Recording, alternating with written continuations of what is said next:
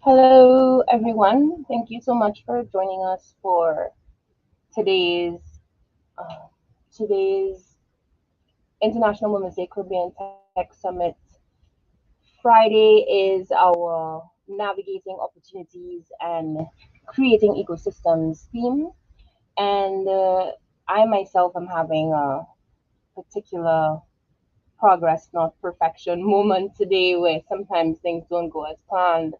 However, everybody who has taken part in this summit so far has been 100% committed to making sure that we deliver this dialogue, that we deliver this intention to our Caribbean community. So thank you everyone who has showed up, as well as we see Malu is already here. Hi Malu, and let's get started. Today, our first speaker is going to be Malu Morgan. Malu is a friend of mine, I'm very proud to say, but she's also a purpose driven entrepreneur who is passionate about female empowerment and advancing entrepreneurship in the Caribbean through strong networks and skills development. In 2013, Malu founded Island Sitters, an award winning childcare and family travel concierge agency in Barbados. Wow. And the volunteer platform Caribbean Collaborative. Malu is a graduate of the University of Leeds and the University of Amsterdam with an MSc in with a master's in political science and communications. Malu is a Giving Tuesday country ambassador for Barbados, an avid travel writer, scuba diver, and sustainability advocate. And her session name today is When You Ain't Got Horse, Ride Cow. I love that. A lesson in innovation and resourcefulness as a female Caribbean entrepreneur. So that was a really, really great title. Tell us a little bit more about that, Malu. Hey, I Maria. mean, it's hi. Is this like? I mean, it's the first time we're seeing each other probably since we met in person. That's very cool. So tell me more about this saying. If you ain't got horse, ride cow. Like, is it a Bayesian saying? Where did it It come is. from? Yeah, it's very much a Bajan saying. So, first of all, thank you so much for having me. This is really exciting, and I've been having a great time following along over the last few days and just seeing, the innovation and what's happening in the Caribbean. It's very much needed and very inspiring. Um, so, the expression is a very fun Bajan expression, and it's just something that I've kind of muttered to myself over the last few years when, things don't work out, you just have to be innovative and resourceful. And I think, especially in the Caribbean, every entrepreneur and business owner can relate to that, especially when things don't really go as planned, and you just have to pivot and work with what you have, essentially. And that's where what the expression really stands for. Yeah, it's so funny. I actually didn't know that this was something that was going on in the background of of like sitting with Malu and all of the skipping with Malu and your travel blogging, etc. Like you've been building this business, which is very, very exciting. So first things, why don't you tell us a little bit about your journey to that to this business, to this idea, and into the tech field? Because I think it's very interesting, your decision, your choices that you've made to get into this particular business. Clearly, you're solving a problem. You're providing a solution to solve a problem, and we would love to know how did you get into that. I mean, it definitely wasn't planned. It kind of happened very organically. It was very unintentional, but essentially it was born out of a need really to figure out, like seeing myself as a tech entrepreneur is kind of funny. And I was working, I lived and studied abroad, and I was working as a nanny in Amsterdam and working for an agency there.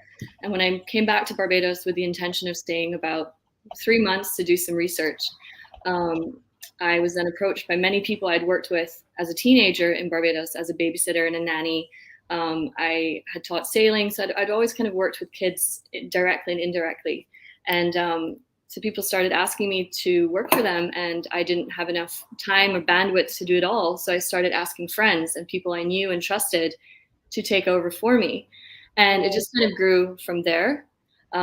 And our clientele also grew to, be more the hotels, travel agencies, and more corporate clients. So we kind of didn't expect to be as B2C focused as we are. B2B. We started as B2C and we've kind of pivoted into B2B. That's amazing, actually. I think, so let me just stick to my list of questions before I go too outside of it. So that is so, what was your ecosystem ready for your idea, or was it something that you had to create your own ecosystem in order for it to succeed? I can say absolutely not. Ecosystem was not ready. We were not ready. I think banking and payment systems have really been our biggest challenge since day one. Wow. That being, of course, a really important part of the ecosystem. And we have clients from all over the world, so we really needed solutions to be able to facilitate payments across every country and nationality. And to this day, we still haven't found a solution to that. Wow. We've been promised so many solutions over the years, and none of them have come to fruition. And there's lots of things happening regionally, but just in Barbados, we're still very behind on those options that are available, especially to small businesses, small to medium-sized businesses. And so, we're very limited in terms of platforms that are available to us, and then we end up paying exorbitant fees. And we have very limited foreign exchange options here. So I can kind of go on, and I don't want to go into a total negative rant either. But it really has kind of forced us to be creative and resourceful and outside the box. We use PayPal a lot. We used PayPal a lot more than we do now. The fees were just exorbitant, so it didn't make sense in the long term. And then we've been kind of looking at different options in terms of partnerships as well to kind of help absorb costs when it comes to payment options. Right. Another thing that's not necessarily tech related, actually is indirectly, is childcare providers fall under the Domestic Workers Act and are considered domestic workers. And so, it's been very challenging to kind of change that narrative around domestic workers and how they're viewed and respected. And, the local culture surrounding domestic workers especially has been quite challenging, and professionalizing that system that most of us grew up with, and it's so important, but it's very informal. So it's formal has been quite interesting. How successful have you? I mean, I'm pretty sure that you have your standard of success in achieving a change in perception and a change in how people treat domestic workers. Is there another term other than domestic workers that we would use to describe? We say childcare professionals when we're referring specifically to right. Exactly. Right. And but in terms of the legal framework and kind of economic framework, they still fall under domestic workers. Right. Yeah. I understand now. That's a real challenge. Yeah, that's been challenging. I think luckily this is kind of where the things kind of grew and developed organically, where we ended up working with a lot more corporate clients. So hotels especially really understand the value of having this professional service, because then our team can kind of meet the standards and expectations that a lot of people have overseas in terms of like the professionalism of having someone looking after your children. Exactly. That's been very beneficial to us, and it's been a really great way for us to really focus our business as well. Right. I also think, especially within the diversity and inclusion, research that I've seen, it definitely would probably help women leverage themselves as well, because women are the primary child caretakers.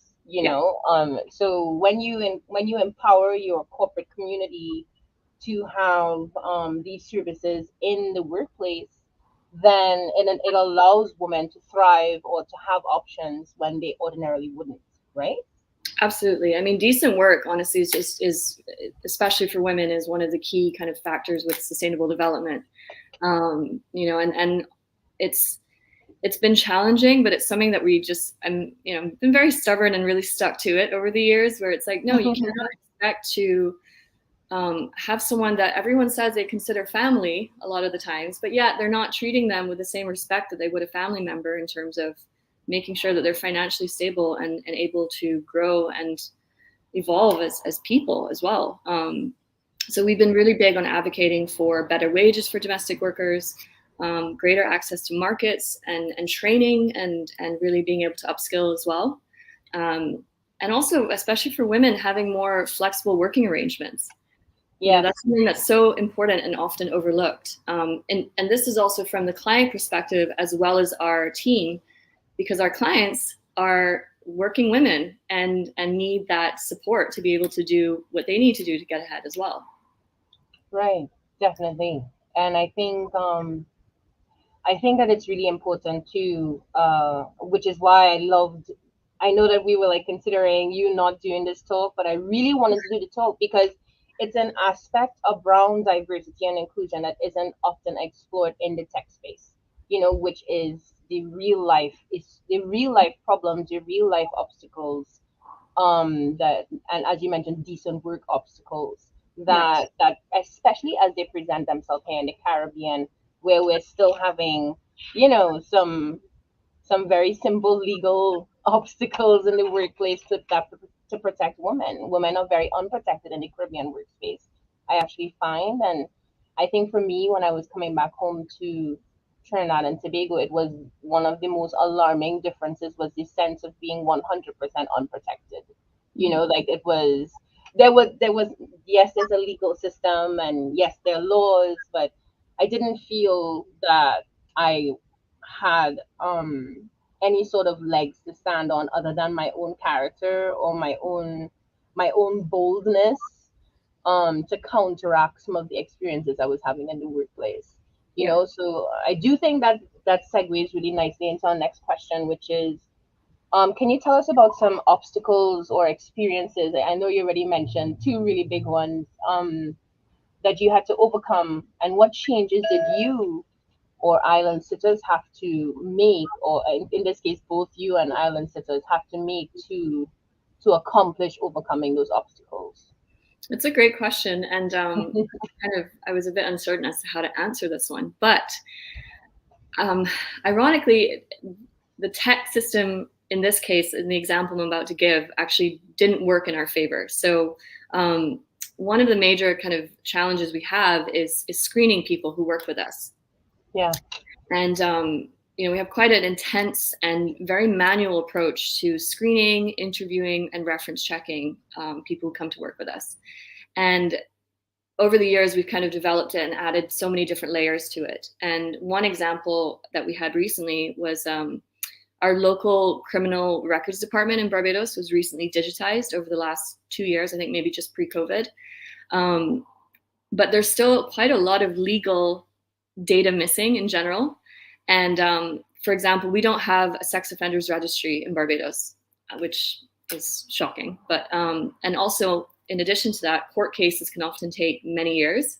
And so people may be accused of something without us knowing.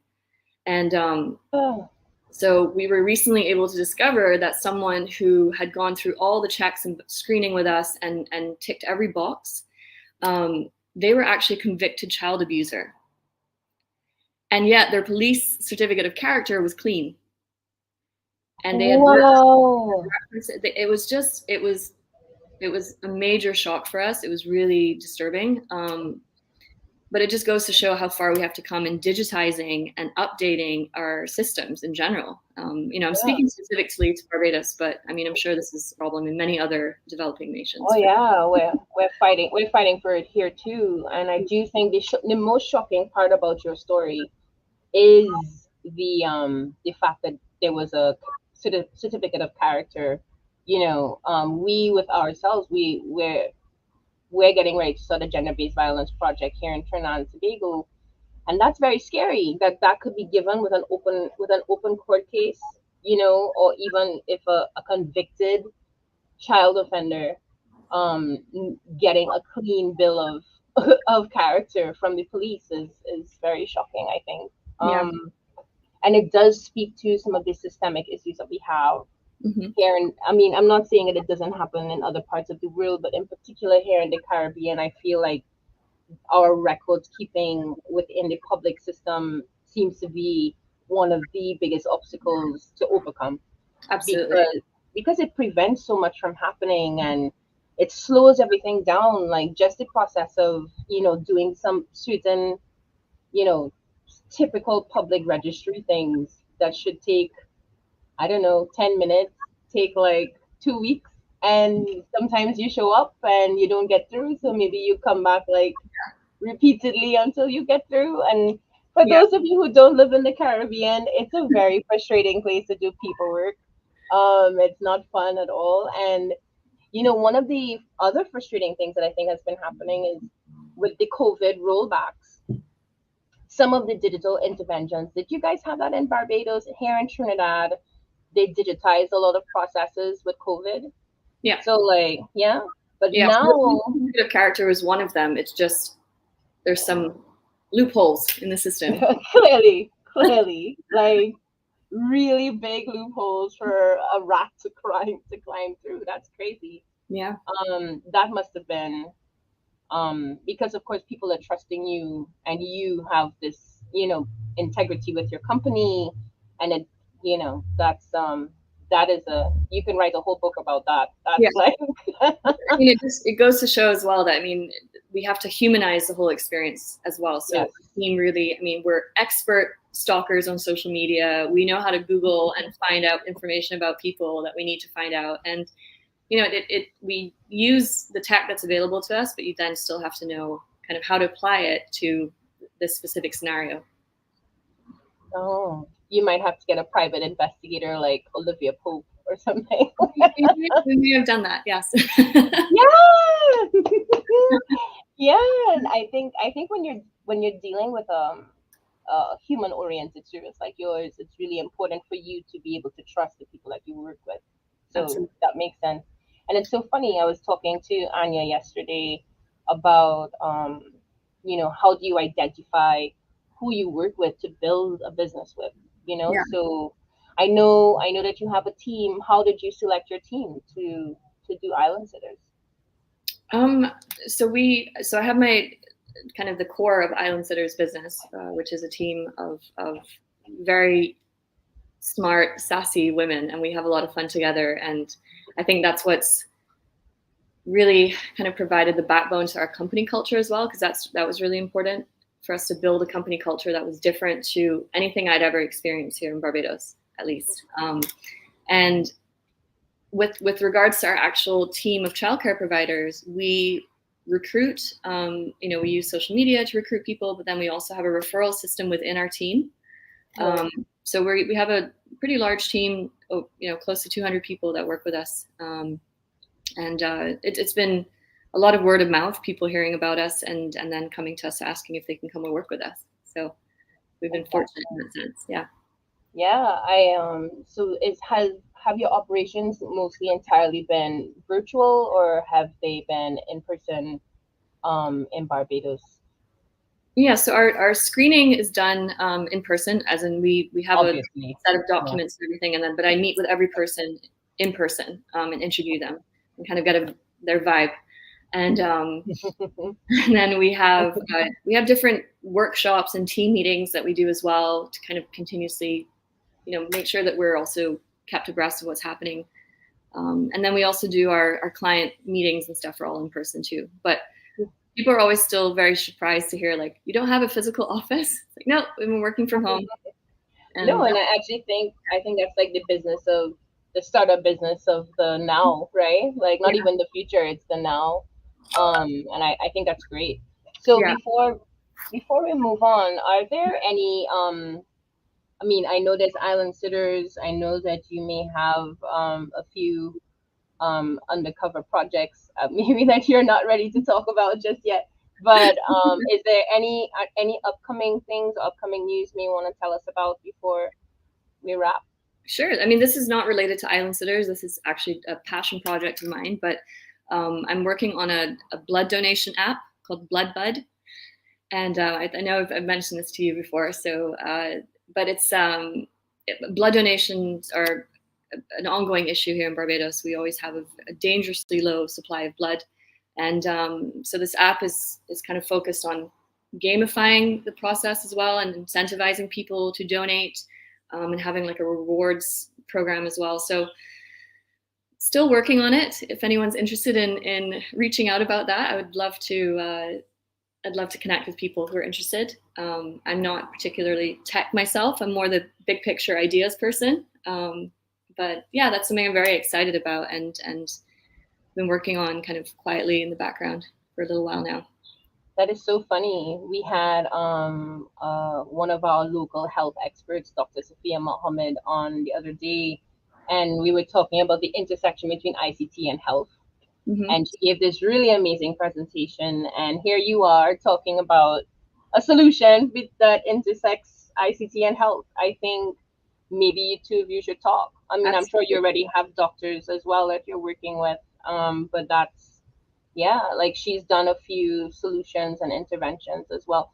And I mean, like, and I also think you might just find there's a woman in Tech Caribbean community. If you join us in there, there's quite a lot of experience and volunteerism and us helping each other achieve Absolutely. our visions and our ideas. ideas. New world for me. Connecting with people.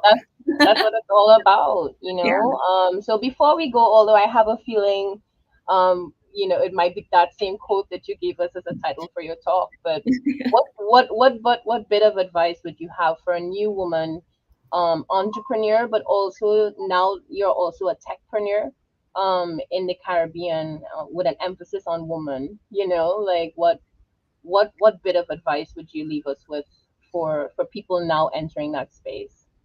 I would just say that to anyone really, regardless of gender or identity, that working as part of an ecosystem and a network is really important. So don't keep things to yourself. If you have questions, if you have issues that you're facing, or you're just inquisitive about other things, make sure to ask people questions and try to develop like a mentorship ecosystem if you can as soon as possible, so that you're not feeling as alone or as siloed really as I have over the years, and kind of wish I'd taken that approach a bit sooner.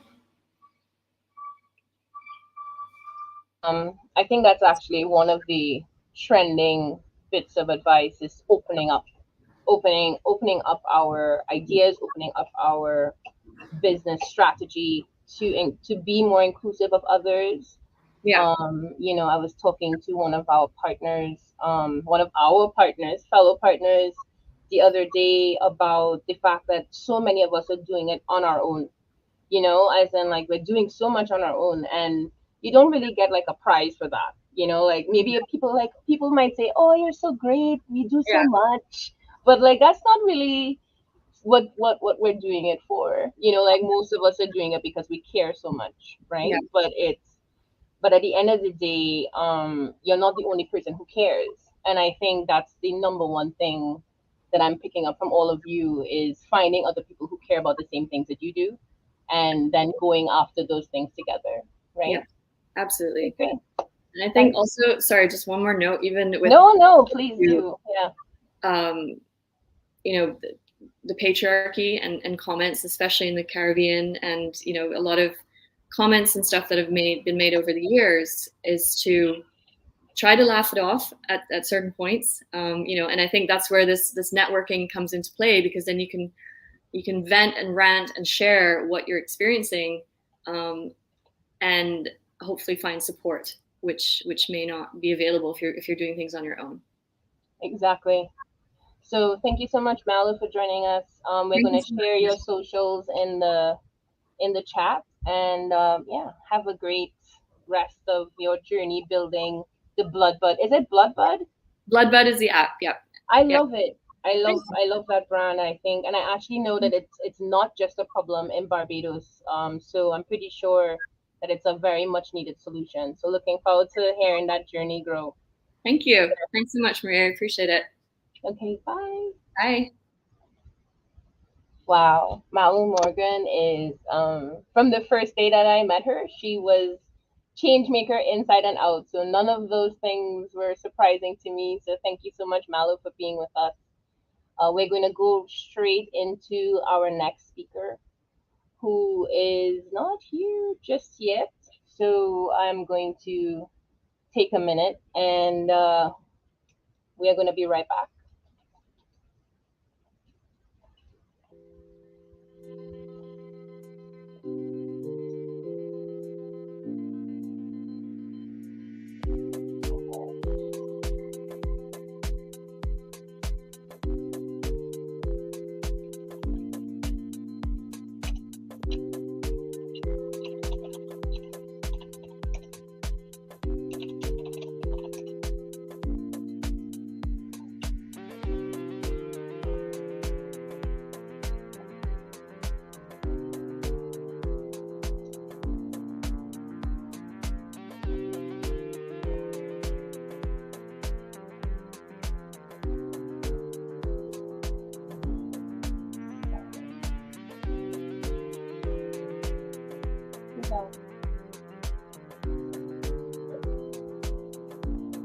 He needs to cut up.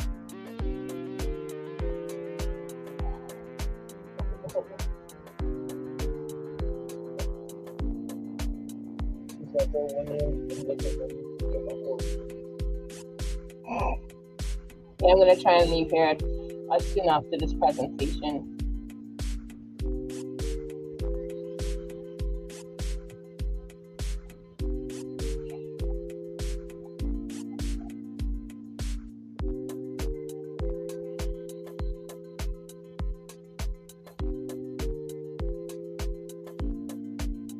Do you have your degree?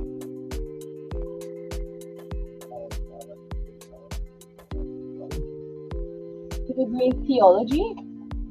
Are you serious? Okay.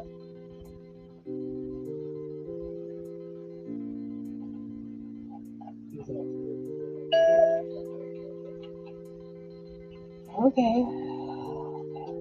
I got you.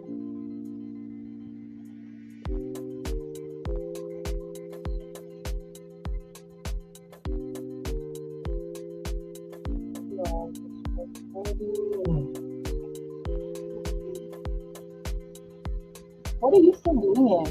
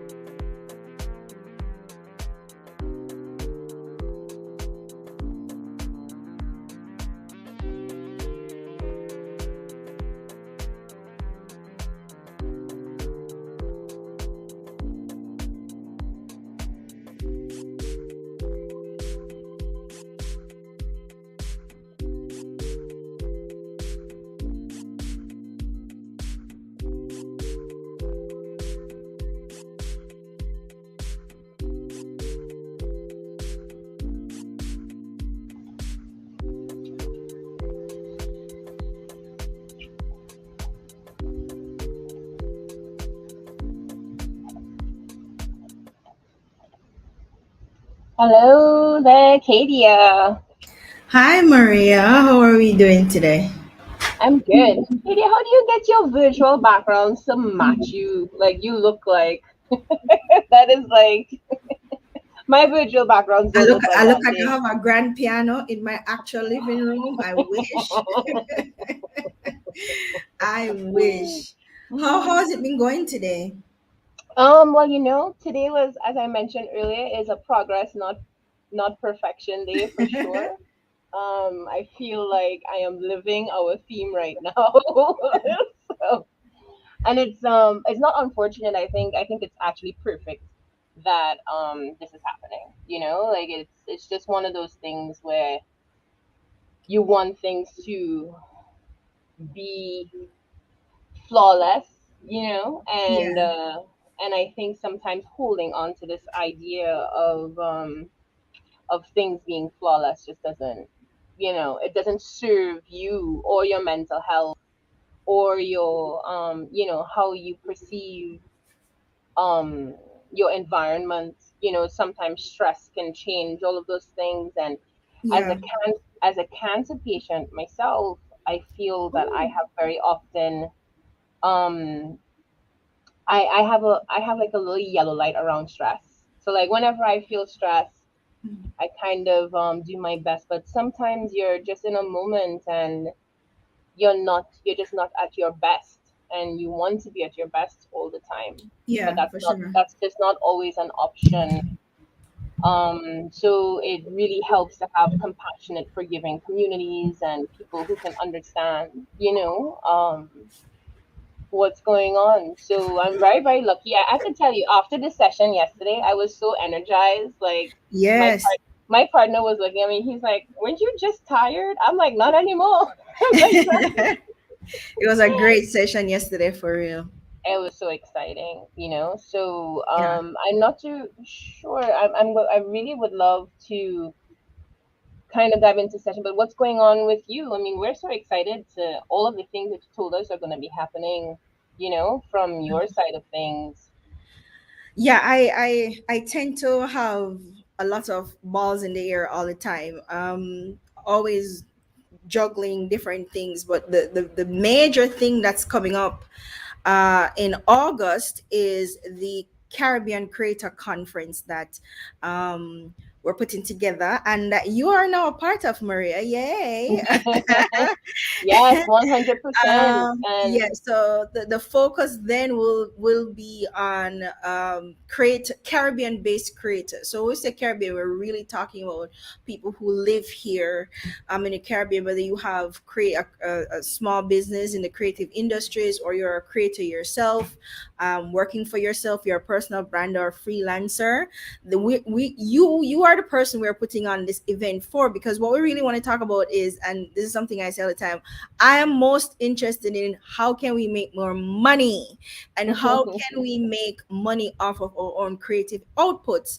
And as a Caribbean creative myself, and somebody who works in that space and who also teaches creatives, I know some of the challenges firsthand. I know some of the challenges that we face, and so I'm like, you know what, we need a space to come and talk about it, but not just talk for talk's sake, but yeah, talk with a focus on creating solutions. And 100%. so I 100%. we have a lot of sexy things that's going to be happening on the day, some very sexy people that are going to be there, and so the more information will be coming out as of about June. We'll start pushing information out. Right now we're confirming persons, we're talking to Facebook and Google, and to invite them into the space, and we've had very good responses from them, so we're just working out the who and the when. And we have other persons that we want to bring into the space. So yeah, work in progress, but we're rolling out in August. Yeah, and Yeah, definitely and I'm pretty sure that after your after your session yesterday, you have quite a few partners who are going to be moving forward with you. I'm going to be calling everybody. Well, Everybody's going to hear from me. the name of the game is follow up, right? So, and Yeah, nobody follows up like a woman, so we for will follow sure. up. For sure. And you were just Um, talking about, progress, not perfection. I've had this idea for the longest while. And for some reason, I've always felt like I had to be the one to put it together and find the people, not tapping into the networks that I'm a part of, or the networks that are available to me. So thank God for this summit, to remind me that, I do have a network that I can tap into, just to make it easier, to get this thing done, because it's too important not to do. But then again, I and don't you don't have want to to do it by wait. myself. You don't have to do it by yourself. And not only Yes, that, it's one of those things where if we can get it done together, and you are open to receiving help, which is for sure. difficult for women too. We're not always open to receiving help. So I'm not speaking for women everywhere. I'm just Sure, speaking sure. from my 38 years on this Yeah. planet as a woman. Like I do think that learning how to receive help might be a skill that I myself also have to work on. For sure. For sure. So Sometimes it's good to be reminded that you're not by yourself. 100%, 100%. Okay, Right. so I would love to dive into My talk Kadia today. Francis. Yes, before we dive into it, we're Can gonna we can do. we not do the bio thing? I actually don't like hearing my bio being read. Oh, Is that a thing? I okay, actually don't Kadia. like hearing Okay, my bio Kadia. being read. I do a lot of things, and that's enough. So how about for your talk that we let you introduce yourself. So Kadia, why don't you introduce yourself Sure. and what Jamaica is about? All right, guys. Hi, my name is Katie Francis. Welcome again to day 4 of the International Women's Day Caribbean Tech Summit 2022. I'm your part time host, but right now I am a presenter, and I'm going to be talking about digital literacy, digital skills, and how we can close the huge gaps, in Jamaica, the Caribbean, but mostly in Jamaica. And if you're ready, Maria, I am ready. Now, I have a little presentation thing. Uh, 100% ready for your amazing presentation. Take it away. you see, you're setting me up, Maria. You're setting me up. All right, guys. Let me get myself adjusted here. Let me share my screen with you guys as well. Cause the teacher in me loves a good presentation, right? That And makes so so much sense that you're a teacher. That makes so much sense. Like yeah, you talk like a teacher. Yeah, okay, we got it. yes, I do teach. All right, so let me see if I can. Are you seeing my screen? Yes, we are. Okay, great. So, yes, I'm going to be talking to you guys today about closing the digital literacy and skills gap. This is a journey, a lane that I have jumped into, for the last year or so, because again, working in the space, I'm realizing how critical digital literacy and digital skills are. Now, just a few caveats before I begin. You're gonna find that I speak in generalities, today, and it's because it's for brevity's sake. We don't have a lot of time, for the presentation, and I'm sure you don't want to hear me sit here drone on for hours, because I could, believe me. But for brevity's sake, I'm going to be speaking in general terms, and you're going to find that a lot of the data that I'm using, a lot of the information that I'm using, are not necessarily sourced locally, because we don't collect a lot of data around a lot of things. And so it's either hard to source the information, or the data just doesn't exist. And the second caveat is that the perspective or the context that I'm coming from with this conversation today is around jobs. Are we preparing, or how are we preparing or not preparing, our labor market for jobs of the future? So that's the context for today's talk. I know there are different perspectives and different understanding, but that's where I'm going to be coming from today. So let's jump into it. I love a good definition. I like to define things, and I think it's important when we're talking, especially when we're talking about digital and technology, where a lot of these terms are nebulous. I think it's important for us to define what these things are for us. But in general, when we're talking about digital literacy, what we're talking about is the ability to live, learn, and work in a society where communication and access to information is increasingly through digital technologies like internet platforms, social media, and mobile devices. So that's kind of what we mean. How ready, how much do we know about these platforms? How do we access these platforms? What do we do when we access these platforms? All of this is important because there's one advantage, or one major advantage, I'd say, that's the most important in terms of what the internet provides, and it's access to information. And if you live in Jamaica, you understand what I mean when we say information is usually kept in silos. And to get access to that information would mean you have to be in certain circles, whether social circles or certain environments.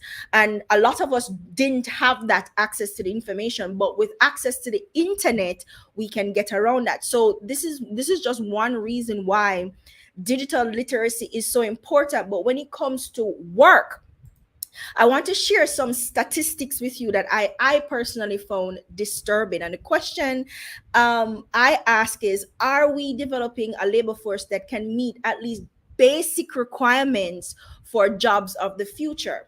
Now, according to a McKinsey Global Institute report, between 400 million to 800 million individuals could be displaced by automation and will need to find new jobs by 2030. And this is around the world. Artificial intelligence, machine learning, robotics, all of those things are moving in and supplementing the human work, then, if you will. And the result of that is a lot of the jobs that our previous generations, jobs that you'd almost think were secure, a lot of those jobs are being displaced or replaced by digital and by technology. Another statistic is that 75 million to 375 million, that's a large margin, may need to or will have to switch occupational categories and learn new skills again due to automation. So now we understand why digital literacy and digital skills are so important. And later on, when we talk about the need to adapt, we're going to look more into some of the issues that arise from this. But generally speaking, the reason why it's so important is because we need to be prepared, we need to be marketable, we need to position ourselves so that we can get into a lot of get some of these jobs that are going to be created or that have been created because of technology, because of the digital space. Otherwise, we're going to be in some serious problems. But it's not as if we have not been doing things. A lot of things have been happening, right? So I'm sure you may have seen some of these headlines, over 150,000 Jamaicans to benefit from a 5-year digital skills program.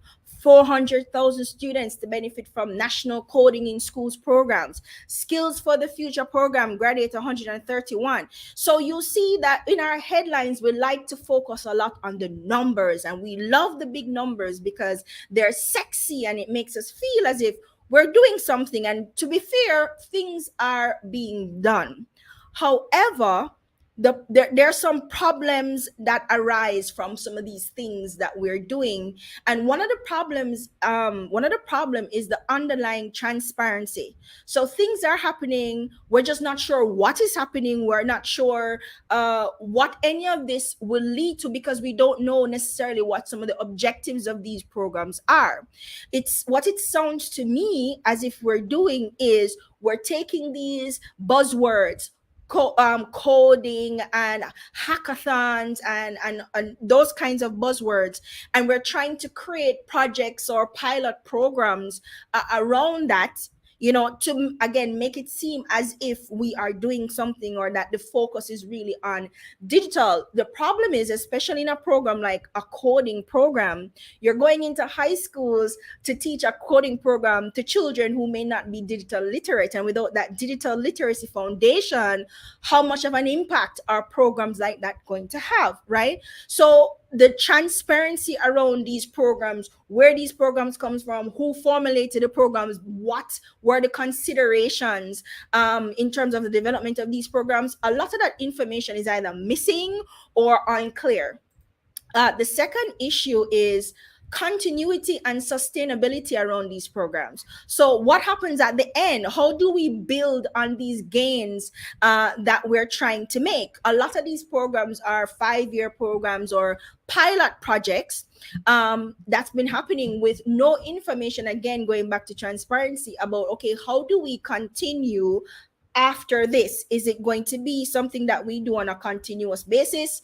Are we going to have multiple cohorts of students going through this kind of program? How are we planning on improving on these programs, and how sustainable are these programs financially? So after this grant runs out, or after this partnership ends, how do we continue to build on these programs and expand these programs to not just urban participants, but participants on a more national level? Because there's also an issue about the digital divide, which we're going to look at as well.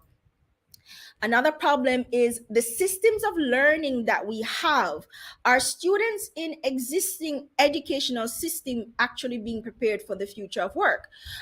First education systems is, what we call them, the more established education systems. We tend to focus on individual subjects, math, English, principles of business, chemistry. But what research shows is that transversal skills are what jobs of the future, or what is needed to be prepared for jobs of the future. And by transversal skills, we mean skills that cut across lines, whether it's career lines or subject lines, but skills that can help us to adapt, skills that can help us to think critically, communication skills, and of course, computer literacy skills. These are some of the transversal skills that are necessary.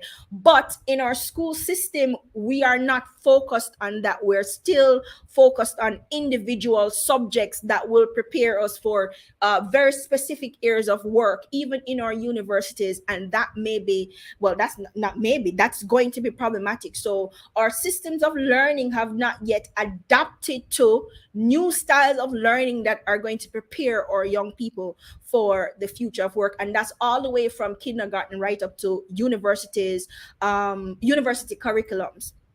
And one of the other things I see happening is that I don't see where there has been enough consideration being given to our unique cultural challenges. And what do I mean? I mean our ability to adapt. For a lot of Jamaicans, we really didn't get into tech like that, and talking about digital integration and transformation, which are buzzwords that popped up because of COVID. COVID kicked us in the teeth, and then we realized that we are far behind the eight ball in many ways. And so there was this massive rush to do a lot of things and to get digital and to get into digital. But the problem is there still remains cultural challenges. So you still find that our governmental systems are still very traditional. They're still very paper-based. You find that in terms of job prospects, they're still very much traditional. And also our values and attitudes about tech and digital are still very traditional. We see it as something outside of our culture because we're not a digital culture. We didn't, well, millennials and baby boomers, certainly Gen Xers are, but in terms of who is already in the labor force, we didn't grow up in a digital culture, and so we see it as something foreign, something outside of the norm, and that may pose a problem. Instead of seeing it as some sort of utility, seeing tech as a utility, something that we can integrate to solve perennial problems, we tend to see it as something that is foreign or outside of what we're used to, one. and two, outside of systems that we've already adapted and established, and that may pose a problem in terms of getting over that cultural the cultural challenges and being able to adapt to survive. Now there are other issues, of course, but I think those were some of the main ones that I would have observed.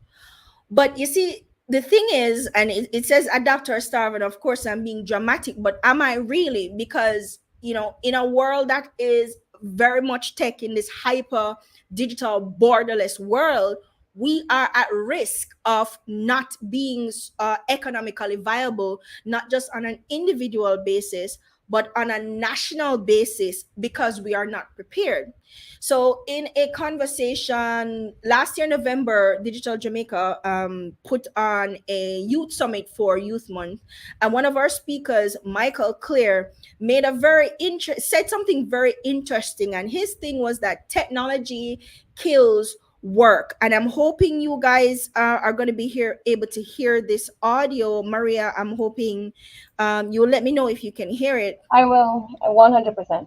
Great. So in this conversation, he's explaining what he means when he says technology kills work, and I want you to listen to this. Technology hates work. Wherever technology sees work, it kills it. That's always been the case. Technology kills work, and that's a good thing. And if you go back in the history of the world, you'll find that every time technology appears, regardless of how you define the technology, it always does the one thing that it has to do, which is it decreases work. So when the ox appeared to help plow the fields, we talk about food production. Maybe one could argue that the first technological innovation was when humans said, "I need an ox, I need an animal to help me do something that I was doing with my hands." Yes. And when that appeared, it did what? It stopped the physical work that the human was doing. Later on, when we started using horses to draw the buggies, that also helped us to solve some work that we were doing. We were walking going places by foot. And later on, we actually built engines that did what the horses were doing. We put the horses, so to speak, in the engines. And then that helped us to get around more efficiently. And at every point where the technology appeared, what happened was the work died. That gives us a trajectory into what will happen in the future with work. Exactly. And so pretty much what he's saying is not that technology is bad. It's just that the whole point of technology is to improve the human experience. And through improving the human experience, it means making a lot of things easier to do, hence automation. And so what you'll find is that there's a lot of vulnerability that is there if we are not technologically prepared. And one of the vulnerabilities tend to lay among persons who are low skilled or low wage, because according to McKinsey Global Institute, the need for manual and physical skills. So as technology advances, as we march further and further and further into this digital age, right? The need for manual and physical skills, as well as basic cognitive skills, will decline. But demand for technological, social, and emotional, as well as higher cognitive skills, will grow. So this is exactly what Michael meant by technology killing work, killing manual and physical labor. We have machines for that. We have robots for that. But that doesn't mean that the human capital is not still as important. What is going to be the consideration is where that human capital is going to be expended. And this is what we mean by higher cognitive skills, and skills that require more social and emotional and technical competencies, right? The activities most susceptible to automation are physical ones in highly structured and predictable environments. So we're looking at jobs in the manufacturing industry, in the accommodation slash hotel industry, food services, and retail trade. And if you live in Jamaica, you understand why this is a concern, because a large portion of our population in terms of our labor market tends to be concentrated in a lot of these areas. And so if it is that we're saying that, in the next 20, 30 years, these jobs are going to either be non-existent or automated, then you see why it's no more urgent, right? The other group that's vulnerable are young people. And you think, well, young people, they're growing up with the technology, and we automatically assume that them growing up with the technology means that they're digitally literate, and that's not the case. A study by the International Computer and Information Literacy body says only 2% of students scored at the highest levels implied by digital native status. And when we talk about digital native, what we're saying is that because they grow up with the technology, they have access to internet, they have access to smart device, that they are that they're competent, and that they have what you call inherent digital skills. And this study is saying that's not the case, because another 90% of that 42,000 students assessed across 14 countries and educational systems could not work independently with computers as information gathering and management tools. So it's a myth that our young people are automatically imbued with all these digital skills and this digital knowledge. That's not the case. And it especially becomes not the case when we look outside of, again, urban areas where there's less access to these smart devices and to internet. In rural areas in Jamaica, there's some parts of Jamaica that don't have internet, right? And so it becomes even more of a problem for our young people. To bridging that divide for young people, I should say, is becoming more of a problem, because we're not admitting to what the reality is, right?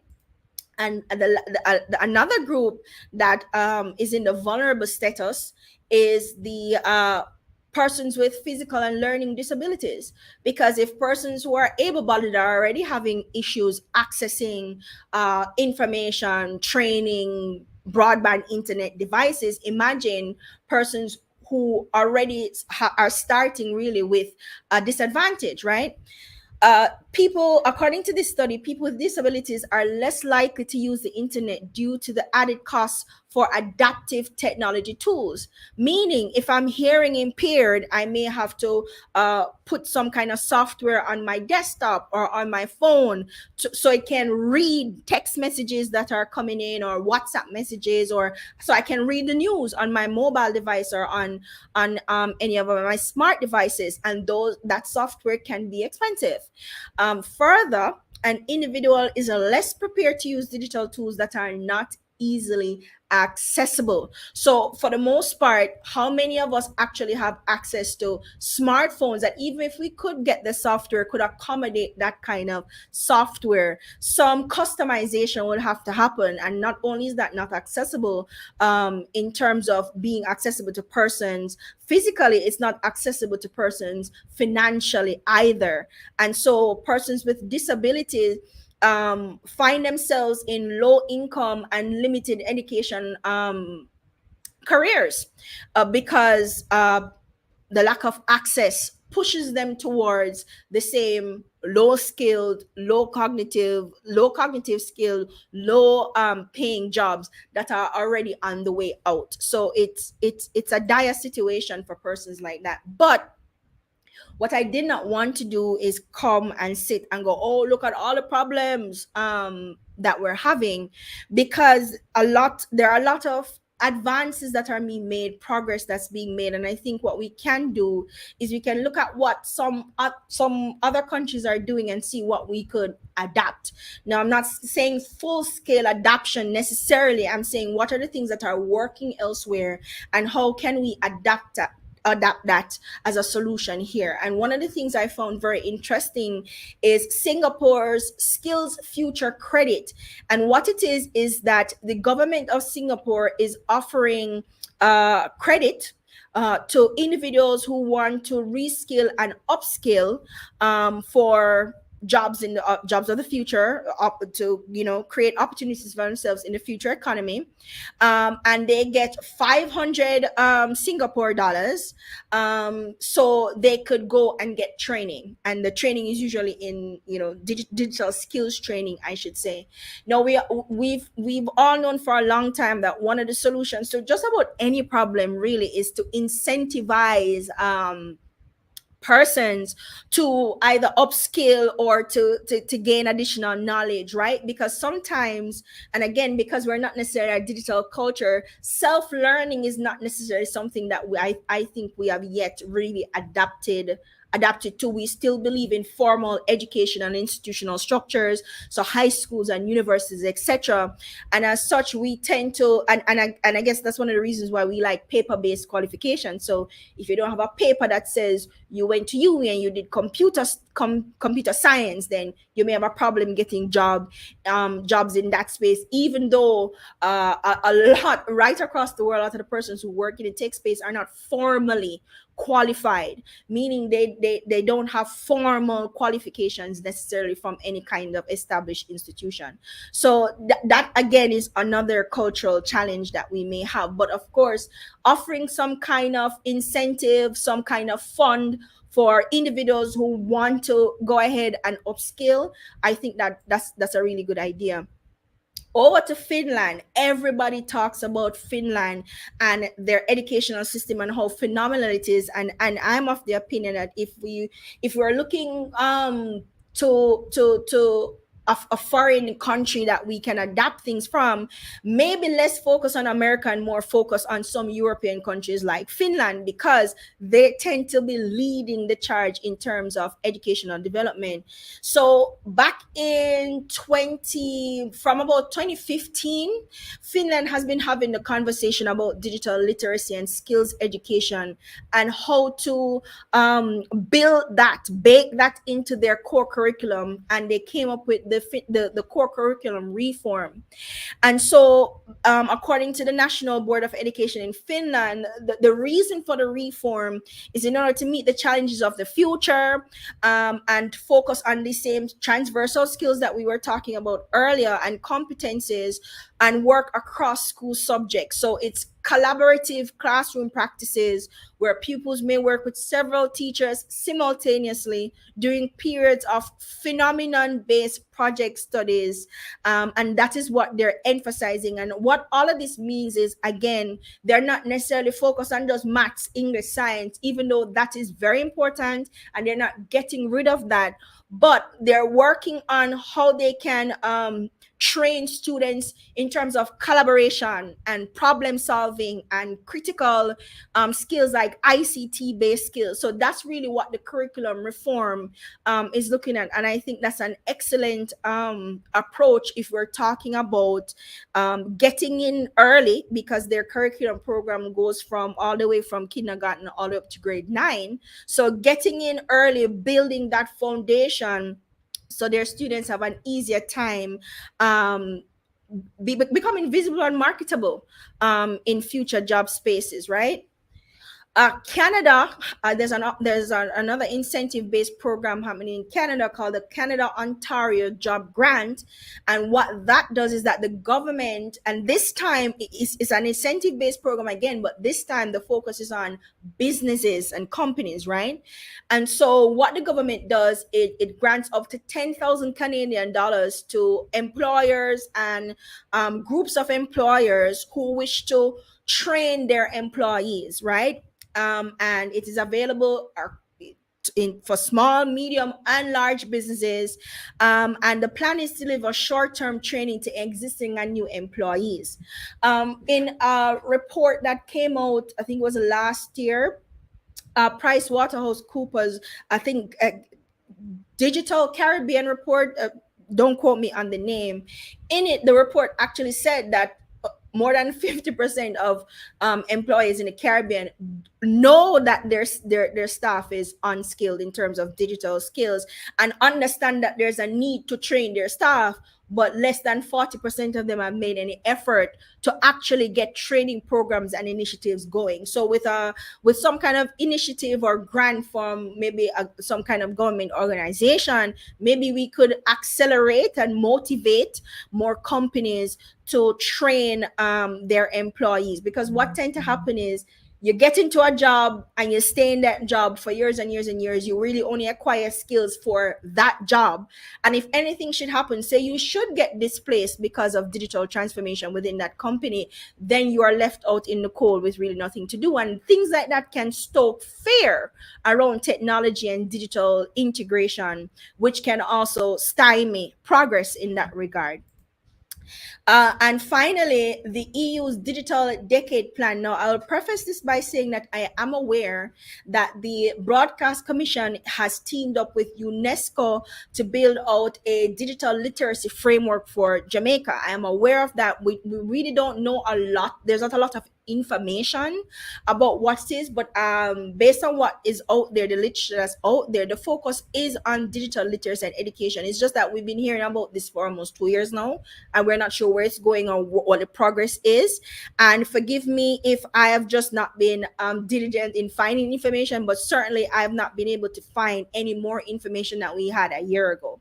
But if that framework is anything like the EU's Digital Decade Plan, which is a part of their larger Digital Education Action Plan, then I think we will be off to a great start. Because with the EU's Digital Decade Plan, what they've really done is they've figured out, okay, based on the jobs of the future, what are the areas that are going to be critical?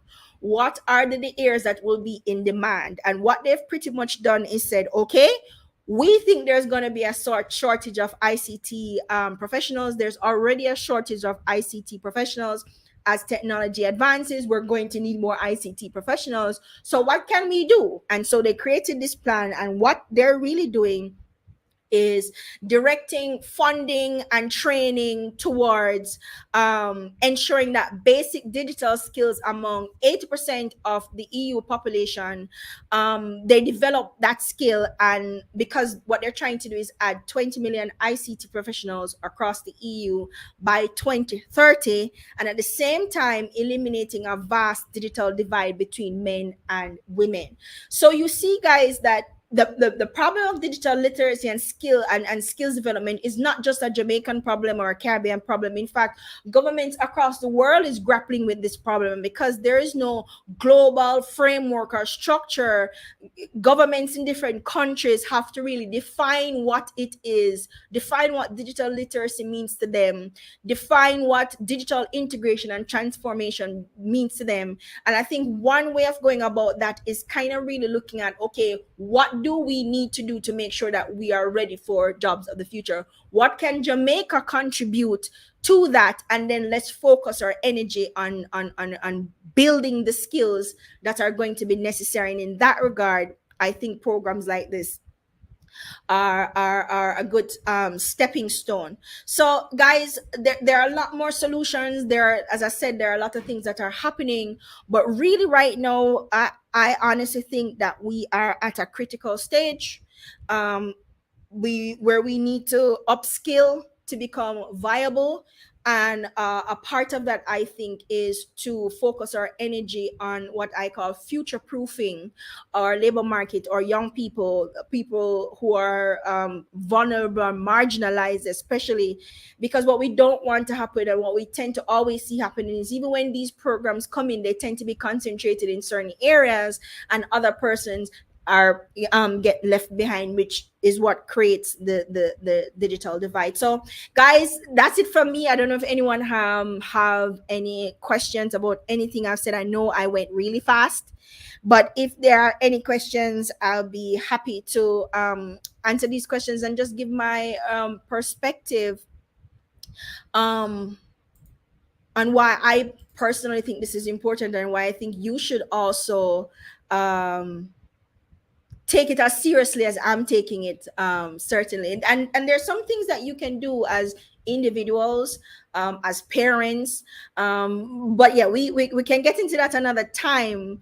But right now, my concern is really on how are we going to be able to eat food in the future if we can't get work because we're not skilled. That's where I am at the moment. All right, guys. So, are there any questions for me?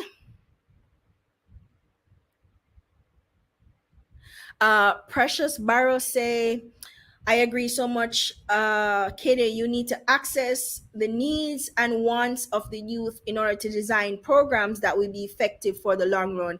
Exactly. I think a lot of these programs are I think we're very short-sighted in how we're developing these programs. As I said, with it, sound bites are great. Don't get me wrong. It's good to have a good sound bite, and it's good to actually look as if you're doing things, but we actually what we should be more focused on is the impact of what these the possible impact of these programs, and whether or not we can sustain these kind of impact.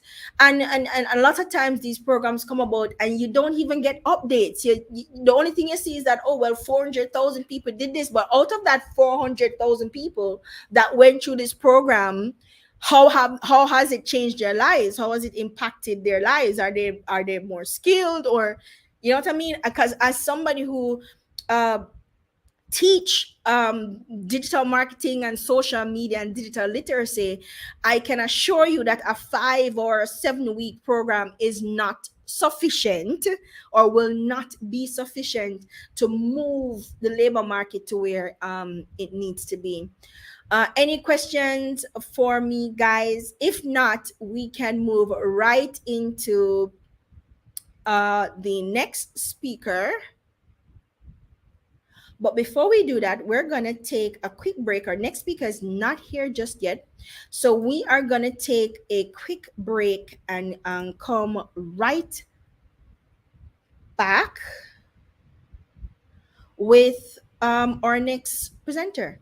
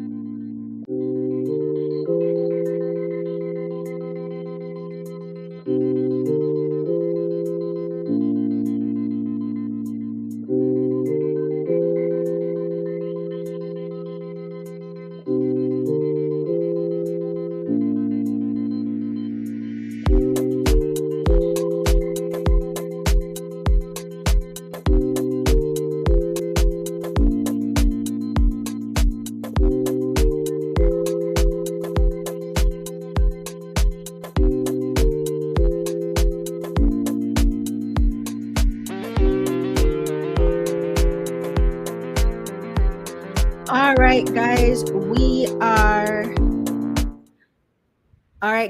we are back, and up next we have Sian. I'm hoping I'm pronouncing her name right, Sylvester, and she's going to be talking about redefining the Caribbean user experience. Now, a little bit about Sian before I play it. So her presentation is pre-recorded, but just a little bit of information about her before I play her video is that Sian is an Addy award winning product manager with an adaptable, results driven approach, creating innovative technology solutions across diverse industries within the Caribbean. She collaborates with all levels of internal and external developers, designers, and project stakeholders. She also leads teams in the development of new and existing products, driving integrated solutions that encourage long term business growth. With experience as an internal auditor and anti money laundering specialist, Sian has a unique approach when undertaking digital projects. Her work has helped startups and companies like the UnQ app, Smile in Dental, and Where's the Pump. Um, and she helps them to create digital solutions and impactful user experience. And Cian says she's always dreaming up new strategies, product launches, and talks to inspire her audience, which is awesome. So, guys, let me get this off and let me bring up Cian's video, and hopefully you guys can hear.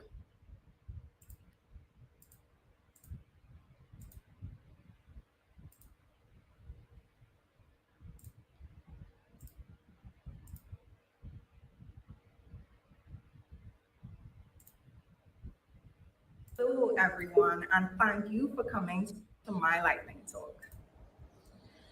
When I saw the open call for this summit, I said I absolutely have to get in the room and share my story. I just feel like my journey into tech has been so unorthodox, and I'm here to share that journey with you and how I've been able to redefine the Caribbean user experience. So when I think about my life and my journey and key moments, they actually started at a really early age. And there are three times that I felt that I made a choice that went directly against what I'm doing now. And that's university, secondary school, and my first real job. Now, in secondary school, Form 6, I was the only person doing computer science. I did IT for CSEC, and teachers thought that it would be a good idea to do computer science to open myself up to the possibility of receiving a scholarship. So I took it on. And let me tell you, computer science is entirely different than IT. I mustered through, I finished the CAPE syllabus, and did I mention I was the only person, the only girl doing computer science in my school. So the pressure was fully on. At the end of my Form 6 experience, I completed my CAPE syllabus, I did the exams, and there was only one problem.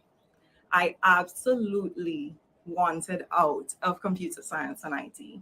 I understood the logic, I understood the theory, I had the user flows down. I really, really knew the theoretical side, but I despised coding. I really, really didn't like it. I understood the logic behind it, but it just wasn't something that I enjoyed doing. So I said, this is not for me, and I'm going to stop right now. With that, I entered into university doing an accounting and finance degree. And at the end of that degree, I left and I went into what I would say is a linear path, which is internal audit. And there is where I learned a lot about documentation, systems, and processes. I was part of a group of companies, and the auditors, which is me, was meant to go to these companies and audit their processes. We did operational audits, and that allowed us to identify gaps, and it also let us make recommendations to the business on how they could improve. In the earlies, I thought I got gold. I was like, oh my goodness, I am learning from literally any industry you could think of. I understood exactly how their businesses worked. But one thing felt really, really unfulfilling about the job, and that was the fact that I really could not make an impact to create change. Reason being is because most of these companies that existed for years on years were already operating the way they were. They were already making money, and they were already used to doing things the way that they did. So they didn't see a need to change. So what ended up happening is I would do an audit, come back, do another audit, and none of the recommendations were implemented. So I kept getting these same gaps within the systems every single time because they hadn't addressed the actual root cause of their issues. After some time, that just became really, really frustrating. I was working long days. It was internal audit, so I had a lot of stock counts.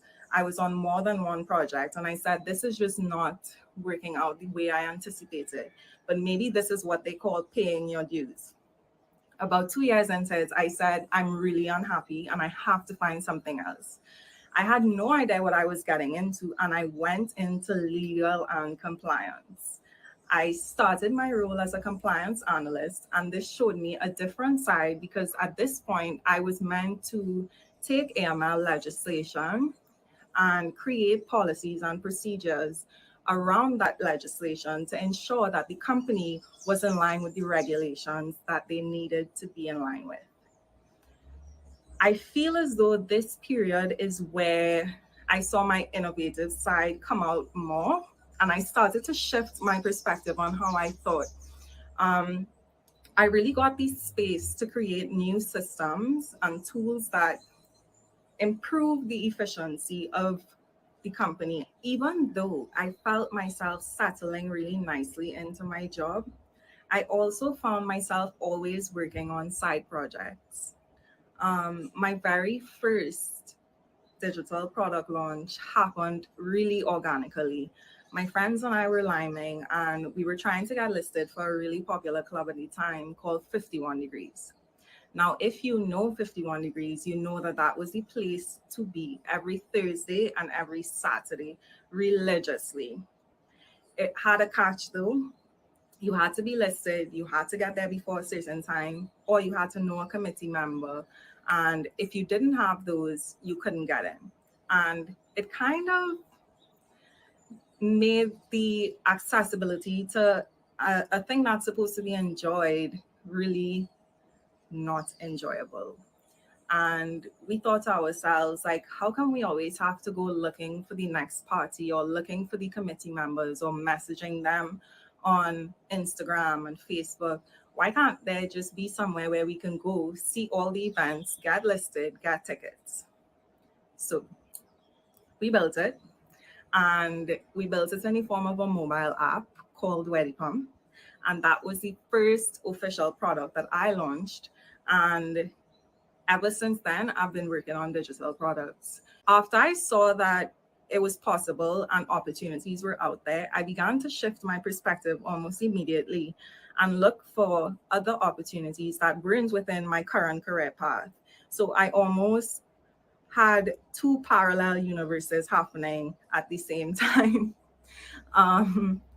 And eventually, my side projects became my main projects, and I was at a crossroads. There were days where my side project client wanted to meet, and I had actual work meetings, and it was just hard to really manage it all. And I was really at a crossroads. I had to make a decision, and it boiled down to, am I going to stay in an unfulfilling role because it aligned with all the things I had done before, my degree, my jobs, my experience? Or am I really going to step into something that just felt more purposeful to me? I really felt it in my heart that I had to give this my all, because I was giving not even, I would say, 100% at the time, because I couldn't. And I was making such amazing strides. So what would it mean if I actually gave this a real shot? I made the decision in 2020 to leave my full-time job. I joined the Unq team. And when we launched Unq in 2020, our goal was to create software that allowed businesses to sign up in a matter of minutes and create their own e-commerce store. This was around when COVID just happened and stores were meant to close. People didn't have access to their customers. It was really just a hard time for business people, and they didn't have access to funds to build their own websites. So we created a solution. After some time, though, we realized that while we were able to accomplish the mission of creating the platform for users, we noticed that the users didn't necessarily understand or have knowledge on the relationship between business and technology, and that lack of understanding was really to the detriment of their business. So we then created new tools, new guides in the form of Unq Academy. And this is what it really means to redefine the Caribbean user experience. Not because we've launched a product and we have a vision and we know where we're going with that product, do we have to set that in stone. You really have to put your product out there, see how it's received, and refine it over and over and over until you've hit that sweet spot with your users. Because you build your products to serve as tools for your users and not building products to serve itself. And I'll give you an example of what it means to have a user experience that is thought out fully. Imagine you wanted to build a platform for service providers to get bookings. So the users on the website come on to book with service providers, and they're able to pay service providers on the site for the booking that they would have made. You did your general research and you decided to go with a white label solution that allows people to pay with credit card to service providers. You built the solution entirely, you launched the solution, and you have 300 providers on the platform. After a week, about 10,000 people have visited, and you haven't gotten one booking yet. You're looking at it and you're like, why is this happening? Why aren't users making bookings? We have the service providers, they're coming onto the site. What's missing? You come to me, your product manager, and I do an audit of your customer journey, what you are currently offering to your customer. And I follow that flow all the way until the end to try to get an understanding of what your product was built for. I can immediately tell you off the bat that you've implemented the wrong payment method on your website for the user that you're trying to serve. So all these white label solutions that we are implementing don't serve our users, our Caribbean needs. We really need to think about problems.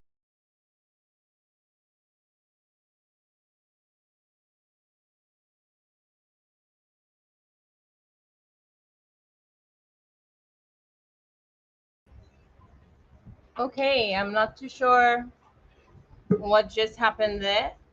So I'm going to go ahead and start back science video from the beginning. We had a little bit of technical difficulties earlier. Thank you so much, everyone, for holding on. We're going to start back science talk very shortly. And thank you so much to Kadia, who stepped in to help me out. I see she's back, but I'm not sure if she's ready to be back on camera. Thanks for stepping in for a little bit, Kadia. It was very much appreciated.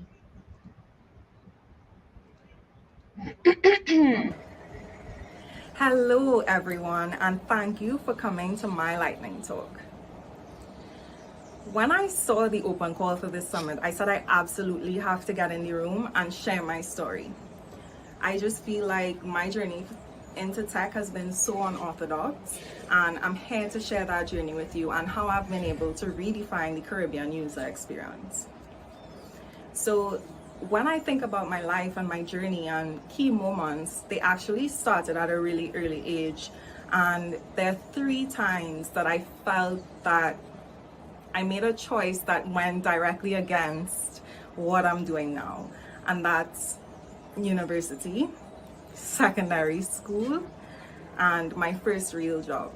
Now, in secondary school, Form 6, I was the only person doing computer science. I did IT for CSEC, and teachers thought that it would be a good idea to do computer science to open myself up to the possibility of receiving a scholarship. So I took it on, and let me tell you, computer science is entirely different than IT. I mustered through, I finished the CAPE syllabus, and did I mention I was the only person, the only girl doing computer science in my school. So the pressure was fully on. At the end of my Form 6 experience, I completed my CAPE syllabus, I did the exams, and there was only one problem. I absolutely wanted out of computer science and IT. I understood the logic, I understood the theory, I had the user flows down, I really knew the theoretical side, but I despised coding. I really didn't like it. I understood the logic behind it, but it just wasn't something that I enjoyed doing. So I said, this is not for me, and I'm gonna stop right now. With that, I entered into university doing an accounting and finance degree.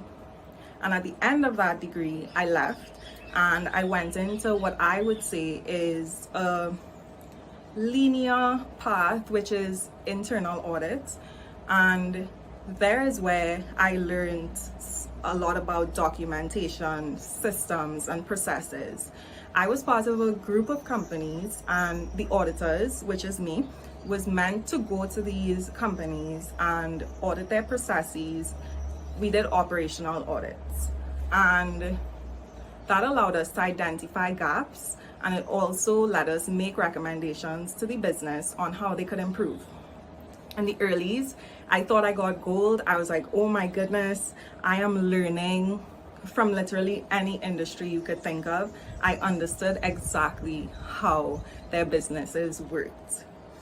But one thing felt really unfulfilling about the job, and that was the fact that I really could not make an impact to create change.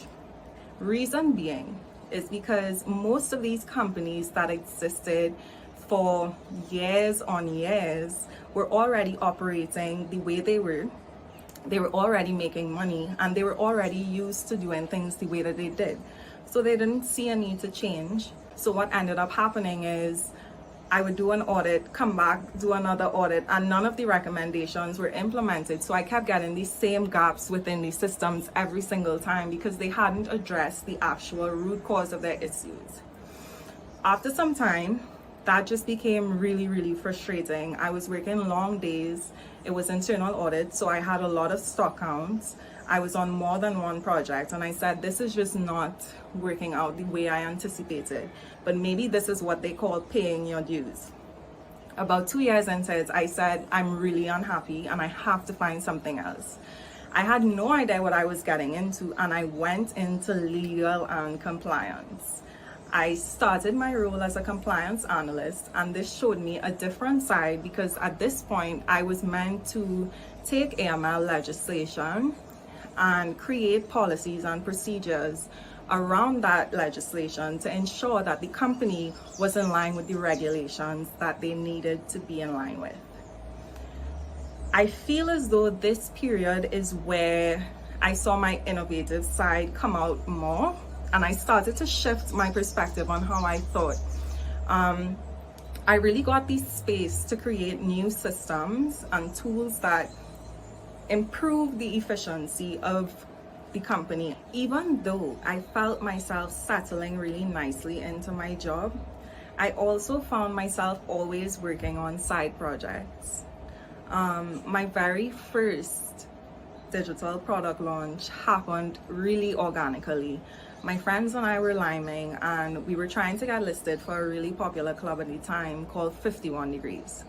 Now, if you know 51 Degrees, you know that that was the place to be every Thursday and every Saturday religiously. It had a catch though. You had to be listed, you had to get there before a certain time, or you had to know a committee member. And if you didn't have those, you couldn't get in. And it kind of made the accessibility to a thing that's supposed to be enjoyed really not enjoyable. And we thought to ourselves, like, how come we always have to go looking for the next party or looking for the committee members or messaging them on Instagram and Facebook? Why can't there just be somewhere where we can go, see all the events, get listed, get tickets?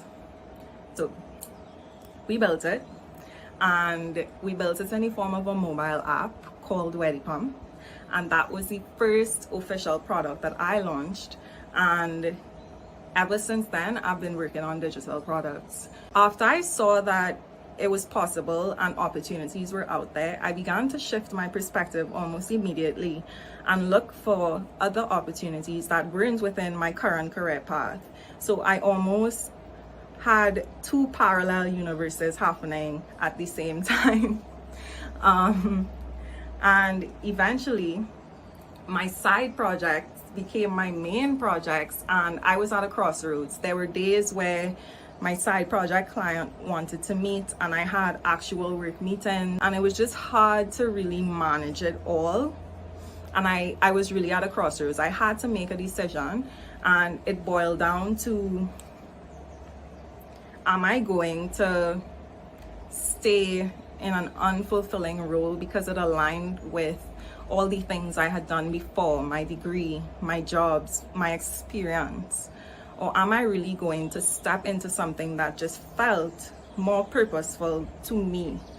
I really felt it in my heart that I had to give this my all, because I was giving not even, I would say, 100% at the time, because I couldn't. And I was making such amazing strides. So what would it mean if I actually gave this a real shot? I made the decision in 2020 to leave my full-time job. I joined the Unq team, and when we launched Unq in 2020, our goal was to create software that allowed businesses to sign up in a matter of minutes and create their own e-commerce store.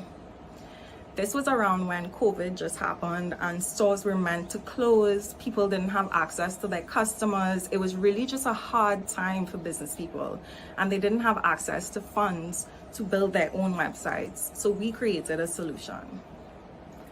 After some time though, we realized that while we were able to accomplish the mission of creating the platform for users, we noticed that the users didn't necessarily understand or have knowledge on the relationship between business and technology, and that lack of understanding was really to the detriment of their business. So we then created new tools, new guides in the form of Unq Academy. And this is what it really means to redefine the Caribbean user experience. Not because we've launched a product and we have a vision and we know where we're going with that product, do we have to set that in stone. You really have to put your product out there, see how it's received, and refine it over and over and over until you've hit that sweet spot with your users. Because you build your products to serve as tools for your users and not building products to serve itself. And I'll give you an example of what it means to have a user experience that is thought out fully. Imagine you wanted to build a platform for service providers to get bookings. So the users on the website come on to book with service providers, and they're able to pay service providers on the site for the booking that they would have made. You did your general research, and you decided to go with a white label solution that allows people to pay with credit card to service providers. You built the solution entirely, you launched the solution, and you have 300 providers on the platform. After a week, about 10,000 people have visited, and you haven't gotten one booking yet. You're looking at it and you're like, why is this happening? Why aren't users making bookings? We have the service providers, they're coming onto the site. What's missing?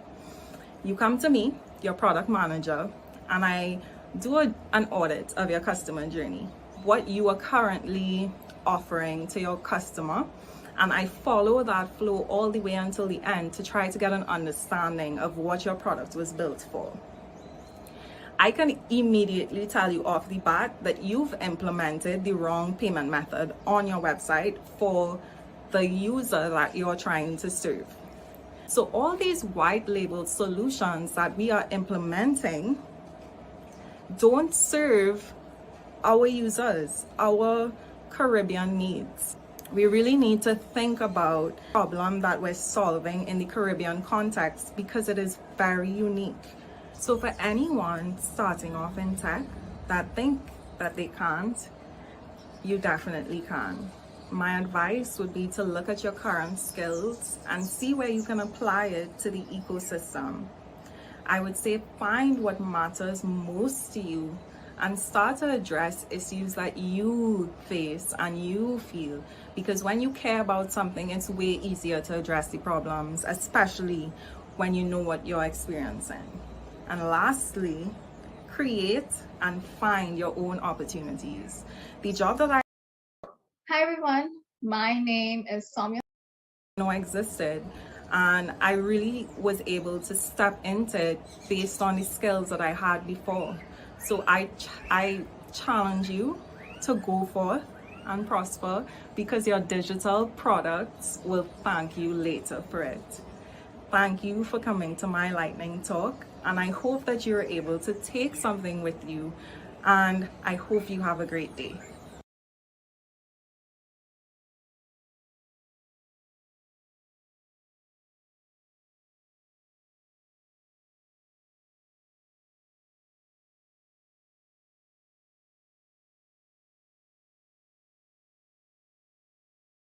My bad. Thank you so much, Science Sylvester, for telling us this amazing story about redefining the Caribbean user experience. And I love the flashbacks that you brought to us there, to the days of 51 degrees and waiting in line and being on a list. Yeah, those were some serious flashbacks. So thank you so much. And really telling us the story about how you really got into product design, and how these solutions that you've developed have really unfolded. To echo some of the comments that we got in the chat, UnQ is ahead of the game. I would have to say that based on what we heard from Cyan just now, there's a reason for that, and the reason is a user focused design process. So I myself am a huge advocate of user experience design. I believe that if UX is applied more to more of our solutions, not just the actual design of the app itself, but also the experience we before we even start building, user experience design starts very, very, very early. So definitely very grateful for that talk. San will be joining us later for our progress roundtable at 6:30 p.m., where we will be discussing navigating opportunities and creating ecosystems. And the reason why we've invited Cyan is because of the ecosystems that she created for her customers. So thank you so much. We are going to move right on to our next speaker, who is none other than our partner, Soima Sotombeti. I'm actually not sure if I'm pronouncing that perfectly, but I know that Soima is one of the most dynamic women in tech that I've met recently. She's inspired me, motivated me. She has been my wingman. She has been wingwoman. She's 100% here for any way for us to contribute to Caribbean development. So thank you so much, Soima. And today we're going to do a. Hi, everyone. My name is Soumya Thorambetti, and today we're going to do a little small workshop on creating your elevator pitch. We're going to discuss what it is, why it's important, and we'll go through a few key steps to really help you create and finalize your own elevator pitch. All right, so let's begin. Have you ever wanted something, but you were too afraid to ask for it? Or worse, didn't even know how to ask for it? Maybe it was asking someone on a date, asking for that promotion, or even getting someone to lean in. Every human, regardless of who they are or where they are in life, want to move up and get ahead. But sometimes they are not where they want to be, or where they thought they would be at this stage in their lives. Why? Why is that? There is either something that is holding them back, or maybe there is something that they're too afraid to ask for. So a key turning point in my career was when I was doing my internship with Nike. I was kind of promised a full-time job after my internship. Note to self, don't ever believe it when someone says that to you. But anyways, the end of my internship is drawing near. Where's my full-time offer? Non-existent. The department suddenly did not have the budget to keep me on. So what did I do? I panicked. Just kidding. That's not wise. Don't panic. There is no need to panic. I started applying to jobs all over LinkedIn, and simultaneously I thought, why not reach out to those within the company that has a certain kind of influential power, if you get what I mean. I sat down, I wrote a small think piece of why you should hire me. And I remember attaching my resume at the bottom of the email, and I sent it out to various managers and directors around the technical departments of Nike, for to be specific. And in the end, I was able to actually sit down and have a brief conversation with all 4 of them. Now, I'm not going to sit here and say all of them wanted me. Unfortunately, the world doesn't work that way. But it did take one manager to see the potential in me. And just like that, I was offered a full-time job based on that pitch alone. And so this is why I believe in the power of a personal or elevator pitch. Because it worked for me, and I know it can work for you as well. You just have to have a solid selling point and be confident with what you're saying. And fret not, today we will go through the fundamental steps of creating your own elevator pitch. So firstly, what is an elevator pitch? So an elevator pitch is a brief, persuasive speech that you use to spark interest, right? You can use it to create interest in a project, an idea, or product, or service, or even in yourself, which is what I did in the example that I shared earlier. A good elevator pitch should last no longer than a short elevator ride of 20 to 30 seconds. And that's where the name comes from, by the way, the name of, an elevator pitch. And it's important to know that people do have short attention spans. So something that is short and cutthroat is what we're going for. Not everyone can sell. Naturally, people will ramble and talk about things that they don't care about, which innately doesn't come off as persuasive. It's important that you remember to say everything in a clear and concise way so that people actually care what you're talking about. So having a well-defined elevator pitch in your back pocket allows you to have a really, really good first impression. And most importantly, it helps you get what you want. And that's the goal that we're all trying to achieve here, right? To get that end goal of your personal or elevator pitch. So being a Toastmaster has taught me one very important thing. And this is one advice that I actually use quite often when I'm communicating with people, and that is to know your audience. Okay, who are you talking to, and what do they care about? Different people care about different things, right? So an investor may care about the market value of your product and the return of investment, whereas a startup founder may care about services, results, and price, right? Because, well, they probably don't have that much capital maybe.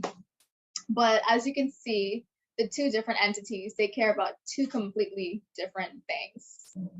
So let's create your elevator pitch. There are a few components to this, but don't worry, we're going to go through every single one of them, and you too can follow along, and let's create an elevator pitch together.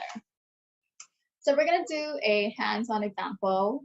Let's say my current situation is that I want to pitch myself to join a team that I really would like to be on. And by team, it can be the same company, a different company, it doesn't matter. So very similar to kind of what I did when I was first pitching myself to Nike. But obviously my pitch then, which was like 3 years ago, it was long, verbose, and I'm surprised actually that it even got me where I am today, because I remember the length of it, and it was quite long. So that's not something that we want to do, really. So let's start with the basics. Who are you, right? So say a name. My name is quite unique to remember, so that kind of helps me quite often, because it's kind of a conversation starter in that regards. But you also want to mention what do you do, who you help, right? And we've seen this all the time on LinkedIn or Fiverr when we have freelancers talk about the value, what they do and who they help, right? So they usually create sentences like, I help so-and-so achieve so-and-so by doing so-and-so, right? So what they're talking about is the who, their target audience. Who are they helping, right? The value. What is it that they're achieving? And how are they achieving this value, right? What are they doing in order to really achieve this? So just to give you a quick example, you can say, hey, I'm Soumya. I help businesses automate laborious processes with digital solutions. So we got the who, right? Who's our target audience? Businesses, right? What is the value? We're automating laborious processes, so the manual, redundant things that businesses do quite often. And how? We're doing this by the use of digital solutions. And so that could be a very good opening line. But we don't want to stop right there. We want to give them some background information, okay? You can talk about your passion. Why do you do what you do? But make sure it's relevant to what you want, okay? So provide some context, be detailed, but slightly brief as well.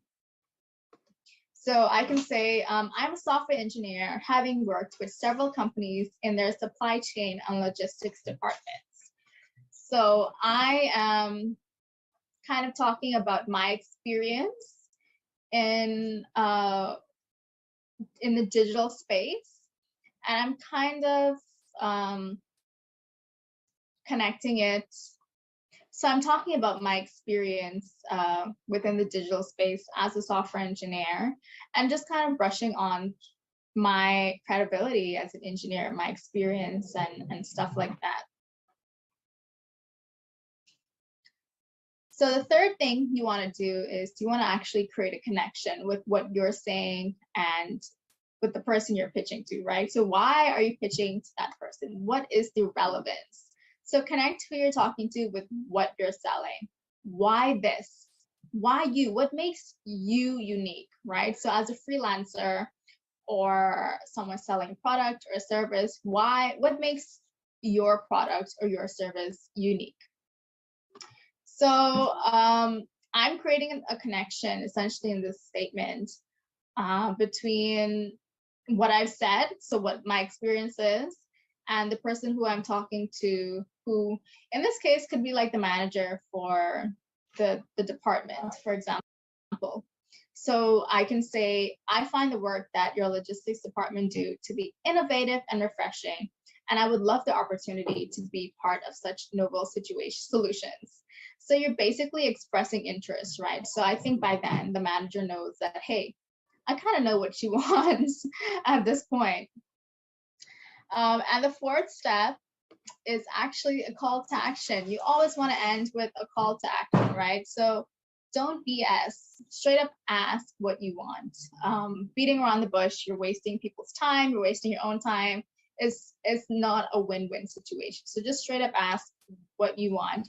But you should also remember that you should know beforehand, what is it that you want, right? What is the desired goal at the end of your pitch? Once again, it could be different for everyone, right? Some people may just want an exchange of business cards, some people may just want to exchange business cards. You may just want to connect on LinkedIn, follow-up meeting. It can be different depending on the situation. So I'm going to say, I would love to talk to you further regarding any viable opportunities to be on the team. So I'm basically creating an open invitation to a second meeting to just talk about opportunities. And then I would take the opportunity to dive more deep into my experience and really wow the manager. And that's kind of a very simple and straightforward pitch, right? So the reality is not everyone is going to fall on their knees on the first pitch, okay? A good trick, for example, could be to end with a question, right? Because that innately leads to another conversation. It leaves your audience thinking about that question, thinking about answers throughout the day to that question. And closing off with a question, it's not really a closing. It's not a proper closing. So that's why it really opens the door for a potential second conversation. So that's actually a really good idea. But point is, your closing, you want to get them interested enough to want to have that second meeting, okay? Whatever your call to action is, that is your goal. And that way you can share a lot more information outside of your 30-second pitch. Because we probably have so much more to share about ourselves, but we're not going to do that on the first meeting. We can do that in the second meeting. And that's basically what we want in some cases, right? So like I said, it depends on what you want to get out of it. So what's next after you've done your pitch? What is the aftermath like? Just kill them with kindness. People can be iffy. It won't work all the time, okay? It can go either way. It can go positive or negative, but I want to reiterate to you that you miss 100% of the chances you don't take. Okay, let that sink in, y'all. You miss 100% of the chances that you don't take. And had I not taken my chance 3 years ago, I would not be working for the coolest retailer ever, which is Nike. So you're just take that opportunity. And actually, like later on, to really advance it, you can learn to make your pitch in one sentence, right? And this is really, really great when you're meeting someone for the first time and you want to introduce yourself. Why waste your time with just your name when you can give them a nice brief rundown, right? So this also helps in interviews and other situations where people ask questions along the lines of tell me about yourself, and you just really want to wow them with a all-in-one answer. So once you've created your pitch, you really have to just go out and practice it until you're very comfortable and confident in it. So that's the first thing that I would recommend, right? To actually practice it. People naturally have a lot of fear, and your pitch can naturally change depending on who you're talking to, right? Or what you want out of the conversation. So it's really important to actually practice it from time to time with various people so that you become fluent in switching it up, per se. And practice is really good because you want it to flow naturally, and you want you want to be confident in what you're saying. So practice, practice, practice. And also the more you practice with people, the better you are at handling rejections. Because like I said, not everyone is gonna give you a positive response all the time. But learning to handle rejections in a very classy and in a good manner, that really changes the experience for both sides as well. So practice your pitch. The second thing that I want to recommend is to be creative. Feel free to do something new, break the pattern, okay? I feel as though for investors, especially because startup founders probably pitch to them all the time, they probably already know what to expect, what's going to be said, how it's going to be said, etc. So feel free to do something new and exciting and something that's out of the box, right? I remember reading a story just a few days ago about a university student, I believe, who literally stood outside the Google headquarters office with a sign, and I think he was handing out his resumes. I can't remember. It didn't work in hindsight, but he got some publicity and he was able to speak with some really cool Google engineers. So he did something out of the box, and it kind of works for him in a way. So yeah, don't be afraid to do something new and innovative. And last but not least, I need you to be shameless. I know pride and ego is a thing, fine. But listen, you don't get anywhere by being shy and cutesy and staying within your comfort zone. I implore everyone to be bold and courageous and to just go for it. Because like I said, what's the worst that's gonna happen? You get turned down, boo-hoo. Like it's not the end of the world, okay? So whatever you do, just screw it and just do it. You know, just if you have to take some liquid courage, just do it. Because as I reiterate, you literally miss 100% of the shots you don't take. But at least if you took the opportunity, at least you know the outcome and there is no what if lingering, you know? So be shameless in everything that you're doing. And in a good way, of course. Don't be like the bad shameless, be the good shameless, if that makes sense. So yes, with a great pitch, you can sell a conch shell, or better yet, sell your next big idea. So with that being said, I really hope that you created an awesome pitch today and that you're actually going to use it. And I really do wish good things to come out of those interactions. So yes, make sure you go and pitch to someone today because it starts now. Now you know the information, you have no excuses. It starts now. So good luck, everyone. Wow. Soima, so much amazing energy, and everything that she said there was 100% true, that you miss 100% of the chances that you don't take. So we are running a little bit behind schedule. Thank you everyone for sticking around and sticking with us. We will be welcoming on stage next our Heroes Foundation speaker, Lawrence Arjun. And hopefully we can get started with that soon. In the meantime, we are going to go ahead and have a small break. So please tune in, stay tuned as we come back shortly.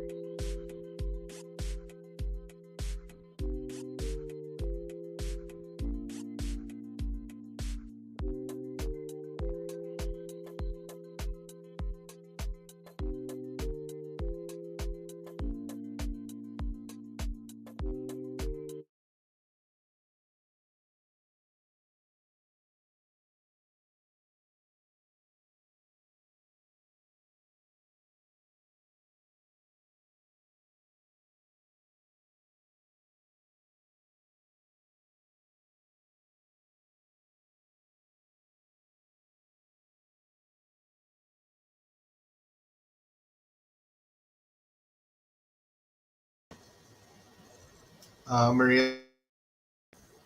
My bad. Good. Thank you everyone for sticking around and waiting for us as we got back. Our next speaker is none other than the amazing Dr. Mariel Barrow. Dr. Mariel Barrow is a Fulbright scholar, social entrepreneur, arts management consultant, and visual artist. Her passion and vocation are to realize real social transformation through arts based socioeconomic interventions within high risk communities. And her app, as well as a lot of her work, revolves around this mission. So, with great humility, we invite onto the stage Dr. Mariel Barrow. And thank you so much for agreeing to do this presentation on your amazing solution. We're very excited. I am very excited, and I was just so humbled by the invitation because I didn't really consider myself a tech maker, so I was, just thrilled about entering this new space.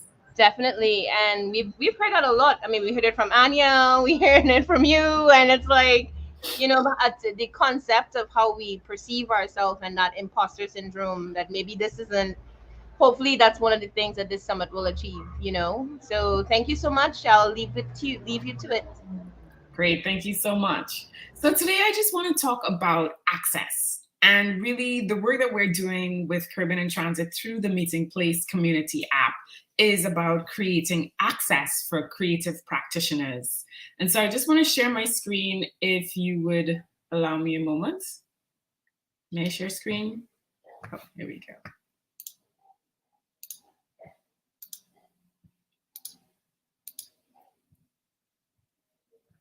I'm not sure if you all can see my screen, but yeah, no.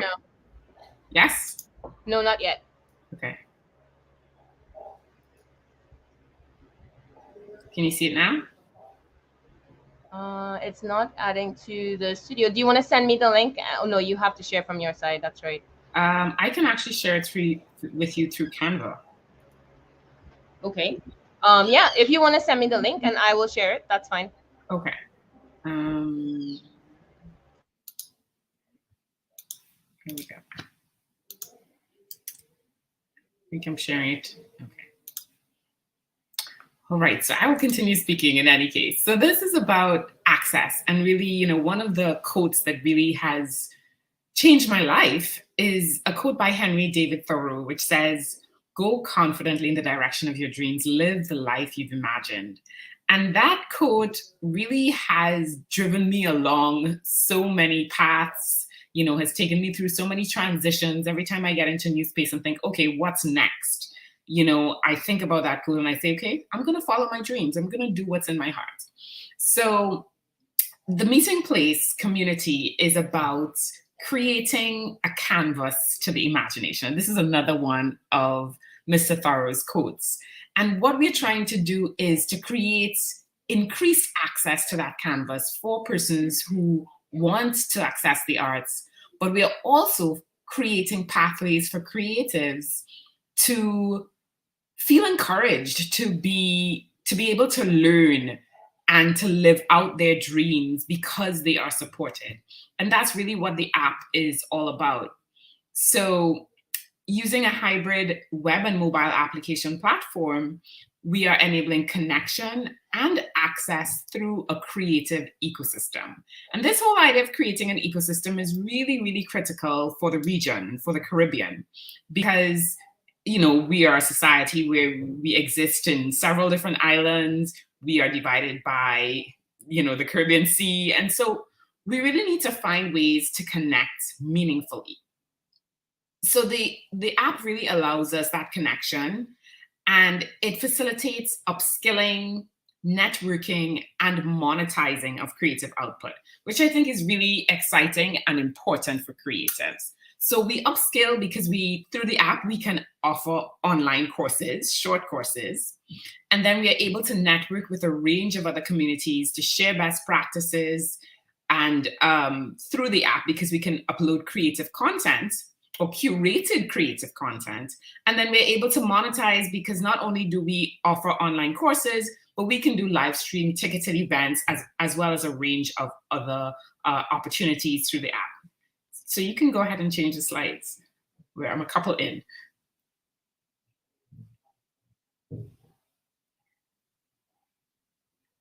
So on the app, it works much like Facebook or any other social media platform. And it allows you to connect with persons. You can message them on the back end, and you can, just go back one. You can message them on the back end, and you can chat with them about, whatever your area of interest is. So here we have, just two persons. They're actually both me, but never mind that. Saying, hey, I would love to connect and learn more about how you're navigating the issue of building out your IP to protect your creative products. And that person can respond and say, hey, yeah, let's set up a date. And this connection really is about building trust, which we know from so many, engagements with creatives that's an area that is often a challenge. And it's a challenge not only between creatives, but it's a challenge between creatives and their industry counterparts, so administrators and policymakers and so on. And so creating that bridge is really, really an essential aspect to our creative endeavors and to our creative progress. So if you go one more. So the ways in which we're creating access is by expanding our audiences or expanding audiences for creatives, by linking them with other networks, by linking them with critical resources for their development. So it's not just the online courses as well, it's services in terms of, do you need a grant writer or do you need a PR person to help you get through whatever you're trying to advance in. So it's about really trying to understand what pathways these creatives need to take and helping them along those pathways so that they don't have to do as much searching, guessing, trying to figure out what's next and where next they should turn. Next slide, please. And that the idea of creating roadmaps for creatives is really, really critical and something that's missing in the industry. So as we move through the slides, you will see, just a little bit about what the app looks like. You can go ahead to the next slide. So that's what the interface looks like in terms of, the learning tab or the services tab. But then there are also a number of groups which we'll show you live on the actual app that you can join so that you can learn more about specific subsectors.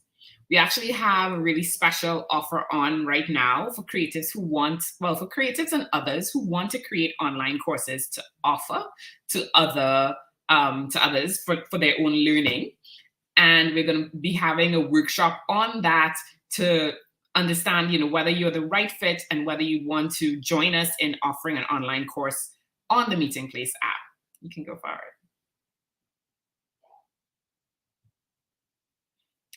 Yep, go ahead. I'm not accustomed to not managing my own slides. And one more, all right, one more. There we go. So, if you go to the next slide, you'll see a little advertisement that one of our students on the app created for the Meeting Place community, just showing you how you can engage in, chatting with others on the app. Go forward. There we go. One more. So I'm going to switch as well. Yeah, okay, so if you hit play, you can hear it.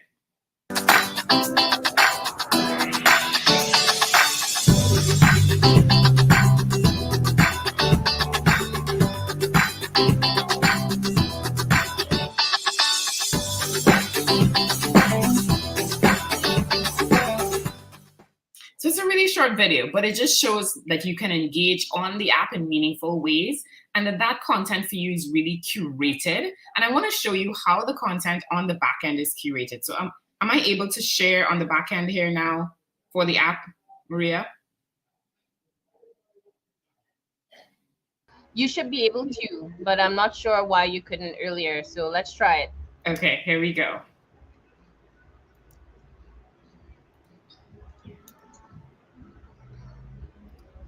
Okay, are you seeing me? No. So yeah, we're not seeing it being added to the back end. Oh, that's a pity. Okay. Well, are you able to share the screen? Yeah, I definitely can. Hold on. Okay, so if you could share the app screen, that I would greatly appreciate that. Yep.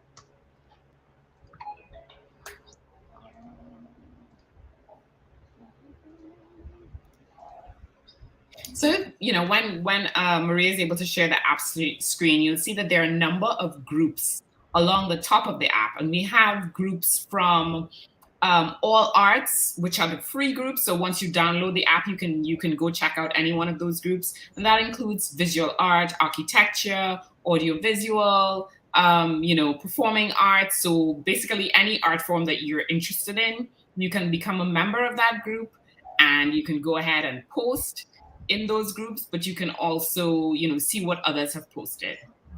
In addition, if you go to, if you become a paid member of the app, there are also what we call higher level groups. And these are more like education, creative industry and technology, policy and praxis, intellectual property. And so those apps are really about, your additional learning and your growth as a creative practitioner. So it's really, really important to, access that learning because we want to advance ourselves, and we want to advance ourselves in a way that we don't have to figure out every next step each time.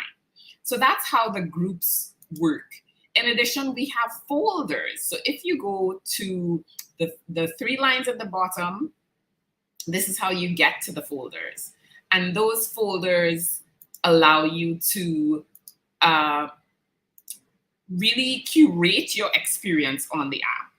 So if you go to those 3 lines right there, and we go to home, right? So these are the folders that we're talking about where the experience is curated. So it says, welcome to the meeting place by Caribbean in Transit. And as you scroll down, you can go to the event calendar, for example. So if we click on the event calendar, events are going to come up and you can click on the event and see what's happening. So we've partnered with the Progress, Not Perfection, International Women's Day event. And the event and the web page actually loads within the app. And so I think that's pretty exciting for me because it doesn't send you here, there, and everywhere. Then if you go to, for example, that's just to tell you how to use the app. So if we come out of Let's Get Started and we go to Learn, you'll find the online courses that are available on the app. Are you in Learn? Right. So, that's also an exciting feature. And we're going to be having courses on storytelling, on how to develop decentralized autonomous organizations. So we're really, really looking forward to a number of new courses coming online. And of course, we're offering that opportunity to persons who want to create courses online at a special launch discount. So in addition to this, if you come out of that and you go into services, click on, right there. If we click on services, we'll see all the range of services that are available. And if we click on consultants, for example, you can become a registered consultant with the app. And really what that does is allow other creatives to access your services so that you can, assist them and support them and really help them get to the next level of their business. Additionally, it's a B2B model. So the idea is that if we go into partner opportunities, each partner who comes on board, and these are like higher level practitioners, can allow the app to function almost as though it's their own app. So if we go into tribe leaders, that last one on the bottom, what happens is that the tribe leader has their own group, his or her own group on the app, and they also have folders, just like these folders that you're seeing here. So if you click into tribe leaders, you'll see the actual offer. So you can upload static content, you can live stream, and you can have live stream ticketed events via the app. You can also offer online courses and so much more. So it really is this opportunity for creative practitioners to have something that's like their own app without the cost, without the full cost or the full management of having a mobile application. And this is also the same for universities as well as international agencies. We are also going to be curating grant funds and other funding opportunities on the app. So if we come out of this section and we go into funding opportunities, it should be in the same services. There we go. We will see, the Creative Caribbean, which has just been launched. That would come up, and the details on that will be posted in the app. So when we curate all these spaces, these opportunities, it means that you then don't have to go out looking for all of these opportunities on your own. You can come to one space and you can find the opportunities here. Of course, it's a huge project to curate and create spaces for all of these different elements to come together in one location. But we believe that the benefits to this would be immense to our creative practitioners. And so we've also created what we call the Synapse Frontier model, and that's also under partner opportunities. And that model is a model for creative collaboration that is based on 10 different axes or synapses for collaboration. And we did this because we created this model because we recognize that entities, it's difficult to partner between entities and creative practitioners or creative projects. Everyone is at the same stage. Yeah, if you click on it below, everyone is on the same stage and at different stages, and everyone has a different idea about what collaboration should mean. So by doing the work upfront or front loading that work through a systematic and streamlined process of collaboration that is outside of the entity, it means that we can have a process for collaboration that we don't have to figure out on our own. What it also achieves is that we create a database of projects and entities across the region who are interested in collaborating, and it becomes a front-facing registry, another missing element in the creative ecosystem.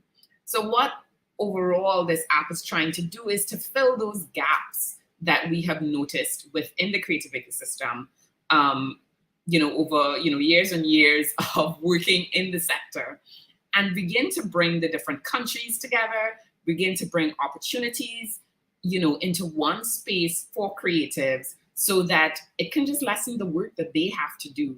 And they can focus on really just being the best artist or musician that they can be. So that's a little bit about the Meeting Place community. Thank you so much, Mariel. I think I wanted to ask you some questions while I was in there. Absolutely. I'm a new member, so I actually had some questions, and I do think that it is such a needed solution from the perspective of not just a Caribbean-based interface for Caribbean creators to see what projects we're working on. I do think, as myself, as a new Caribbean creative from the perspective of fine art, I do think sometimes it can feel like a veil. Like you don't know what everybody else is doing until you hear that they've won an award or until they've been published. So this actually does democratize access for artists, right? It does, absolutely. 100%. So thank you, Mariel. I know that you took a lot of time, to put that together. I'm sorry you had some technical. Today seems to be the day that is progress, not progress.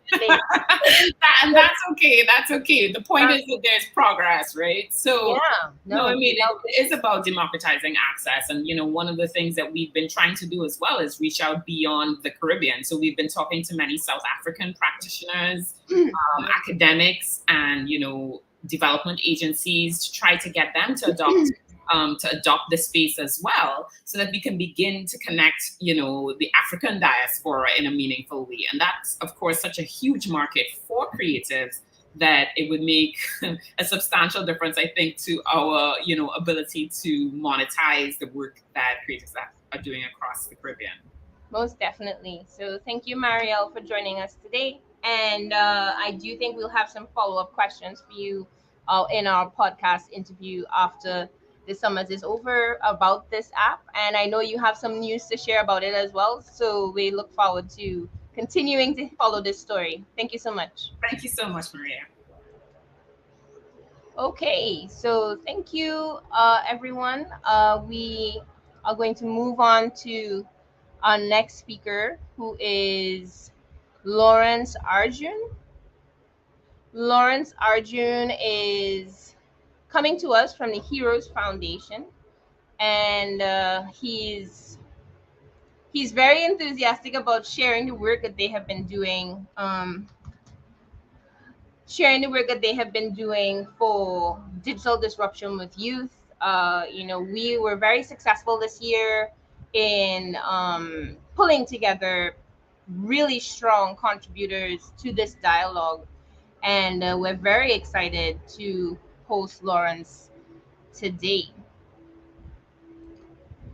So, Mr. Arjun is going to be talking about digital disruption for child and youth development, which I think is such a great topic.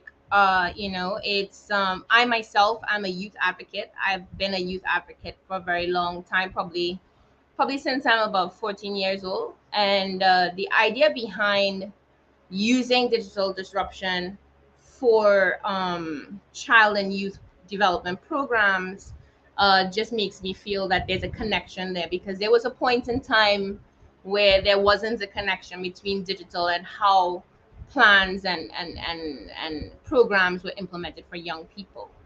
So while we wait on Lawrence to show up, I'm going to add Nicholas to the stream and see if we can kind of give him a little bit of time to get here.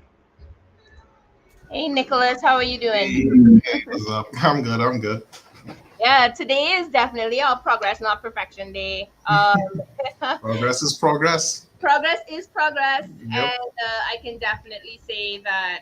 I don't know if I can speak to anybody else's experiences, but this week was definitely a week full of opportunity, full of excitement, but there was also full of a lot of unforeseen, um, you know, obstacles, which I think we've done a good job of overcoming as a team. I'm proud of us. Yeah, But it's really amazing how quickly we were able to react. How many WhatsApp chats and the scene the chaos I with know we everything have really like, coming together. yeah, I do think that one of the major takeaways from all of this is that outside of the work that we're doing, real life is happening. And I know Mhm. there's always a strange thing when we refer to real life, like that the work life isn't real life, but Yeah.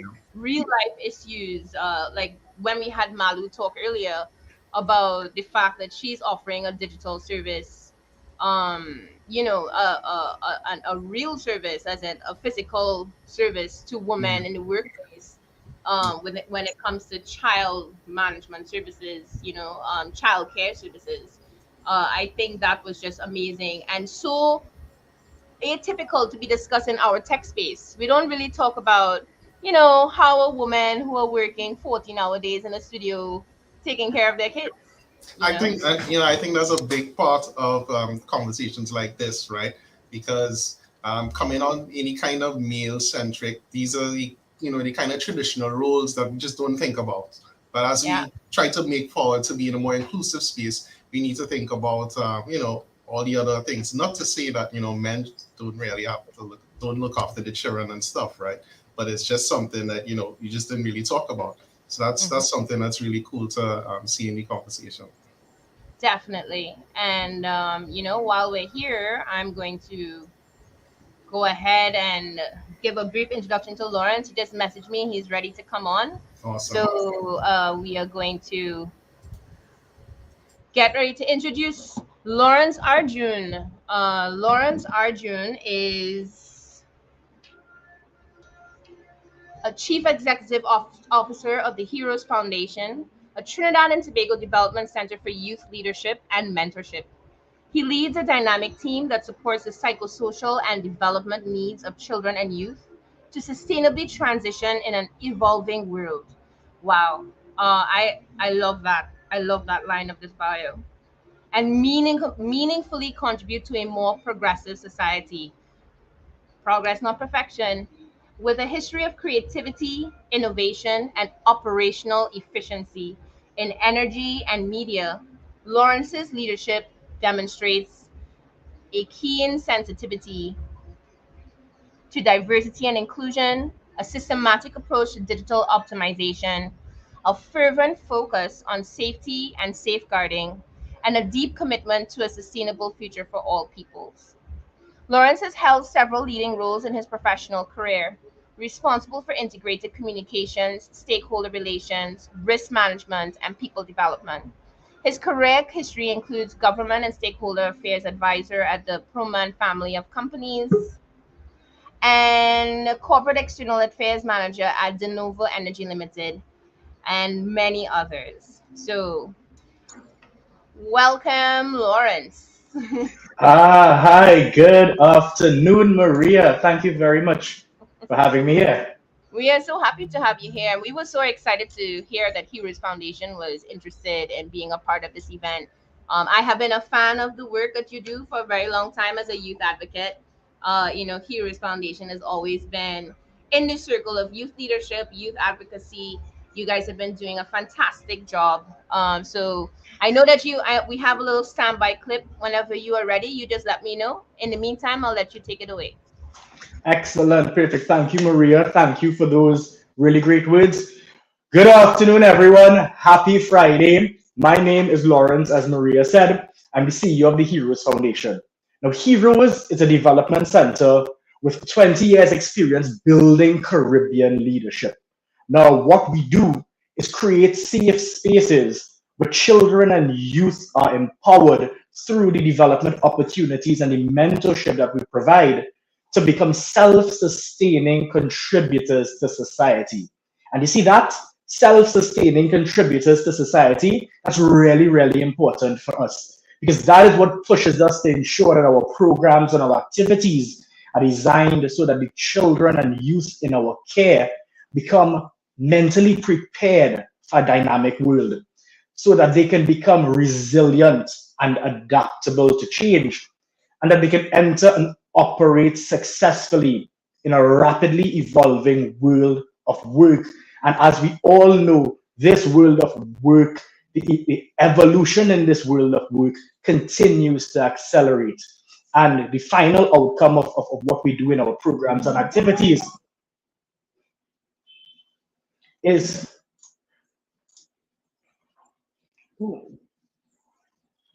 I am not sure if anyone can hear me. We can hear you.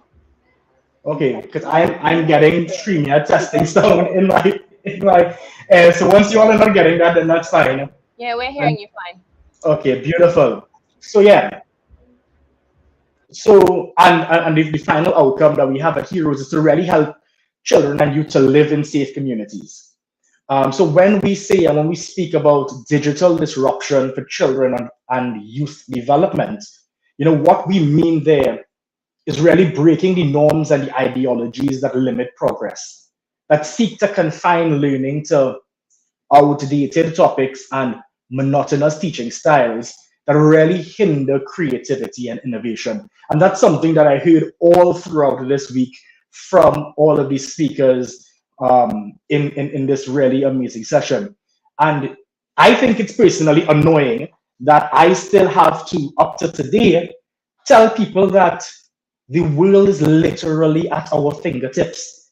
And I mean, children and youth are far more connected, more informed, excited, and at risk than any generation before them. So we need to ensure that the ecosystems that we are creating can really empower these children and youth to leverage the resources available while being safe from hurt and harm. Now, when we look at risk, protection starts with education. And that is where the story starts. So I joined Heroes in March 2020. 2 weeks later, COVID-19 hit. I remember this so vividly because I had just moved from the first ever local digitally operated upstream natural gas production company into this new role. And the De Novo story is so important because it is directly linked to this part of the Heroes story. So at De Novo, we built a natural gas company right here in Trinidad and Tobago from scratch. And I really mean from scratch. When we started, I was the executive assistant to the then CEO. And it was a small team of about 6 people. And we started to build the operations on my personal laptop with a broken hinge. Like, it is funny, but it is important because that's where we started, with a dream to leverage technology to build an upstream gas producer, and the people around who believed in that dream and were willing to put their all behind it, despite the many voices that said it was impossible. Now, fast forward 5 years after it started, the Nova is up and running. It's an amazing, efficient, safe, and dynamic gas producer. And from all the things that I experienced in my evolving roles at the Novo, I saw an opportunity to take these learnings and directly work with the people who can amplify that in ways that we cannot even imagine possible. And that is the children and the youth in the Caribbean. And Heroes, with their 18 years of working with children and youth at that time, was the perfect organization to do this. So good, right. Back to March 2020, first day on the job, big presentation to staff. And this is where we're going to do what we're going to do. This is how we're going to do it. These are the things we need. This is the nice timeline, nice clear timeline of how things are going to get done. 2 weeks later, boom, COVID. Miss Rhoda decided she going to jump into the dance too. So I was like, okay, we know what we want to do. We know what we have to do. Let's do it. And you see this? This is important. And I will forever say that these people who I work with are my heroes. So all of our programs were delivered in person, in schools, in community residences, in children's homes, in workplaces, offices for the mentorship programs. Our youth development coordinators would get up, they'd go to the office or go to the location, deliver the sessions, come back to the office, go home based on the time or whatnot, because you knew how things were back then. If you didn't make it into the office during the week, they'd come in on a Friday and everyone would work on a report on Microsoft Word. That and emails were basically the extent of their technology experience. But COVID and lockdown meant that they were all now completely disconnected from the children who looked to them for guidance, for support, for motivation, for encouragement. So when I said that we were going to accelerate these timelines and now go digital, they all said, yes, let's go. Now, this is important because I want you all to understand that these people, the team I met here at Heroes, without any training or experience, they never used video conferencing or software or any sort of things like that. They were ready to jump into this journey because they wanted to make sure that the children continued to have access to safe spaces. And the safe space topic is a whole other discussion for another time, but we'll get to that at some point. So we started. We borrowed video conferencing tools from Lenovo. I was borrowing everything, begging for laptops, using everything free that we could find. Our technology lead, Kieran McDowell, came to us at that time actually, and he said that he wanted to help. So we said yes. We were able to get the Microsoft Enterprise Suite for the organization, and we started to build out SharePoint sites and teams and everything. The team was there through it all. We'd start at 7 a.m., we'd go to 10 p.m. They were there learning about everything while they were trying to call parents and reach students and find out what was going on with the schools and what was going on with the children. Kieran would have been up with me at 2, 3 o'clock in the morning, exploring all the different tools that we had and finding ways to make it work. It sounds good. And it was crazy. I mean, Rejan, one of our coordinators, she continues to explain it as a roller coaster. And that is the perfect metaphor for it. Because we were speeding up and down and trying to make all these things work and stabilize at the same time. But you know what?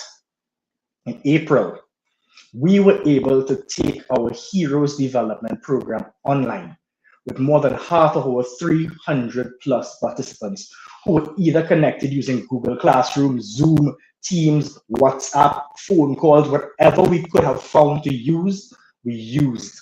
And we continue to refine and to build as we develop. We begged for tablets, we begged for phones, we begged for data. We were able to give out almost 300 digital devices and actually expand our program during COVID to migrant children and youth in Trinidad and Tobago as well. And I really want to shout out the Pan American Development Foundation, PADF, for believing in what we were doing, because we were in the middle of this transition trying to make it work, and they believed in the dream. And the list of things that we had to do just kept growing. We had to now do digital literacy training for the program participants, but not just them, for the teachers, the authorized adults, the parents, and the guardians, so that they too could understand the tools that were being used. And we had to focus a lot on cyber safety, security, and mental health and well-being, because the realities of people changed, and the realities of the children was changing. So we needed to make sure that they understood the risks that came with the excitement of online. And then we got some real magic happening. So as the coordinators were rolling out the systems to the participants, they brought them into the process.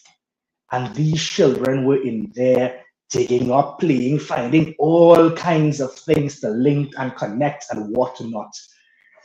And you know what we got from that? We got games, we got gamified learning tools, we got all sorts of animated learning tools and interactive games and things that I never even saw or knew was possible incorporated into our program delivery. And it's pretty much been getting better from there. I mean, this is where I'm grateful for the believers of the dream that we had. People who see that dream, who are willing to support it, and who understand that it takes a lot to turn dreams into reality, and they were willing to help make that happen. So since then, we at Heroes have built an online development platform called Heroes Connect that is designed to really take all of our interventions digital. I don't think there's anything like it in the region before. And I'm really grateful that the board of directors believed in that dream. Now, side note, I was 30 years old when I came to Heroes. And I think that says a lot about my board's thinking and their faith in youth. So we used our Heroes Connect platform in 2021 to deliver Future Forum with the Inter-American Development Bank, IDB. Saw Karina on the first day, amazing presentation as usual. Now, we were in a virtual spaceship, outer space for Future Forum, and our youth participants were able to sit with ministers, state officials, industry leaders to discuss what our future needs to look like in some key development areas: education, energy, equality, technology, agriculture, and arts and culture. And we've been building on those conversations ever since and ensuring that our program participants, the youth in this country, have a seat at the table for these discussions. And that's just the events part of the platform. We also have the life lessons part of the platform, where we will be rolling out these self-paced online learning courses on topics important to children and youth, and that are aligned to our programs like self-development, 21st century skills development, financial literacy, career planning, entrepreneurship, and a host of other things that are important for the next generation. Another believer that I want to shout out here is UNICEF, because they supported on revising our Heroes Development Program curriculum. So we now deliver a 3-year development program for children and youth aligned to the Sustainable Development Goals, where we'll be using the online platform for the courses, supported by interactive virtual sessions. Now, the new program cycle started in January, and I'm excited to say that we'll be kicking off the Spotlight Heroes program using these online learning courses at the end of April. Now, this Heroes program is in support of the Spotlight initiative to end violence against women and girls, with our project partners UNICEF, Ministry of Education, Office of the Prime Minister, Gender and Child Affairs, the Tobago House of Assembly, PADF, and CALM Counseling.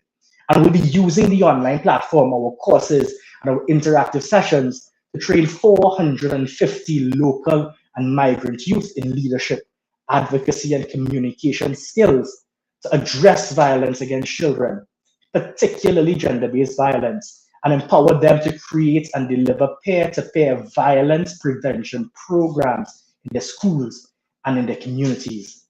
Now, UNICEF believed in that dream and that dream of really leveraging technology for the development of children and youth. And we are really excited for this year ahead. Now, there's a whole lot of other things happening at Heroes. I'm not going to go into them, but what I will say is follow us on our social media pages to keep updated. Now, despite all that you've heard, we are still an NGO. And with extremely limited resources, we continue to do all that we do. Our social media isn't that great, and I'm not afraid to admit it. But we are very much open to volunteers to come on board to help in areas that we can improve. And social media is definitely one of them. And we're also open to collaborating with other NGOs and entities to leverage this Heroes Connect platform. We're in discussion with some other NGOs right now, and we're hoping to roll out some pretty amazing courses soon. So with all that being said, and I know I've been talking for quite a while, I want to wrap up with 5 points from our experience over the last 2 years on this digital transformation and digital disruption journey. And I really hold to that concept of digital disruption because I've had so many people say, either to my face or to my team, or just about the concepts in general, that it can't be done, or that we can't do it, or that I can't do it. So the first thing that I want anyone going on a digital transformation journey to do is to shape your vision, your dream, and hold to it. There are going to be people who don't believe in you and your dream, and that's okay. Surround yourself with those who will. They may not understand how it will work or how it will happen, but once they believe in the dream, you can help them see the bigger picture and carry them along on this journey with you. Number 2, get people who can do what you can't. I had a dream. I had a big vision for what I want. I'm pretty great at creating and using the Microsoft Enterprise Suite and creating things there. Don't ask me anything technical at all. And y'all, if God didn't want us doing this, he would not have put the right people here. Because when Kieran heard about what we were doing from his wife, who heard it from her colleague, he came to us and said that he wanted to help. And he filled that technical gap and was able to translate between me and the other technical folks. And he's been pretty fantastic at helping the team learn and grow along the way. Point 3, create a safe space for honesty. And I know that it's hard for many people and in many places, but if you want to do things differently and to do things better, you have to get to the point where people will challenge and question and recommend because they want to see the dream turned into reality. It took months before my team was really honest. It was a completely different culture for them when I came in. I mean, I've been doing remote work and working collaboratively globally since I started in energy. And it was a journey for them to get where they are today. We had to move from them being afraid of how I may react to their failure or uncertainty or lack of understanding to where they were comfortable in raising these things. Because it's a journey. And really, we're all learning and we're all growing. And we're not always going to get it right. I mean, honesty is really important for us. And we believe that when we keep it honest and we're open about these things, we can work together now to get through it. Point 4, Give your team room to explore and learn on their own. Let them loose.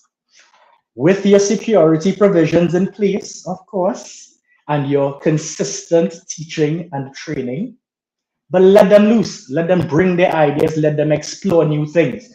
That's how we were able to build the things we have today. And number five, which is really important, use anything that you save to make the ecosystem better for your team. Easy example. We were saving money on paper, on inks, on books, on pens, and whatever else we were not spending money on because of our technology use. The majority of my team is women. So in the women's bathroom, anyone using it, staff, students, guests, they can get sanitary products for free. And we always have women's Panadol in stock. The technology part is good, but don't forget the people part as well. And I'm not going to lie at all. The NGO life is rough, especially during these times when funding challenges continue to increase. But this is how we'll change the world, by making sure that our next generation of leaders, our next generation of heroes have what they need to build the future they deserve. So, to end, I'll leave you with some words from my heroes, some of the people who made what I spoke about today happen. So, Maria, if you please play our video.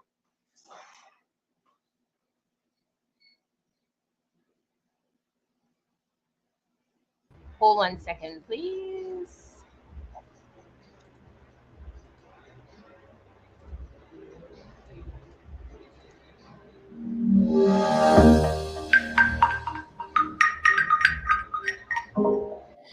Digital learning is an awesome new way of learning, of getting information, of getting your education. Embrace it, have fun, and enjoy. Learning technology can be a very challenging process. For me, it felt like a roller coaster. There were high moments, there were low moments, but all in all, it was an exciting journey. I can't see myself going back to the way things were before COVID.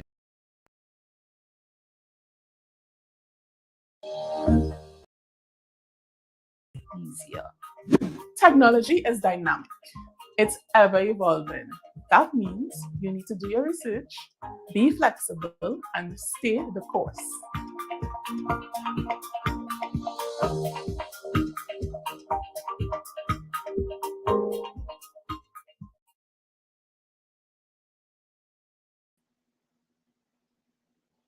Oh, thank you so much for that great video. I know unmute is like the most popular phrase for the COVID-19 pandemic, right? So Definitely. definitely. Now I'm going to be handing over to my co-host Nicholas. Nicholas actually also works with young people, so I think Ah, you guys Well, have some alignment here between technology and youth, and it's very I mean, I love all of the synergies here. So Nicholas is coming at the perfect time, the perfect speaker to introduce our next speaker, who is Kayla S. Grant. And I'm we're so privileged to have her here with us. Lawrence, we would have loved to continue discussion. We will be asking you to join us for a podcast interview after the summit is over to continue some of what you talked about. I love how personal your story was. Thank you so much for being here with us today. thank you for having me on. Looking forward to the rest. some thanks, Mariel. All right, so our next speaker here is Kayla. I'm just gonna go and get her bio.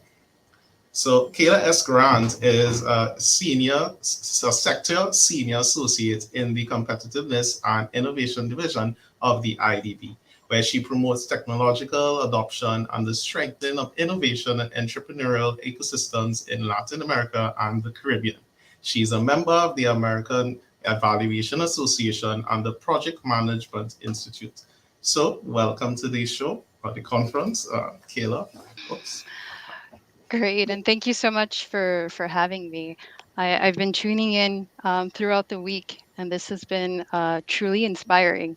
And I'm looking forward to the day where we can meet in person and Okay. have everyone in person next year. Yeah, definitely. Can you tell us a bit about what you'll be talking today?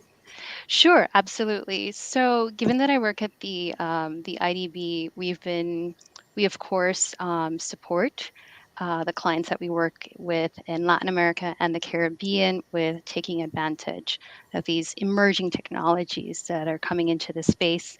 And so, I'd like to talk a little bit today about the whole aspect of economic development, the role of technology. Also looking at the what's happening in the metaverse and the Web3 space, and especially the role of women in all of this and importance of having diversity as we're creating these new technologies and opportunities. That sounds awesome. So without Mhm. further ado, the floor is yours, Kayla. Awesome. Thank you. So, hi everyone. Again, Kayla Grant. I work in the Competitiveness, Technology, and Innovation Division at the IDB. So that means I get to work with entrepreneurs, innovators, scientists, developers, all the movers and shakers, and especially women leaders such as yourselves. So I'm very honored to be here today. It's truly inspiring work that I am able to do and being able to connect with everyone here. And one of the things that in tuning in during the week that I recognize is how much of an importance it is for us to have these type of communities and groups that we're able to share with, to come up with new ideas, to encourage each other, how we're collaborating and how we're evolving together. So it's a very special place to be in at this moment, and I'm very honored to have been invited here. And I love seeing all of our women and also our men who are supporting these leaders in working together in creating this space for the Caribbean. And so, on the theme of progress and not perfection, I think this whole idea of coming together as a collective and community captures this because progress as a society is something that's not perfect. It's something that we continue to strive to do, improving the lives of everyone through the work that we do. And this is the IDB's key commitment to our region is how we can do this. I myself, I'm a Belizean. Even though I have this accent, I grew up in the US, but I am a Belizean, and so I've always wanted to work in this particular space where I'm supporting development, and it's quite exciting. Always to be in something that's evolving so quickly as we're seeing now, where it's so hard to keep up. I have a really good friend of mine that tries to help me out. I'm on several Discord communities, including Wildflower, which I saw Anya was on earlier this week, as well as following so many different people and things on Twitter. And the evolution is absolutely remarkable. And so, with the IDB and our Vision 2025, one of the key pillars of our strategy is in the area of the digital economy. And so, today I'll be looking at some of the challenges and gaps that women face. In particular, especially with the work that we're doing as it relates to these type of emerging technologies, such as Web3 space, as I mentioned before, in the area of the metaverse, where it's extremely important that we're having diversity and skilled talent in order to create new opportunities and business models that are leveraging the capabilities that we're seeing, not only from blockchain technology, but a host of these other emerging technologies, such as virtual reality, augmented reality, IoT, and I can throw out the whole list of buzzworthy names that we usually throw out when we're talking about um, these new type of technologies. And so recognizing that the digital economy is so important to economic development and the fact that innovation is a critical aspect of this development and growth, we must collaborate and innovate. And some of the things that we do within our division at the IDB is that we support innovation in firms. And so this would be, for example, through grants in Jamaica. For instance, we have an operation where the Development Bank of Jamaica, through the Biggie program, gives innovation grants called through the Ignite program directly to firms to support them with their innovative business models and ventures. We have other areas as well as it pertains to innovation where we support with technology transfer. So this is what's happening between the academia and making sure that goes over into the private sector and how we commercialize that, looking at intellectual property, looking at technology absorption, and things of that sort. Another really interesting area and some business models that I've seen presented this week touch on this as well is the whole aspect of social innovation. So how we're using digital technologies and other collaborative methodologies to democratize this whole process of how we're involving the community in coming up with new types of innovation. Another key area is how we're stimulating entrepreneurship ecosystems. And so, with this, we're talking about incubators, accelerators, looking at venture capital. As well for supporting these innovative entrepreneurs. And so in Jamaica, for instance, through the Biggie program, we've supported Kingston's Creative with Createch, Tech Beach, Branson Center, etc.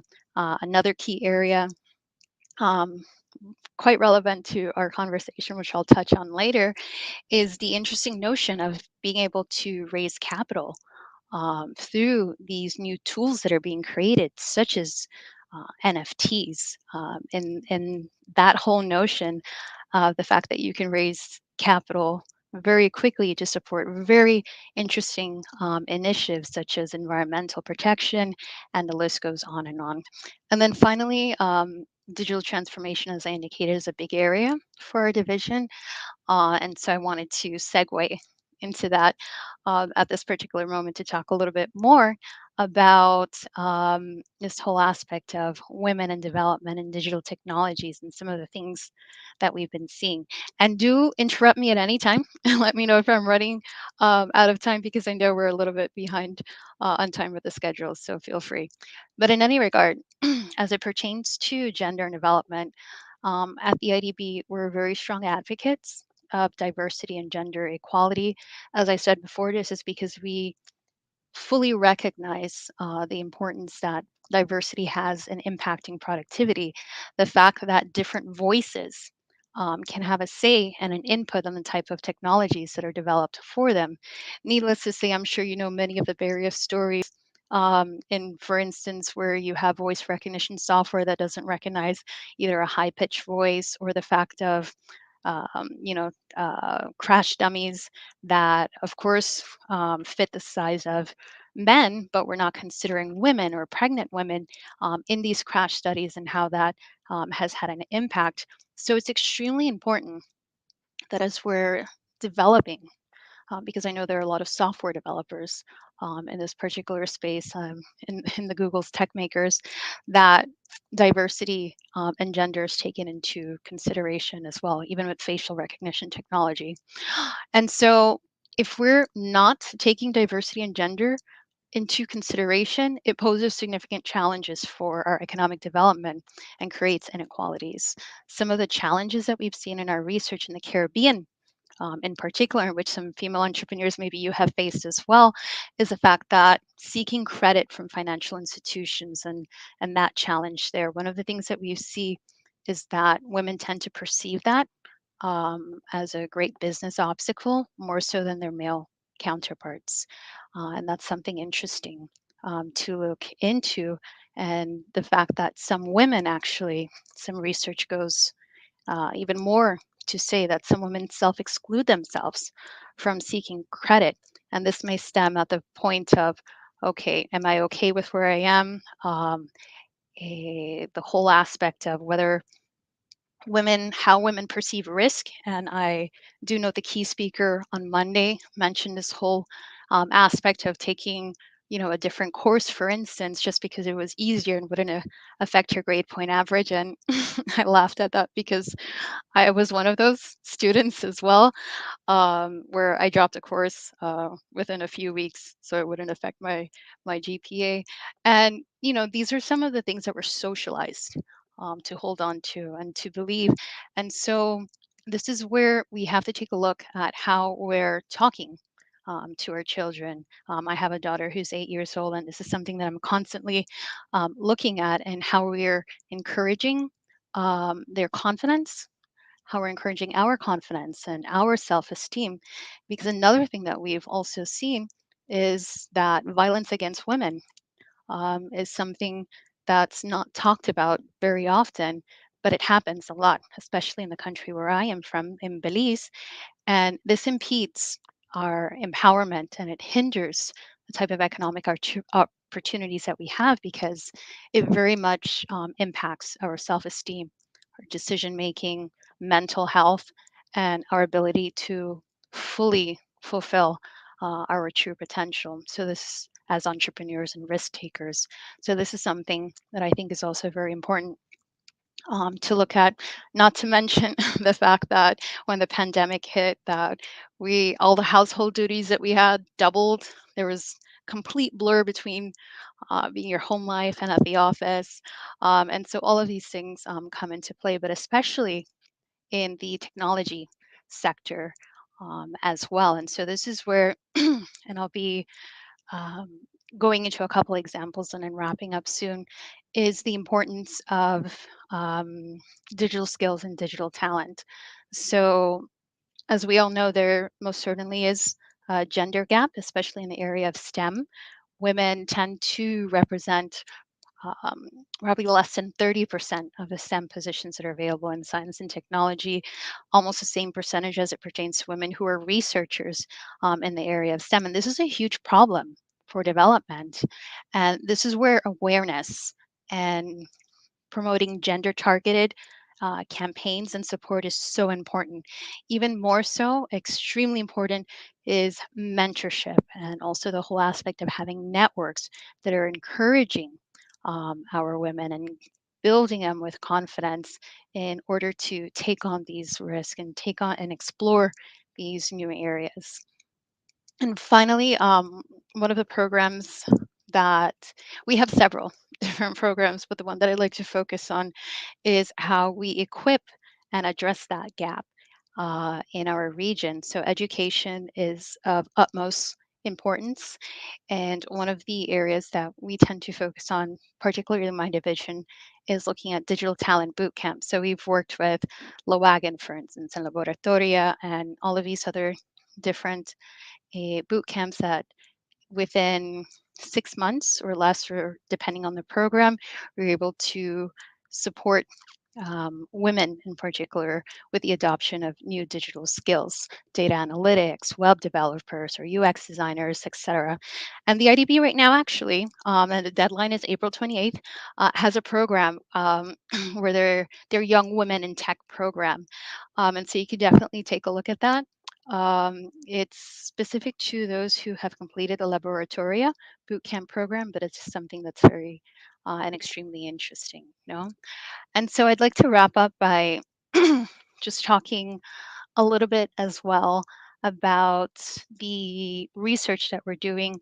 And hopefully, we'll be inviting the community in the next few months to the event that we'll be hosting, as well as we take a look at the what we're calling the metaverse or token economy, and some of the work that we're doing there as it pertains to using digital assets and the blockchain to support very innovative things, such as looking at tourism, looking at biodiversity as well, and a host of other different areas.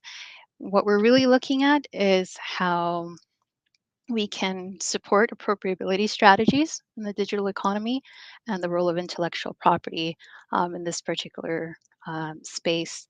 That because it's an emerging technology, um, we're trying to sensitize our policymakers, but being very careful, because what we don't want to have happen is that they, how do I say this diplomat? There's a tendency that the type of policies that are put in place can restrict innovation. And what we're wanting to do is that, yes, we understand the need to protect our consumers and mitigate against systemic risk, but we need to see how we can come up with ways to allow innovation to flourish. And so the type of potential that the metaverse has is incredible. The fact that we can increase productivity through training programs, through AR and VR, there's new avenues for collaborating and innovating in digital spaces. Fashion Week, which was held in the metaverse a few weeks ago, and I noted that Wildflower was there as well.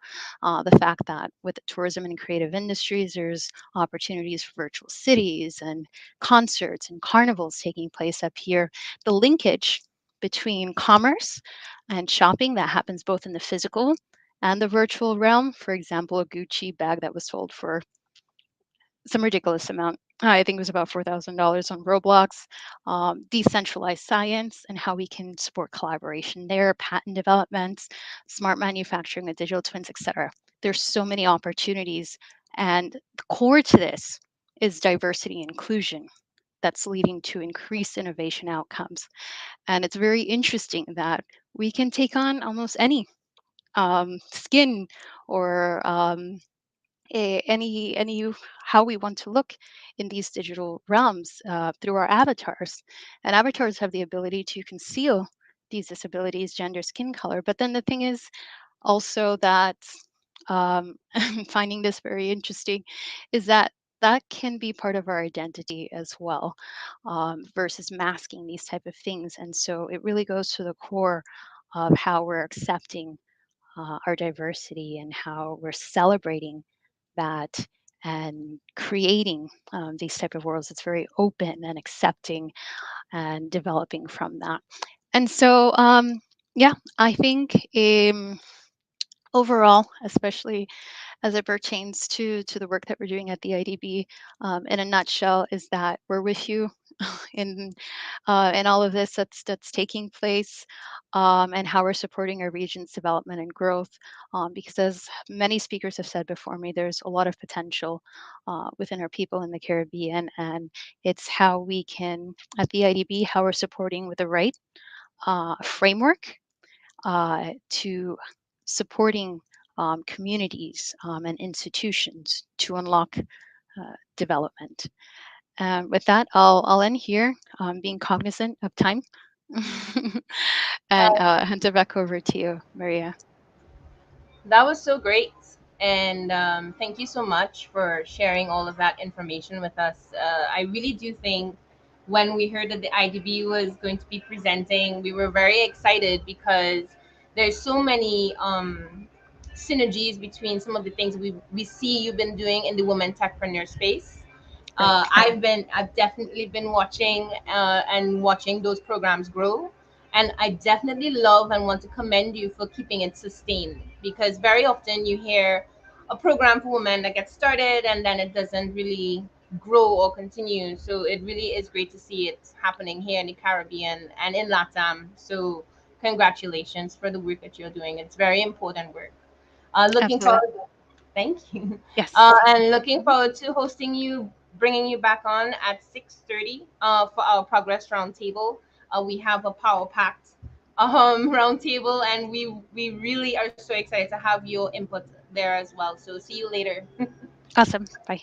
Bye.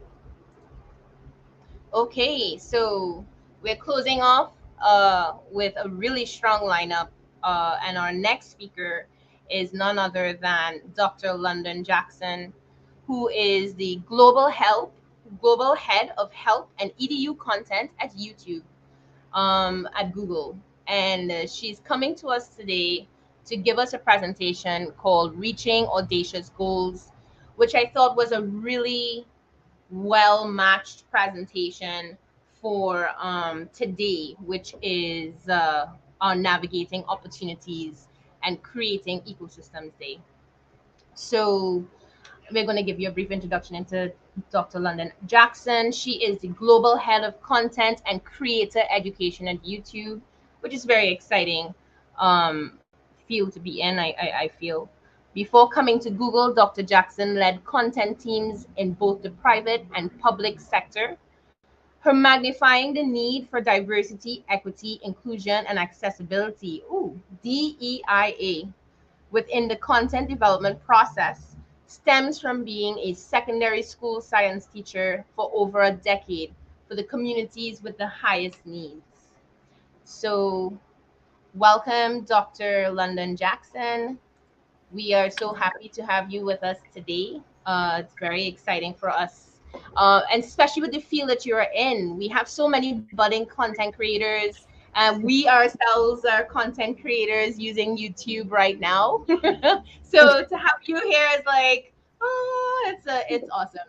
So we're really looking forward to this talk that you're going to give. And I remember when I saw it in, you can ask Caitlin, because I literally told her, I was like, that is the talk. That's the talk that we need to hear. Tell us a little bit behind how you designed this talk and what motivated you to yeah, to put it together and why you thought it was needed. Uh, Good question. It's one of those things where I have been creating these annual lists every year for almost 15, 16 years now. And I've kind of shared it with my friends and family. And those that know me now are shocked by who I was before. And those who knew me back then are just in awe of what I've become. And I really think it's really comes down to like me putting pen to paper and coming up with those goals and and aspiring for it. And so I just thought, let me share more of this because like my friends and family know about this, but it's an awesome story, but it's also a practical experience that anyone can do and kind of put their dreams out there. Well, we are definitely looking forward to it. We were 100% drawn to it. So take it away, Dr. London Jackson. Okay. Well, let me see if I can share my screen. There we go. Please let me know if you can see it. Can you see my screen? Sorry, we're not seeing it on this end. You would Okay. share it with me, and Yeah, let is it me something I check. can share? Let's see. We're having Okay. a progress, not perfection day. So, oh, there we go. Yeah. You got it? All right, perfect. Look at me All and right. technology. All right. All right, let me get prepared here. Thank you again for everyone having me. Again, my name is London Jackson, and my pronouns are she, her, and doctor.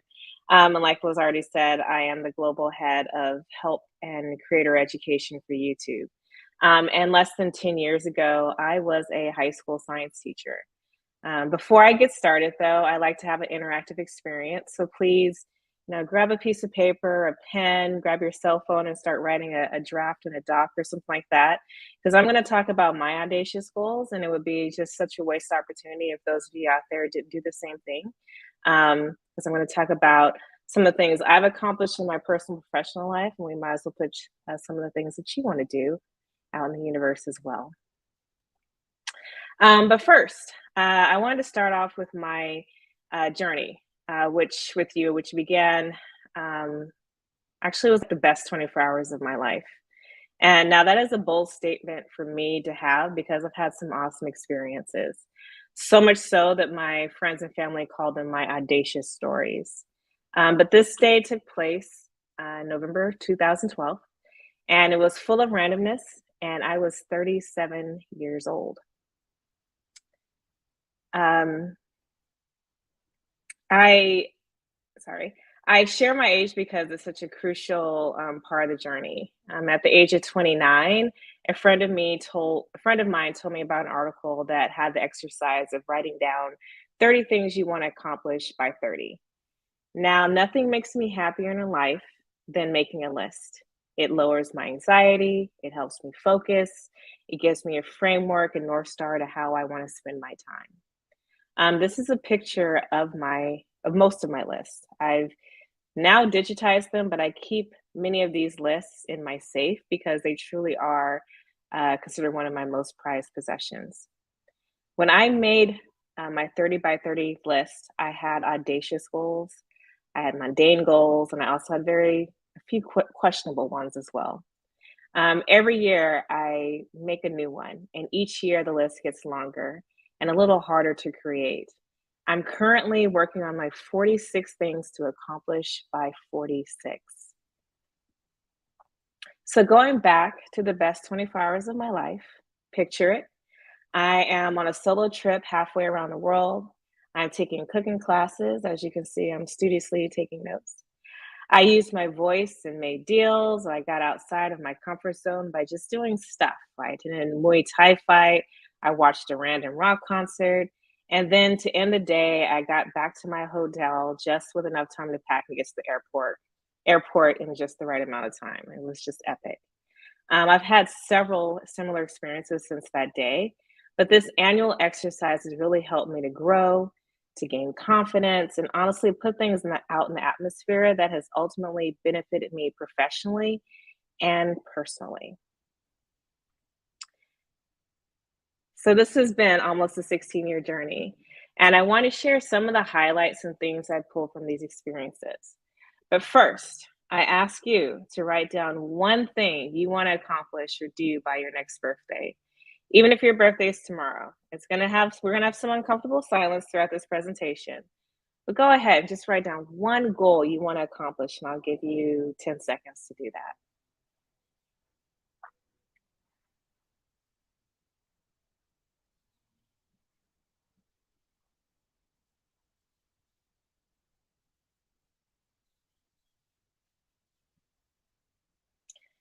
Now you're going to continue to do this exercise throughout the presentation. And even as I'm talking, please continue to add more to that list. For our time together, there's going to be 4 major themes that I would like to share. 1, be audacious. Push yourself forward, take it to the next level. 2, on the flip side, boring is okay too. 3, celebrate the wins. And number 4, it's always about forward thinking and living in the moment. But first, let's do epic stuff. I'll try not to curse. But this is the motto I live by. Epic doesn't always have to be the wildest thing. The definition of epic depends on who you are, what you want, and honestly, what makes the most sense in your life at a particular time. For example, in 2020, an epic experience for me was genuinely putting on my clothes and just going to the supermarket. I pulled some of my goals from the past and present lists. I haven't reached all of these things because I can only be so awesome. Every year when I create these lists, I have carryover, and there's never been a year that I've accomplished everything I said I would. And quite honestly, that is okay. For more context, when I created my 30 by 30 list, I had the audacity to put down be Dr. J.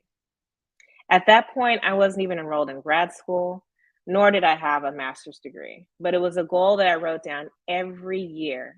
And on my 37 by 37 list, I was able to cross it out. And more importantly, I went back and crossed out on every list from the previous 7 years. That was an epic experience for me. So when you look at what you've already wrote down, can you think of something even more audacious? And I'm going to give you a couple more seconds just to write down something that's just completely outside the box that you would like to accomplish. Do that now.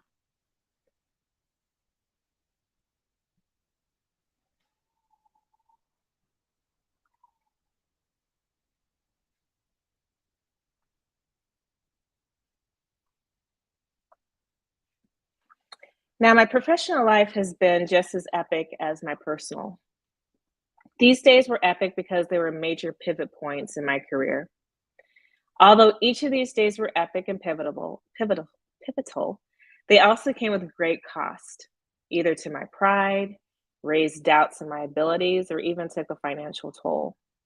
For example, when I quit teaching, I left a 12-year career, a pension, great health insurance, and I was making $90,000 a year as a salary. I did not want to become a principal or an administrator, so I found a job in research department within a tech marketing company. It was an experience where a team of published researchers, who were all women, was led by a VP who let everyone know he barely graduated from high school, dropped out of college, but he knew a guy, and that's how he got this VP job. Not only that, it was also a $15,000 pay cut, and I didn't get summers off. I only lasted 6 months at that job. This was the first demoralizing experience where I learned you can make an epic leap and still get disappointed. Now, I've never returned back to teaching, but I did end up having an epic summer that year. The next big pivot point in my career was when I found my second job in tech, which was full 3 years after I left the classroom. For this job, I came in at the bottom of the ladder. No management, the lowest paid person on the team, and a lot of responsibility. This was a job to get on the ladder, but I climbed that ladder quickly because I follow the same advice I give to my team and my mentees. 1, I ask for what I want. 2, I'm clear about the problem I want to solve. And 3, I have a well thought out plan and I'm ready to execute. For my promotion to VP, it was a role that did not exist. I went from an IC, or an individual contributor, to having a team of more than 20 around the US and UK. I walked into that role with a clear path and was able to execute by being able to make an impact to the business, the product, and the user. The same thing happened when Google recruited me. I asked for a much bigger compensation package that was originally offered to me. Also, in my first one-on-one with my manager, I said the following: when you get promoted, I want to be the next logical person to fill your role. I was promoted that following year. So set a goal so big that you can't achieve it until you grow into the person who can. The next thing or theme is the mundane. Now, the mundane is small, the small ones that need to be celebrated just as much as the audacious ones. I purposely sit in that chair and watch sunrises. Another example of a great sunrise was at the end of that epic 24 hours in Thailand. It is easy to forget about your physical, your mental, your social, and your emotional health. And I'm someone who tries to have work-life balance, but the reality of it is the long hours and endless meetings cause me to forget or deprioritize myself. I add to these lists every year, these things to my list every year. They are small things, but they are personal goals that put me first.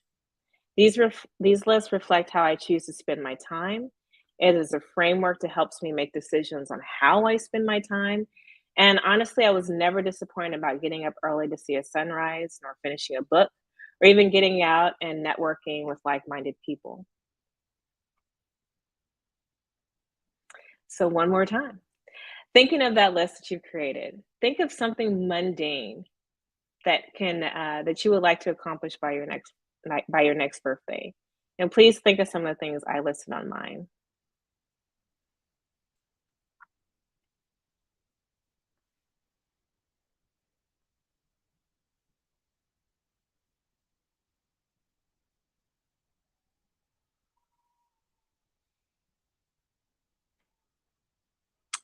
So just like my personal life, my professional life is full of the mundane. These mundane goals are purposeful and most importantly helps me to execute, which is a key indicator for success in any job. For example, I have a standing focus time on my calendar with a do not schedule during certain times of the day. I start my day early and I go through my triage P0 emails and tasks. And if I have time, I get down to my priority ones. I schedule lunch every day, whether it's 30 minutes or an hour. And I also have what I call a moment block, where it's just 15 minutes where I just get up and walk. I end each day triaging my email with the goal of net zero being the goal. And a chunk of my email goes to end of week reading reserved for Fridays. I also end the day prepping for the next day meetings by reading the agenda and asking for one if there isn't one attached. Every Friday is a no meeting day, and I spend the bulk of my time reading triage emails, newsletter, and just honestly educating myself about the business.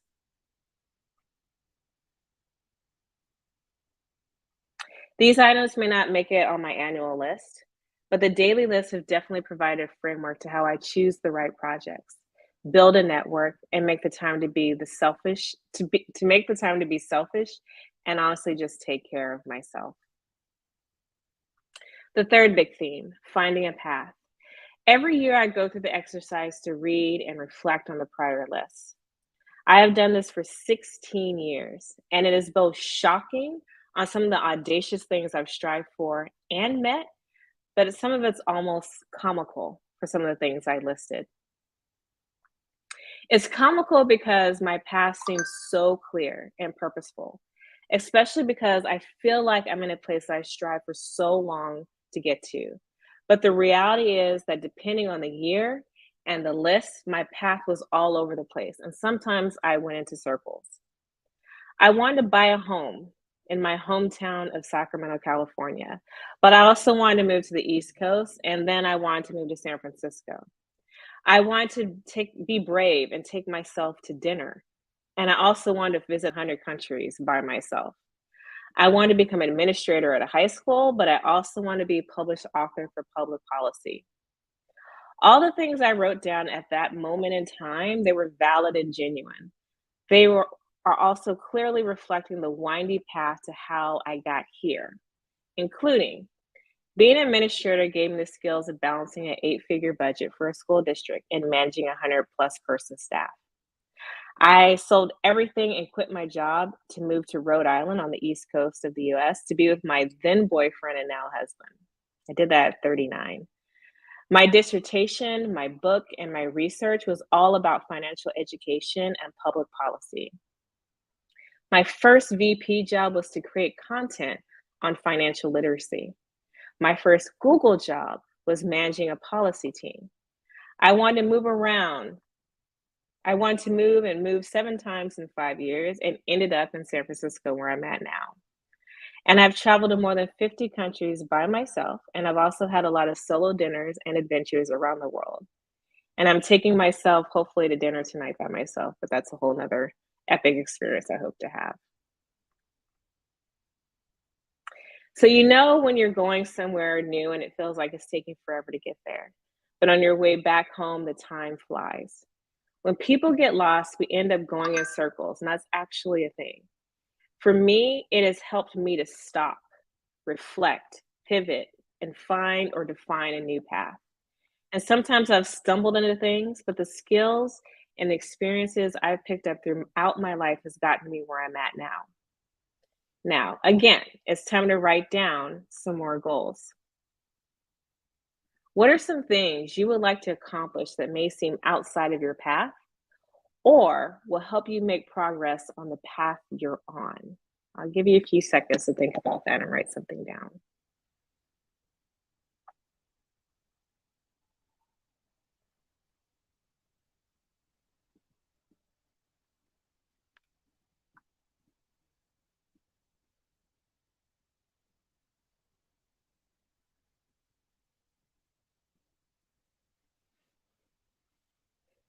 Now, I've shared how my personal and professional life is not a straight line.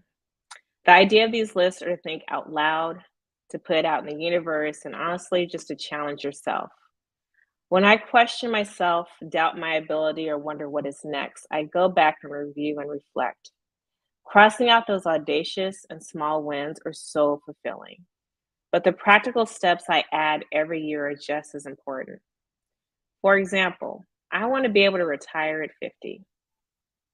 When I look at my list, I see these things I've listed and help me get to that particular goal, even before I knew that was a goal I had in mind. For example, at 30, I wanted to pay off 1 credit card. At 34, I wanted to start investing in the stock market. At 37, I wanted to be debt-free. At 40, I wanted to save 60% of my income each year. At 45, I wanted to be a millionaire. At 46, I wanted to buy a forever home. I am now 54 months until I retire, and that retirement is actually could be a real thing. The future. Before I end this last theme, I want to really think about making that list of literally thinking about the things that I want to do in the future. But for me, my list also highlights some of the big things I want to do for my upcoming goals. I didn't always do this, but as I grow older, these more audacious and strategic goals get a little bit more complicated to write down. But I feel like it's something I need to do to think about my future. For me, my next big goal is turning 50. I'm already getting ready for it and already started making that list. And so, for the last exercise, I want you to begin thinking about some of the big milestones that you want to accomplish. Take the time to jot down one future goal, 10, 20, or 30 years down the road. What do you want to accomplish?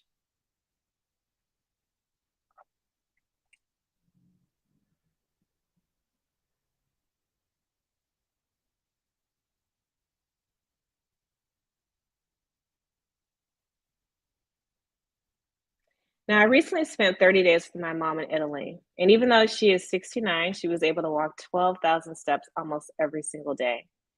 I strive to be able to take care of her when she no longer can, and I also want to stay healthy and live the life my parents dreamed for me. I also strive to think strategically about how I want to spend the next 5 years of my career. I ultimately want to have the choice not to work, to be financially free, but I'm also someone who has some audacious career goals. It is a balance, but ultimately it's a challenge to maximize my time professionally and financially. Meaning, I want to leave the possibility of excelling in some other way that may not mean a 9 to 5 job. I put myself in an odd position. I want to retire in 54 months, but I also want to be C suite.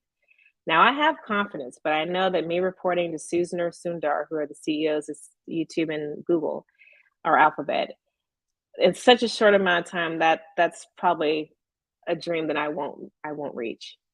But there are a lot of C-suite positions out there. On the flip side, I want to retire and hopefully have a 30 to 40 years of financial freedom. Working for Google definitely sets me up for that reality. So is leaving Google even an option for me? Honestly, I'm not sure. But what I want to make sure is I set myself up to have options. At the age of 49, I might get a chance to have both things. Or I've reached my financial goals, now I can experiment and be a C-suite executive at another company. And who knows, I might find a whole another passion sitting on board of directors and going around and giving keynote speeches in my retirement. Again, the goal is giving myself options.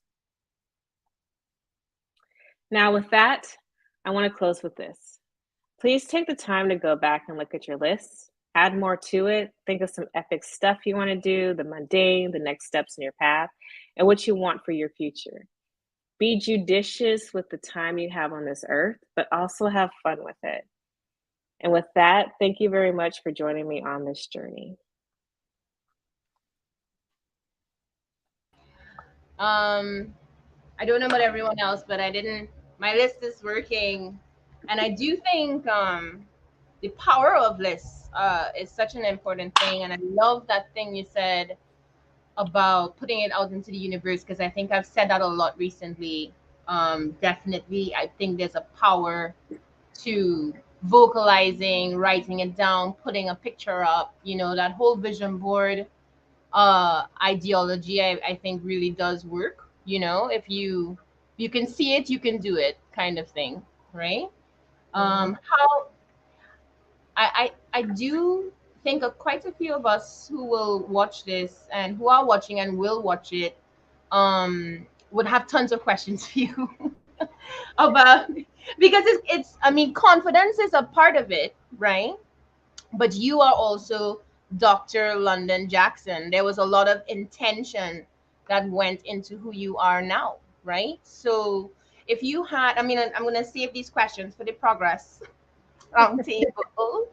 I think we're about 7 minutes out. So if you don't mind answering one or two questions about this talk, I do think that one of my concerns, just between you and me and everybody on YouTube, um, I'm a cancer patient, and I think sometimes when your life has to go, you're planning one way, and I do think when I infamously planned my entire life out when I was 7. So like I had like a map, and I drew my house. My house even had a bomb shelter. I was like, my house will have a bomb shelter for when the world collapses, that I'll be safe. And I had 6 dogs. I had a room in my house for each person in my family, and I had it all planned out. But even to the point of which degree I was gonna get, which school, which college I was gonna teach at, I always wanted to be a professor, but then things happen that throw you off course. What advice do you have for when the plan needs to change? Because the plan is great, but things do happen, whether it be cancer or whether it could be something positive, like maybe you took a job in another country and all of your plans were really oriented to the country that you were in. So that would be a great place to start. Yeah, I think the biggest thing, I mean, personally speaking, just thinking of all those lists I've created, I had a lot of plans, a lot of different plans. Like it was never straightforward. Um, but I think the biggest thing is I'm prepared. I'm prepared mentally, emotionally, physically, sometimes financially, for the what ifs. Because that's the one thing that I've realized that, and I'm someone who loves lists. I like to have a plan, whether it's planning for a vacation or whatever. But at the same time, I have the flexibility to go, you know what, life is life can throw you anything, but I'm okay with that because I have lived a decent life. I've had a lot of different experiences to kind of prepare me for whatever life may take me. And so I think it's just a power of just like moving forward with life with an idea of who you want to be and what you want to be, but also having the strength and confidence knowing that if plan B has to happen, that's fine. Or if there's no plan, that's fine because I believe in myself and I know I can tackle what I need to tackle. So it's a little bit of both. Right. And I do think you touched on something there. Well, excuse me, it's Friday night in the Caribbean. Okay. And they just recently rolled our restrictions back, so people are like, it's a complete jungle out there right now. Hmm. Um, That's all but right. but yeah, I think you touched on believing in yourself, and some of the training I've been exposed to as a Women Tech Makers ambassador has definitely taught me that self belief, that self perception, is actually one of the biggest obstacles, right? Like if we very often, especially here in the Caribbean, I think one of the statements that was made by one of our speakers the other day was that as girls, as girls, they put a path in front of us, and you're told that is the path that a good girl does. A good girl behaves this way, and a good girl, like this is what a successful woman looks like. She's quiet but powerful, But the reality that I've been exposed to as from very young was that powerful woman, while there are many different characters, and we've seen them all, but like the connection between all of them is a strong, bold sense of confidence about what it is they're trying to do. It doesn't necessarily mean they're loud, but they are confident and they move boldly. What would you suggest to someone? Do you feel like this process lends confidence because it involves planning, and in addition to this process, before we wrap up, because we have 3 minutes, and I know that this is going to be a great conversation, what advice would you have for someone who lacks the confidence? Is there training that they can do? Is there, what would you advise to them? Yeah. Like I said before, people that knew me back in the day, 16 years ago, they're kind of shocked of who I am now. And I vividly remember putting on my list for several years was walk into every room oozing confidence and believing that you belong there. Because I was that kid in high school that walked with her head down. I was very shy, only child, bookworm, all that good stuff. It took practice. But the reason why, sitting down and like writing these lists is reflecting on who I wanted to be. And who I wanted to be was that confident woman. Like I can stand in front of a classroom and teach, 150 kids a year, but then going into this tech world is it's a different beast. I wasn't there yet, but I wanted to prepare myself for that. And so, like me going out to eat by myself, me taking vacations by myself, taking Toastmaster classes to learn how to speak better, and just consciously going before I walk into a conference room, breathing, doing my superwoman exercise, and like getting in centered. And now it's a natural thing. People always go, when you walk with your head high and you walk with your back straight. And I may not be the loudest person in the room, and sometimes I'm just sitting in there listening, but it comes out naturally. So, I mean, it's a long-winded way of saying is sit back, reflect, who do you want to be? Look at women that that kind of reflect how you want to be. And then just like anything else, it's kind of teaching yourself and training yourself to get to that point. It may look different for different people. 100%. And I think I've said that a lot today because people keep saying things, and I'm like, yes, that's exactly what it is, you know. And while you were saying that, I was envisioning, so many of my mentors embody that. There is this quiet strength, and they know that they can move whatever mountain it is that's in front of them. Sometimes I do think, even when you see them get shook up, they're like, I haven't encountered this dragon before, but I'm gonna slay it. Like it's not something that's gonna pervade too much. So thank you so much, Dr. Jackson. And we're actually just at the right time to start our progress roundtable.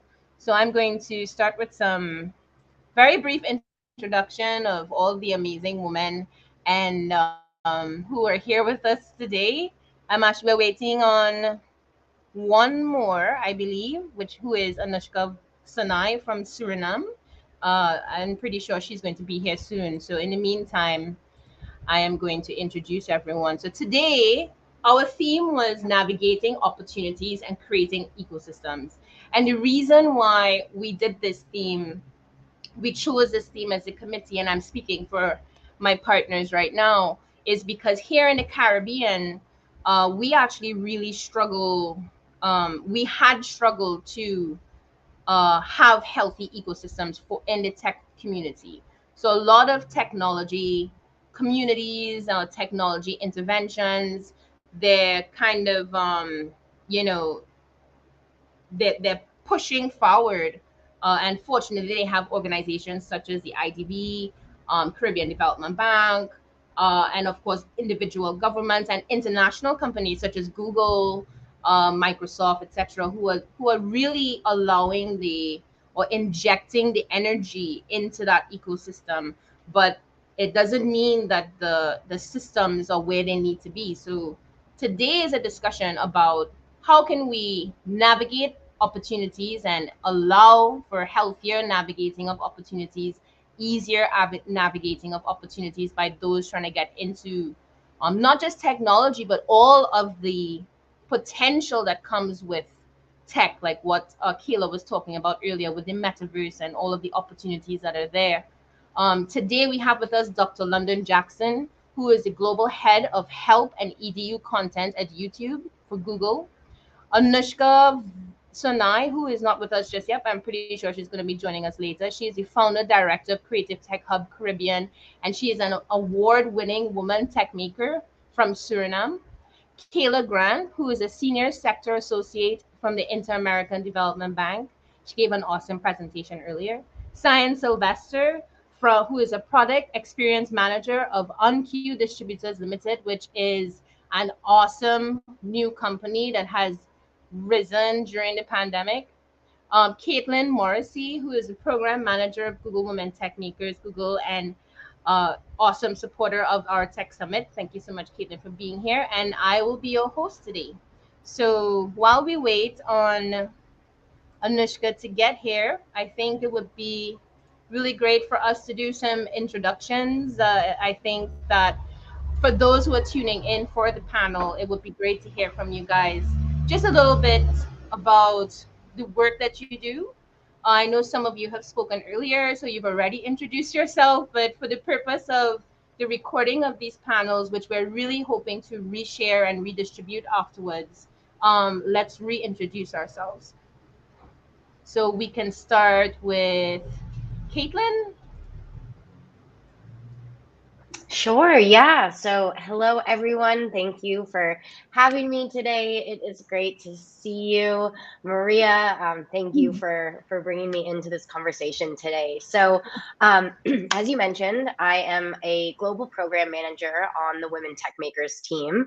I specifically oversee our ambassador program, and so I am a lot of the time thinking about community, building community, strengthening our community. I know that there has been um, there's been a lot over the past couple of years, and there have been some really great things I think that we've seen come to light through virtual experiences, but there's also been a lot of challenges that relate to building community when it comes to virtual and not being able to go in person. And so thinking a lot about what this kind of new world looks like as we start to navigate back into in-person experiences. But yeah, overall, I kind of help design strategy, initiatives, and learning objectives for our amazing Women Tech Maker ambassadors like Maria, who do such incredible things in the community. So excited to be with you all today. Thank you so much, Caitlin. Now we welcome Cyan, who saved up her energy just for this panel. Hi, Your everyone. your talk earlier was amazing, and as I mentioned afterwards, to hear anything about user experience when it comes to social impact solutions just makes me all tingly inside. So why don't you Happy go ahead to and be introduce here. yourself? Yeah, Of we're happy course. to have you. So, hi, guys. I'm Sam Sylvester. I am a product experience manager at Unq.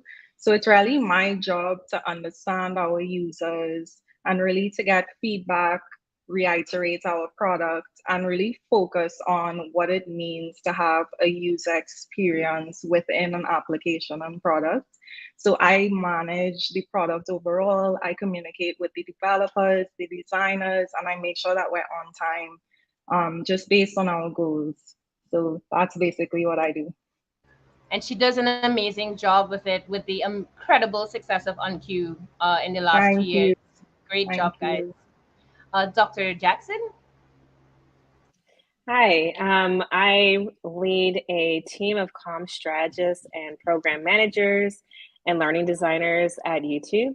My team supports all of YouTube products, which are about 11 of them, including YouTube Music, TV, and of course the main app and Shorts. And rewrite content for troubleshooting, whether it's billing issues, but also just how to use the feature. But also my team creates content for creator education. So we have over 10 billion views a year of our content across the world, across 46 different languages, and we're currently growing our language more and more. And so part of our role is really understanding who our end users are and translating that so that anyone can kind of use our products and either monetize, join the community, or just use our specific products within their own family and home. And thank you again for having me. So excited. And I myself have digested some of that amazing YouTube EDU content. So great job. And finally, but not least, Kayla Grant from the IWD. Welcome, Kayla. Sure. So at the IDB, I work at the Competitiveness, Technology, and Innovation Division. And so essentially, what we do is to help create these innovation entrepreneurship ecosystems through various policy tools.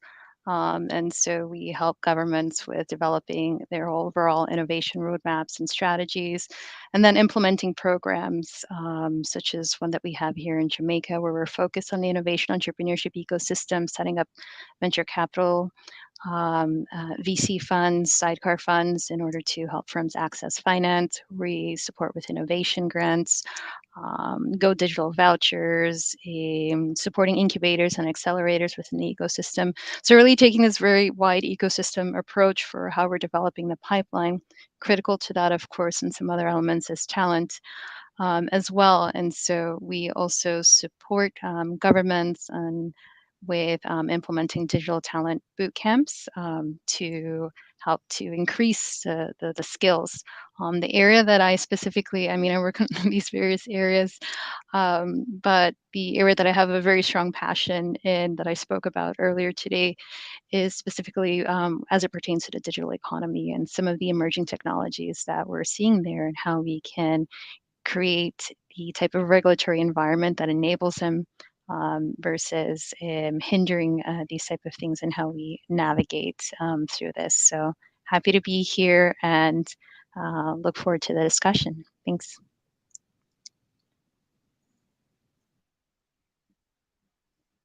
You're on mute. You all just answered my first question, I think, which was what type of tech or community ecosystems that you're currently creating that you can share with us. So we're going to move right into the second question, which is what do you think is missing from our tech ecosystem from an inclusivity and diversity perspective? And we'll love each person to answer this question from their experience, from the work that you're doing. All of you are integrated in multiple multi-country communities, so it would be really great to hear your perspectives. And we could start with Caitlin. Awesome. Yeah. So I think about this a lot. With Women Tech Makers, our sort of mission statement is to help all women thrive in tech. And so currently, I think there are a lot of barriers when we think about that sort of mission for all women to be thriving in technology. And I think, especially from a global perspective, it is really challenging to even design sort of a one size fits all sort of solution for this. And so one of the things that I feel incredibly lucky about is being able to have folks around the world in regions, both at Google, but also incredible ambassadors like Maria, who are out in your own local community, understanding what are the specific challenges that women in your community in tech are facing. And of course, there's a lot of different intersections as well that we can think about as we in general with Women Tech Makers think through, what does diversity and inclusion, where really everyone has a seat at the table, look like? And so I think one of the things that we have had to really push back on, especially at Google, where everybody wants like this really scaled solution to everything, is that this isn't something that we are going to be able to fully scale or have, one type of solution to solve. What including women in tech looks like here, I'm based out of San Francisco, is really different than what it looks like for our ambassadors in China or some of our ambassadors in Lagos, Nigeria, or ambassadors in the Caribbean. And so I think one of the things that has been something that we've really tried to encourage is local approaches and community-based approaches to diversity and inclusion overall. So that's kind of just a little bit of a background of kind of how we think about diversity and inclusion in tech. And so I think that as we are working in different communities, what bringing more women to the table looks like is different. But I think one of the huge pieces that we see across the board to be successful is creating these communities and creating these support systems for women and other underrepresented groups within tech, so that there are resources for them and people that they can connect with and talk to and learn from. And I think, even broader than this, everyone needs to be engaged in this conversation. So I love women's only spaces. I think they are so important. But at the same time, I think we need everyone. We need allies. We need everyone across the board to come together as a community to support more women. And so to all the allies out there who are listening right now, thank you for showing up. Thank you for caring and investing in this, and because it really is something that we can. We're not going to be able to solve only as women. We make up 50% of the population. We need everyone though to really be taking a stance to bring more women to the table. So I hope I answered that. I'm happy to elaborate more. It's a very high level answer. No, it's a great start to the conversation, and I do think that the work that Women Tech Makers has been doing to find to create inclusive content, to create inclusive strategies for us as the ambassadors, for us to implement in our regions, has been very instructive to me. And even with the Building Sustainable Minds program that I told you that you helped launch with us at University of the West Indies, I've sort of learned a lot from how Women Tech Makers run. So now implementing it as Women Tech Makers as a partner with University of the West Indies, it's a very successful, inclusive model. So congratulations, Caitlin, on what you guys are doing. And we as the ambassadors are learning a lot from watching how you execute globally. So moving on to Cyan. Yeah, I mean, Caitlin really kind of took it away there. So I'll go a bit deeper. From a Caribbean and local standpoint, for me, I'd say the recognition of the roles within the product development cycle. I feel like there are two major roles that are recognized locally, which are designers and developers. But there are so many other teammates on that kind of have to carry the mantle. There are copywriters, there are product managers, there are people that actually have to direct the product's vision and think about what it would look like if what we have currently as a solution doesn't work. And it's way more than just putting something out there, So I would say definitely recognizing that it takes more than just two roles to create a long-lasting product. And I would also say from the product standpoint, it's also learning from your users continuously. Like you can't serve them with your product if you don't follow them throughout their journeys. So I would say you definitely, in tech, it's always a learning curve and you're literally adapting to the climate. And that's what we've had to do because we launched in the pandemic and now we're opening back again. And that means that our product has to shift to what our users want. So it's really accommodating and adapting to all of the things that are happening so that you are including all of your users throughout their journeys. That was really great. And of course, user experience. I definitely think that it's important for people to have that in this conversation to understand that it is multiple rules. Like we have multiple contributors to the health and the wealth and the design process, but also the success of apps. And very often when people ignore that fact, I think that's where their story gets a little bit faded and they're like, we don't know what went wrong. It's like, you didn't think about the fact that you need more than just two of you to make this happen. So I love the fact that you identified that, because I think almost every startup app that those are the two people that you see, but they ignore all of the other skills that one of them might have. There might be a designer with extraordinary marketing and business skills and acumen, that really help that two-person team launch their app. So great contribution. Thank you so much. Dr. Jackson?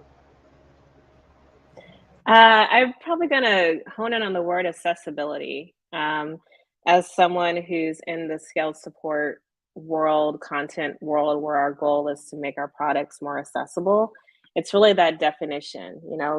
It can be, it depends on the company, depends on the team, depends on the leader. But for me, accessibility is more than like closed captioning or dubbing of videos, but really it's about thinking of who our end users are. There are a billion people coming onto the internet for the first time in the next couple of years. How do we make sure that they can get onto YouTube to learn English or learn a skill the way we all use YouTube? And even thinking of the buttons we use, the words we use. That accessibility word or that umbrella is so big. And it's a parallel conversation of when you think of women or people of color in the tech world, especially in like the FANG companies, the big tech worlds. We can make this idea of working in tech company accessible. We can do more hiring, we can interview, but what happens when they get into this space?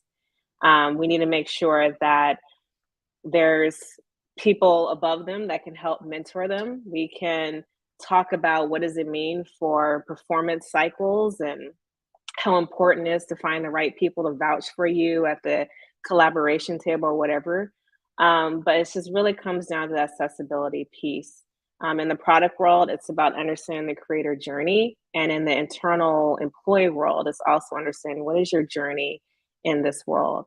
And if you don't have all the tools, if you're not aware of all the things you need to be aware of, you may miss opportunities. Just like we might lose customers because they find the product too confusing or they don't get it or they understand the ROI behind it.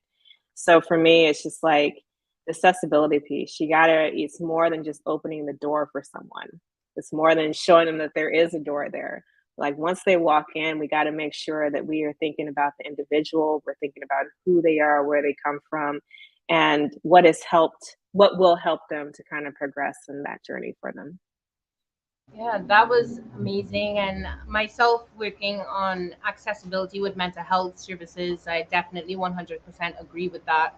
And it permeates multiple levels, not just product and user and workplace or careers, but it also is our human ecosystem of accessibility. And when the lack of accessibility affects a person's sense of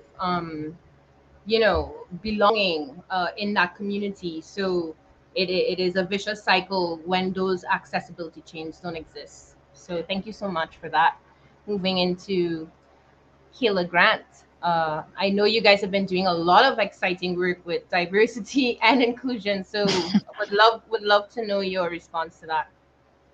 Sure. And I think Dr. Jackson definitely hit the nail on the head with access because I would be looking at it from a policy level as to what governments are doing in countries. And it's exactly that, how we're creating access for women. And, I'll take it to the gender level because um, there, as you're saying, yes, we're promoting women as well, but there are a lot of other areas in society where men play a huge role, especially in the type of biases that we continue and that we carry on. And so it's how policy can also support in addressing the biases that are attached within the culture, because it's really culture that leads to the creation of a lot of these policies that take place, and it's men that have been in the room to create this type of regulatory environment. And so we really should be getting, and this is where setting quotas, I know there's a lot of controversy about setting quotas, but we really do need to set targets for having women and more diversity in the rooms for the people that are at these high levels making the decisions. And so I think that's a huge gap, because what happens at this level moves up here, and then that keeps us restricted. And when we're operating at this level, it's like we really have to be pushing in order to make waves. And so I think that's where I would take it. And from what I've seen in my work and how we're targeting this, and it's very challenging because a lot of the programs that we do, we address through such as the boot camp or finance for women, and the grants that we have that are gender targeted are that, but then it's the sustainability. And the sustainability of these type of programs is not just is that if we're going to the banks, why are we still facing these type of biases and discrimination? And so that's a huge work, because you're really getting at culture, and then the colonial history that we have as well, and all of these things. It's very interesting, and it's extremely challenging because it's politics. You're dealing with power here. So yeah, I would attack it from that level. I not adding much more detail to that, but it's definitely that I see as a huge gap and constant challenge at the IDB. Though we very much one of our key pillars is the streamlining of gender and diversity. So within our own organizations is something that we push, and of course within all of the programs that we do, there's requirement that everything that we do is gender sensitized. So that's an important avenue and some steps that we're taking at least in dealing with our clients. Right, and I actually think I don't know if I saw an announcement on LinkedIn a while ago, but I think quite a few companies that might be represented here have been making serious advancement with their gender parity on the executive level. I don't know if Dr. Jackson or Caitlin can tell us about what's happening at Google, but I think IDB has been. I remember seeing an announcement about that. So congratulations! I know that's you guys have been taking it very seriously, and you have to lead by example. So I do some work with the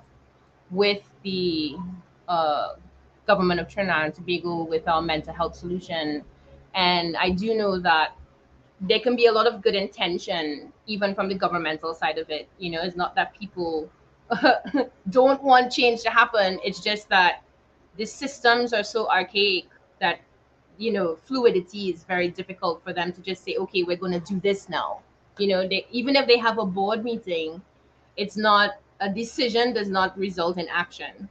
So you might walk out of a boardroom a Caribbean boardroom with a government or even any sort of social group, and you might think, yeah, we walked out with the yes that we want, what that we needed to make this happen. And then 3 years down the road, you're still trying to grease the wheels, and everybody's greasing the wheels. They're greasing the wheels from the policy level.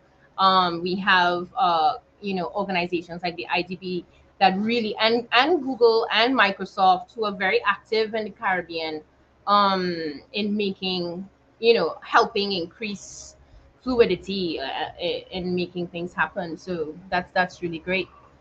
So the next question, I actually think some of this you guys have already addressed, but I really wanted to get it down to something specific, specific types of advice. And I think that Kayla may have started touching on it with policies. And all of you have touched on some type of policy. So maybe we can make that question more specific. What policies do you think are really important in this future safe ecosystem? Now, from my perspective as a mental health activist, I mean, I already have like 10 on the top of my head. But I do think that from a tech perspective, from what you are observing in the work that you do, we would love to hear what policy do you recommend. Oh, here we go. We have Anushka who has joined us. Hello, Hello, Anushka. Anushka. What policy do you recommend? Hi, Maria. How are Hi. Here we go. you? We have Anushka I'm who has good. joined us. So, I'm. yeah, Yeah, I think I am I think on I am your on your speaker, speaker, Anushka. Anushka. Oh, sorry. That's okay. That's okay. In the In the meantime, we're going to meantime, just we're move going to into the just move next into the next question. question. So, the question on the table is what steps can we take, or what policy would you suggest is important for a safe, a healthier ecosystem for underrepresented groups to rise and thrive? And I think that word thrive is really important because we don't just want them to increase in visibility, we want them to be successful in the tech space.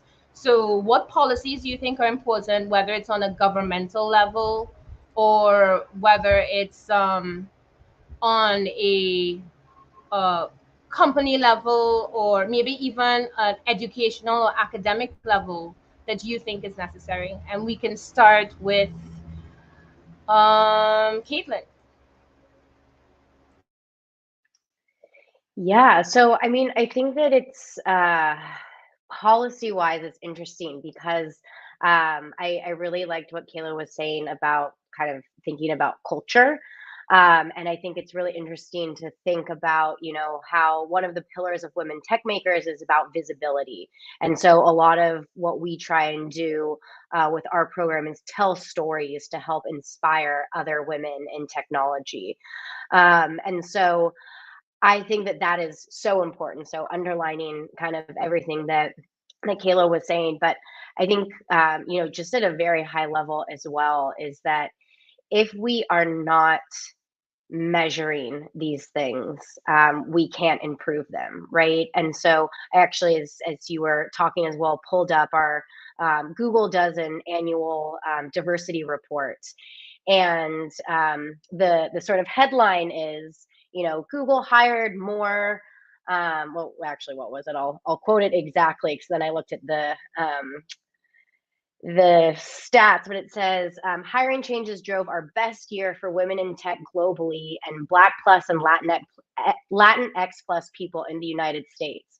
When I clicked in to look at what those actual numbers were, it was 1 or 2 percentage points, which is not nothing. Like, I think that that's important. And at a big company like Google, it's encouraging to know that we're making some steps. But I think that to me, that also underlines the need to be measuring this across the board at all different types of companies, because I think that is the first step to us reckoning with and making adjustments to bring more diverse and underrepresented folks into the tech space, because I think there's a lot again that I think allies can do in terms of creating safe spaces for underrepresented groups, like lifting underrepresented groups' voices up, as well as being the mentor, being a sponsor. But at the same time, if we don't start to get to an executive roundtable that is reflective of what our community actually looks like, I think it's going to be really, really challenging to see sort of broad changes overall. So I would say measuring, but I also really agree any type of storytelling or sort of culture shifts that we can have as well, so that if I see myself reflected in this industry, I'm more likely to feel like I belong, like I can do it, and all of those things that really kind of go to your point about thriving as well as just being at the table. 100%. I think that in an ICT forum that I recently supported with some documentation, the Internet Governance Forum, they were talking about the importance of granular data in designing these social movements. Like understanding who are the underrepresented groups, where are they, where they are not, and that's such an important point. And it was unexpected from my perspective. It was unexpected. I was thinking of all these answers, but I completely forgot about how important the data was to this conversation. So thank you so much. Moving on to Kayla. Sure. So with regard to how we're helping our ecosystems, um, I definitely want to emphasize the data. It's extremely hard to come by. We have various initiatives with issuing surveys because our target group, particularly my division, we look at how we can support the private sector and entrepreneurship. So, what we have limited data on are women-led businesses and entrepreneurs in the Caribbean. So, we issued a survey a couple of years ago where we're able to gather that data, because the strength of our interventions, where we're targeting these groups, really depends on that, on the data that we have, and we're able to design better policies and better interventions once we have that information available. But in addition to that, some of the things that we're doing at the IDB, so I won't look at us internally because they're different things that we're doing internally to, you know, the things that we're doing in the region. We make sure that we're exemplifying this within our own organization as well. Um, but it's also how we're promoting and giving examples of women champions who are out there and who are doing this. And so we do this through various networks that we have, like the We Connect, and we also have through the IDB Lab the We Initiatives. We Finance, excuse me, where we have these different types of events where we promote women, especially women entrepreneurs, economists. We have the, as I had mentioned earlier, we also have the Young Women in Tech program that we run at the IDB. And so these different type of avenues for trying to socialize and market this, because it really is a change in mindset. And so when you're dealing with someone's mindset and how you help them to gain that confidence and to evolve is very challenging.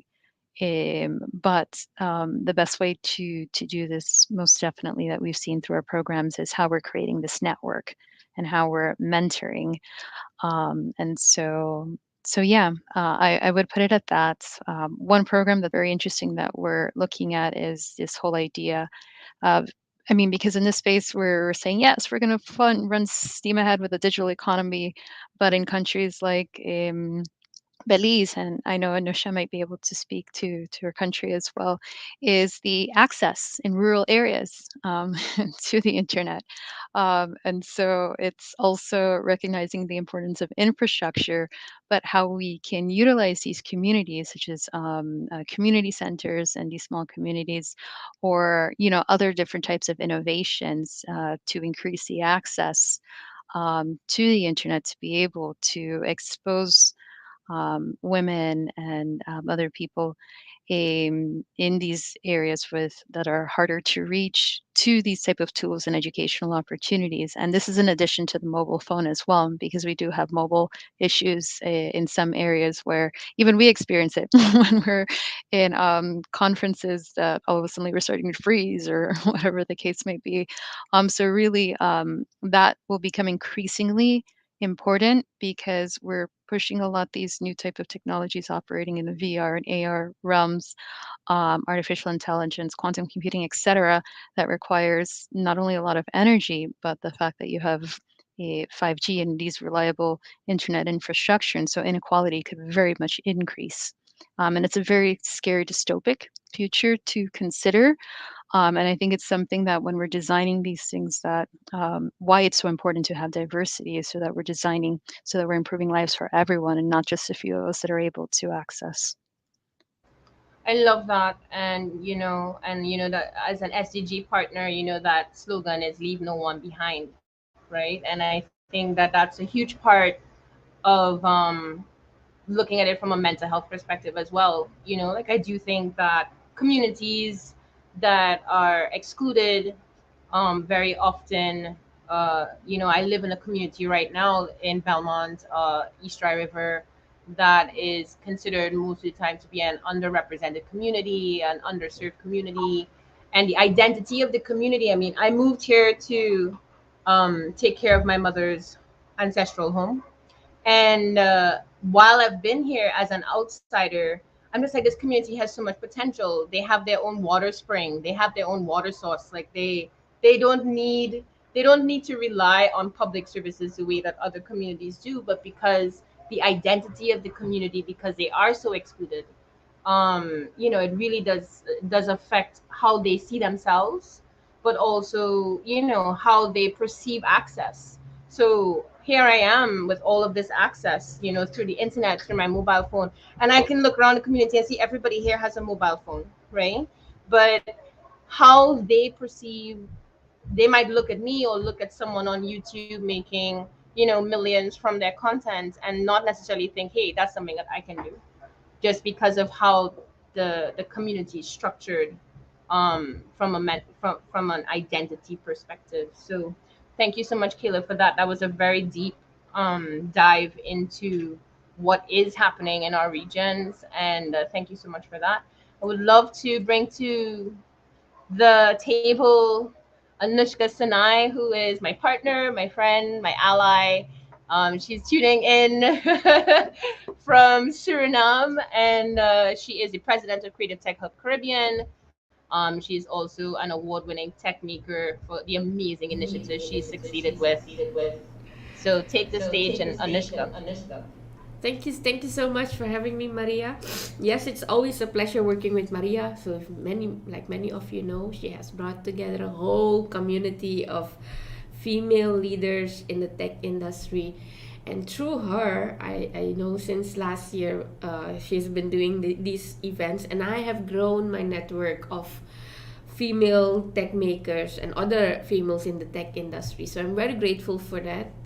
And yes, it's like we are learning from each other. I'm learning a lot from Maria, and she's learning a lot from me. So we encourage each other, we empower each other, and also in initiatives, I will always send them and say, hey, how do you think about this? How do you think about that? So we'll have some discussions on that. So yes, yes, I won an award, but it's also I did that together, like with the help of all my other female but also male colleagues to do a better job at what we are doing.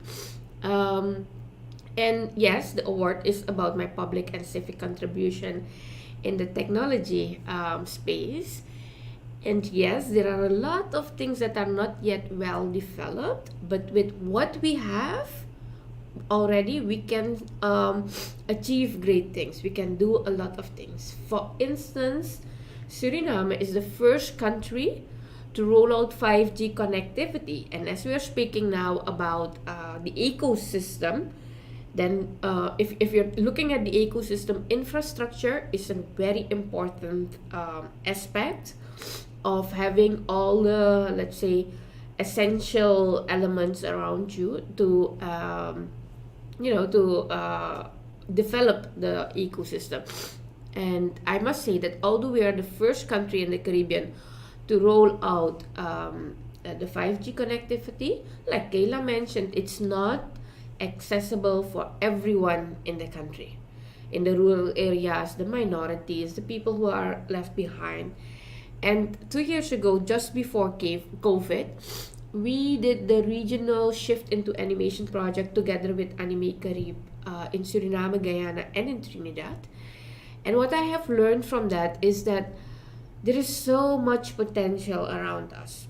And so many young persons are able to get into the tech space, but just because we lack not the legislation part, etc. Yes, that is important. We need legislation, we need cybersecurity measurements, but we need a culture of production instead of the culture of using the internet to consume.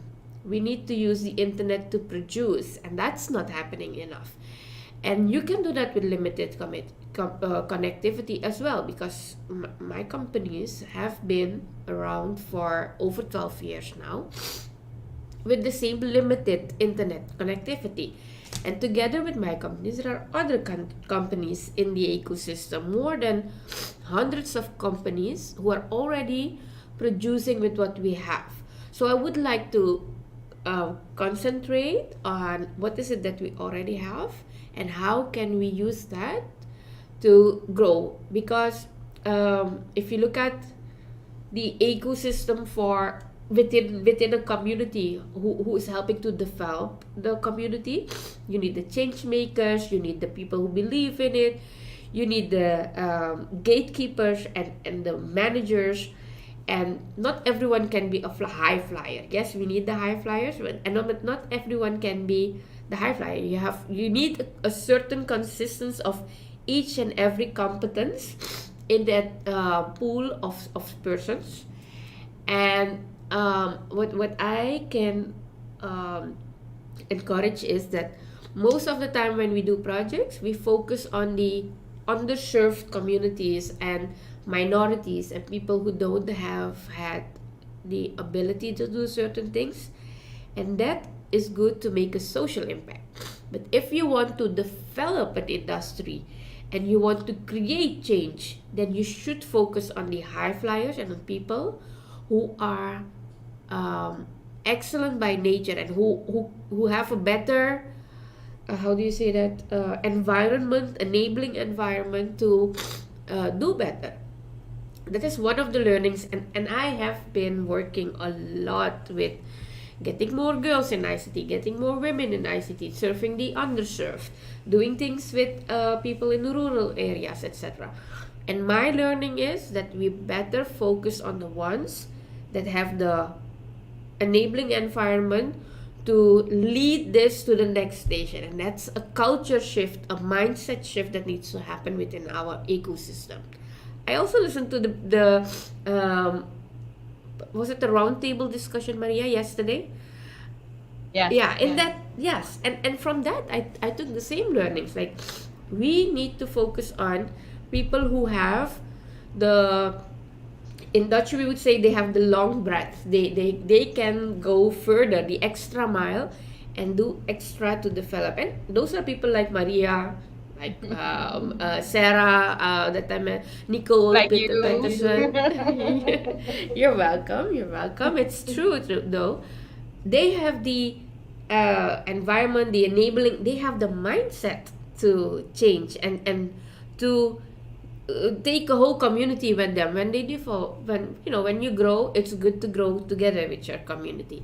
And those are, we need to create an ecosystem, a tradition, a culture where we focus on enabling those persons who are already a success to become even more successful, instead of focusing on people who are left out. And I'm all for creating, you will see that on my CV, on all my talks, I'm talking about an inclusive digital economy. So I'm speaking about digital inclusion, financial inclusion, and yes, that's something that we need to work on, but we will only achieve that if we empower and strengthen the persons who are already in that space and are already making some progress and can uplift community with them. So people with social enterprises like my enterprise, but also like Maria, Sarah, Nicole, and the persons from Tech Beach like Camille, Abrahams from, if you strengthen them, if you empower them and give them the funding resources, the legislation resources, and all the other things, you will see that the Caribbean will develop at a much better pace, and a bigger pace, but also at a bigger level. So that's my other type. Yes, we should help the underserved, but let's focus on the people who are already on that path. So that's my take on this. Thank you so much. Okay, so now we are going to move on to Cyan. I'm actually really interested to hear Cyan's response to this. So tell us what your perspective on what policies or what actions you think are really important, that from your perspective, and of course from the work that you're currently doing, and I imagine all of the research that you've collected, that is Yeah. necessary to make the ecosystem healthier and safer for underrepresented groups to rise and thrive. For sure. I mean, I think everyone did a good job in speaking to policy. So I'm going to go a little deeper into the user. um, when we consider the user and the adoption of technology, it's really important that we also educate them. So we can't bring on so much change at once to a user and expect them to get it immediately, or just read something and understand how to use it. And when we talk about um, countries that don't have access to basic and low tech solutions in most cases, um, the idea of the metaverse, the idea of VR, it's like really a culture shock to them, and we really have to do better at educating them on how technology actually works and what it's meant to do, because that's storytelling in the early phases. It's what's gonna help people adopt it. If they have a bad idea about it in the earlys, or they don't understand it, they're less likely to use it. So I think I would come more from the perspective of educating the users, and that's what we're doing at UnQ with UnQ Academy. Although we're an e-commerce platform and it's already difficult being in retail, you have so much competition. If you don't understand the relationship between business and technology, you're going to have a hard time adapting to the current climate. So we're giving them the tools and resources they need to not only use our platform, but to empower themselves to grow their businesses more and understand what it means to adopt technology and what it can do for them. So I would just say to educate on all levels. That is a great point, and I can actually speak to that from, you know, I think when augmented reality came to Trinidad, was maybe about seven years ago, and everybody's like, "Oh, augmented reality is gonna be the new thing," you know.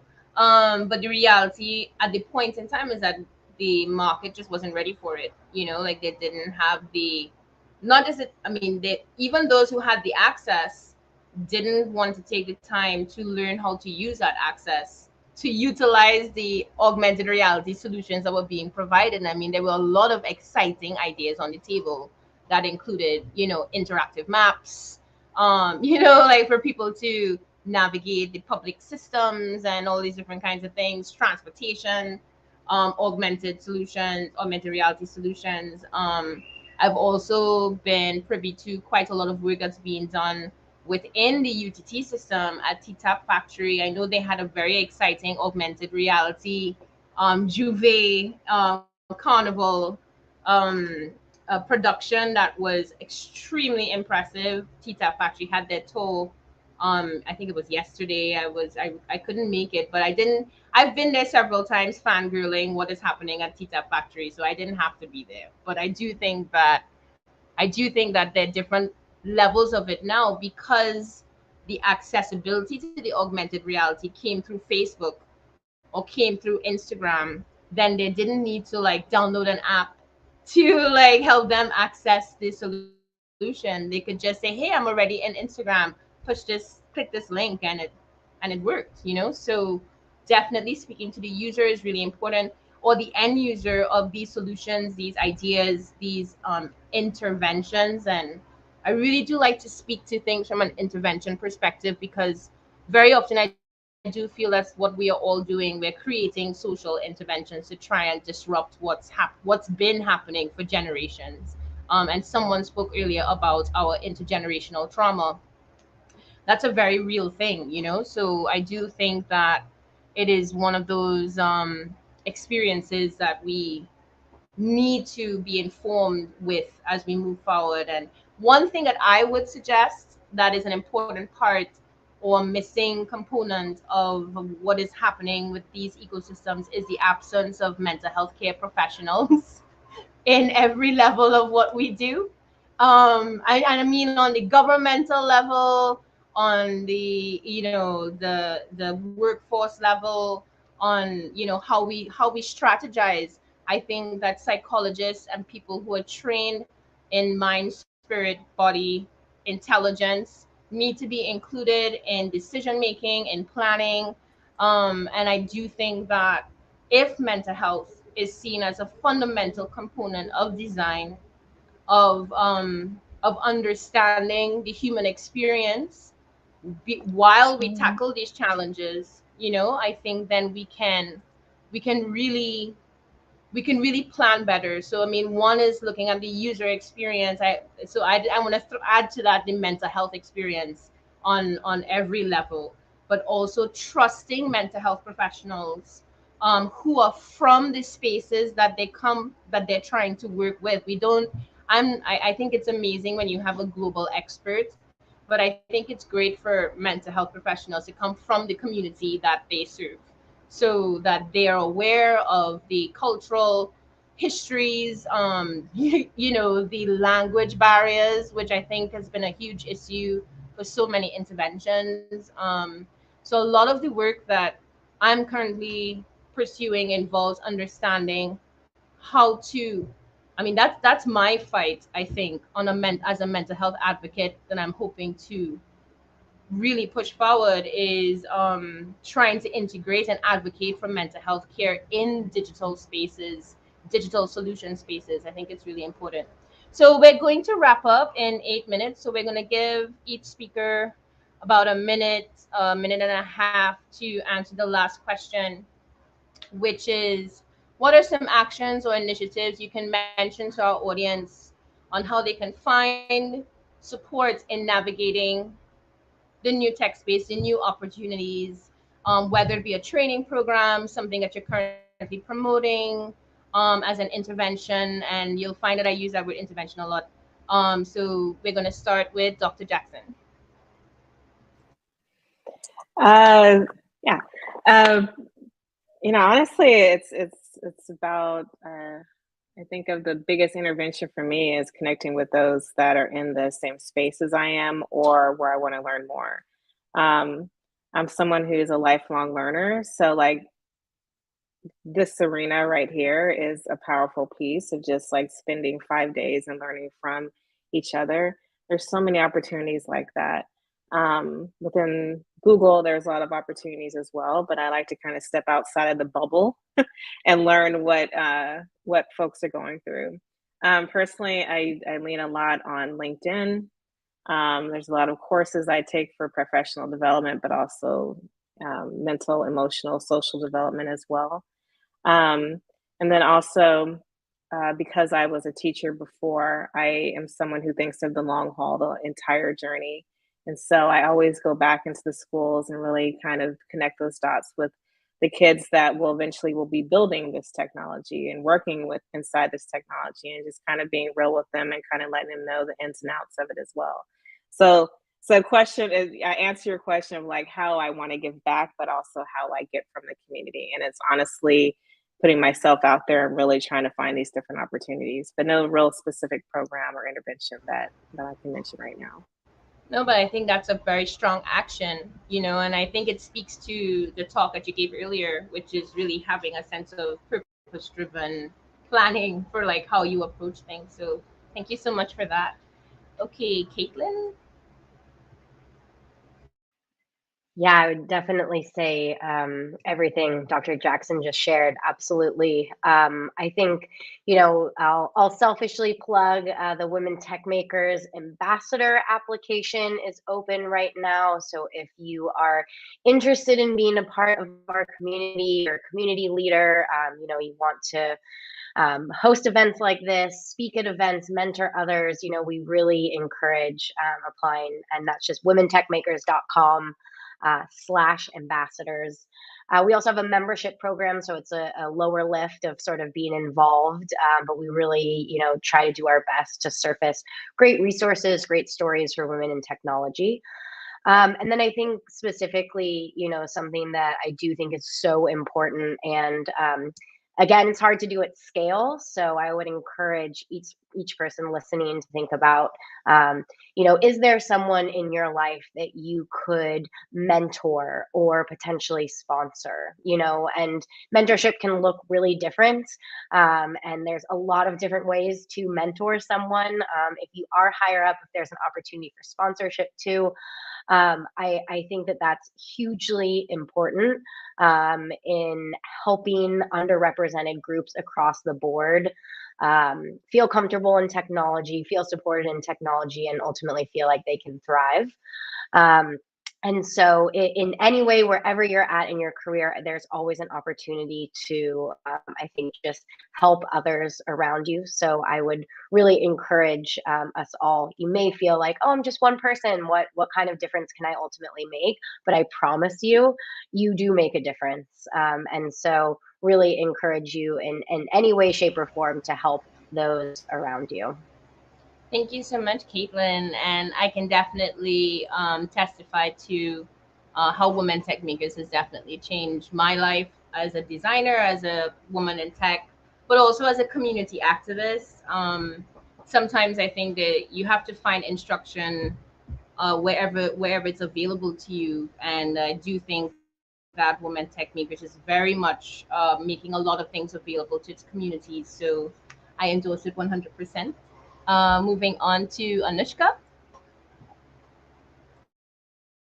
Yes, thank you. I just placed in the chat that what Dr.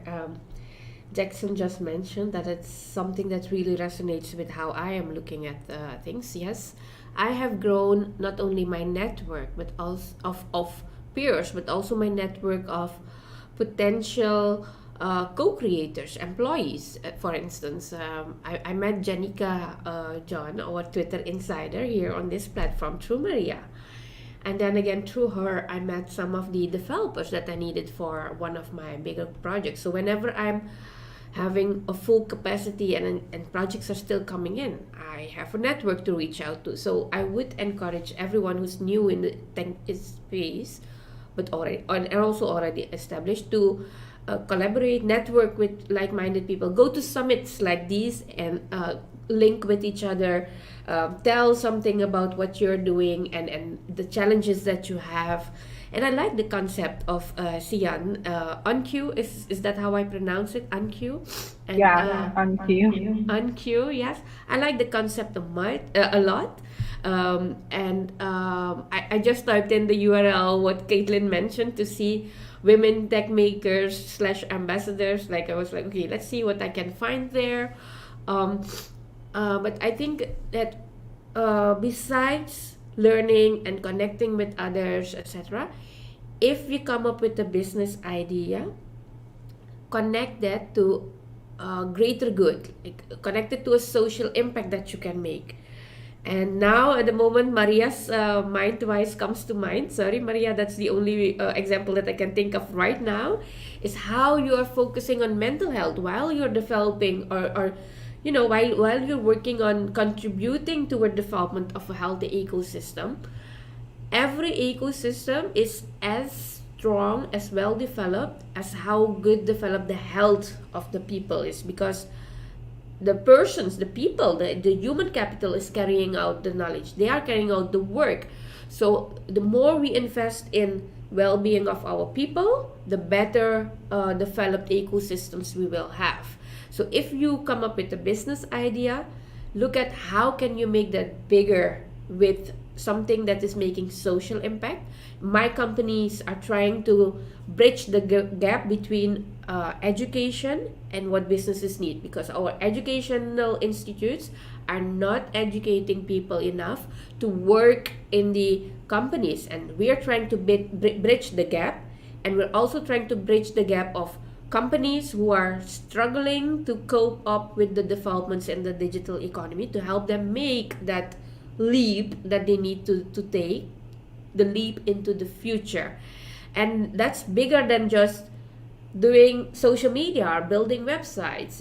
But in the essence, if you boil down our mission, it will come to, yes, we do communication strategies, we do social media, we build websites, but it's linked to a greater good. So if you can do that, you will have a lot of success and you will grow like you can't imagine. I have experienced that for myself.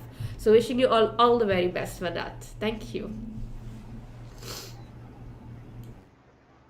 Now, Cyan, we would love to hear what you'd like to share. I feel like we already know what one of those things might be.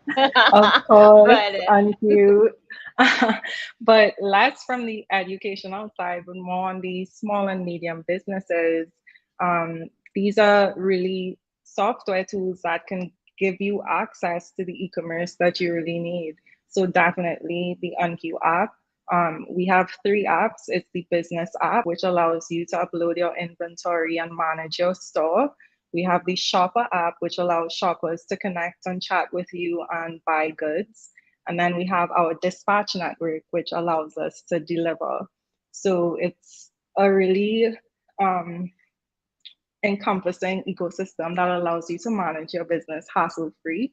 So definitely Unq. And for the coders, potential product managers, designers in the tech ecosystem, or people looking to come into the ecosystem, we are actually launching the Unq Studio, which we are aiming to create a community around building more thoughtful products in the Caribbean context. So we're definitely going to be open to looking for talent or people that just want to learn.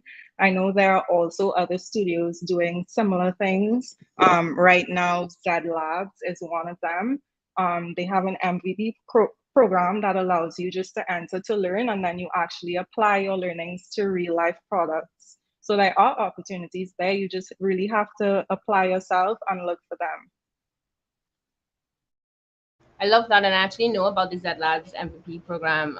Sarah Bernard, who's one of our partners, she's one of their mentors, I think. So I think I've been thinking about checking it out myself as I'm working, just to see what the content is like, and they have such a great name, MVP. Like you're just like must be great,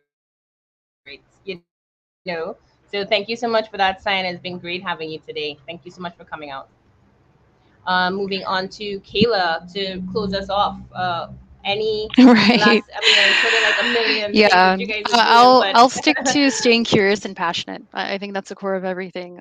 Is once you're extremely at your core, you have this self-driven purpose, even if you haven't discovered it yet.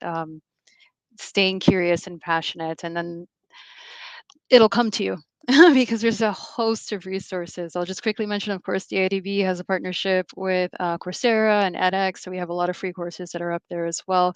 We have tons of programs in different countries that we operate in, so I would definitely suggest looking to you can explore these resources like Connect Americas to find out what these opportunities are, especially for entrepreneurs that are out there.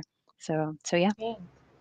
Okay, great. And I actually would love to, just mention here that we are starting something called the Hub, a resource hub for the Caribbean for women tech makers, where we're hoping to post all of the resources and programs and solutions like what Science Building and interventions like what Kayla and Caitlin are working on, and actually all of you I know are working on interventions. So very grateful for the work that you're doing, but we're hoping to make democratize that access. So by collecting them, keeping it updated, making it accessible in one hub location. So we will be reaching out to you after the summit to share some any updated list of resources that we can share with the community afterwards. So thank you everybody for being here. It was an awesome panel, and this was really great. And I'm actually going to be closing off our amazing day of navigating opportunities and creating ecosystems.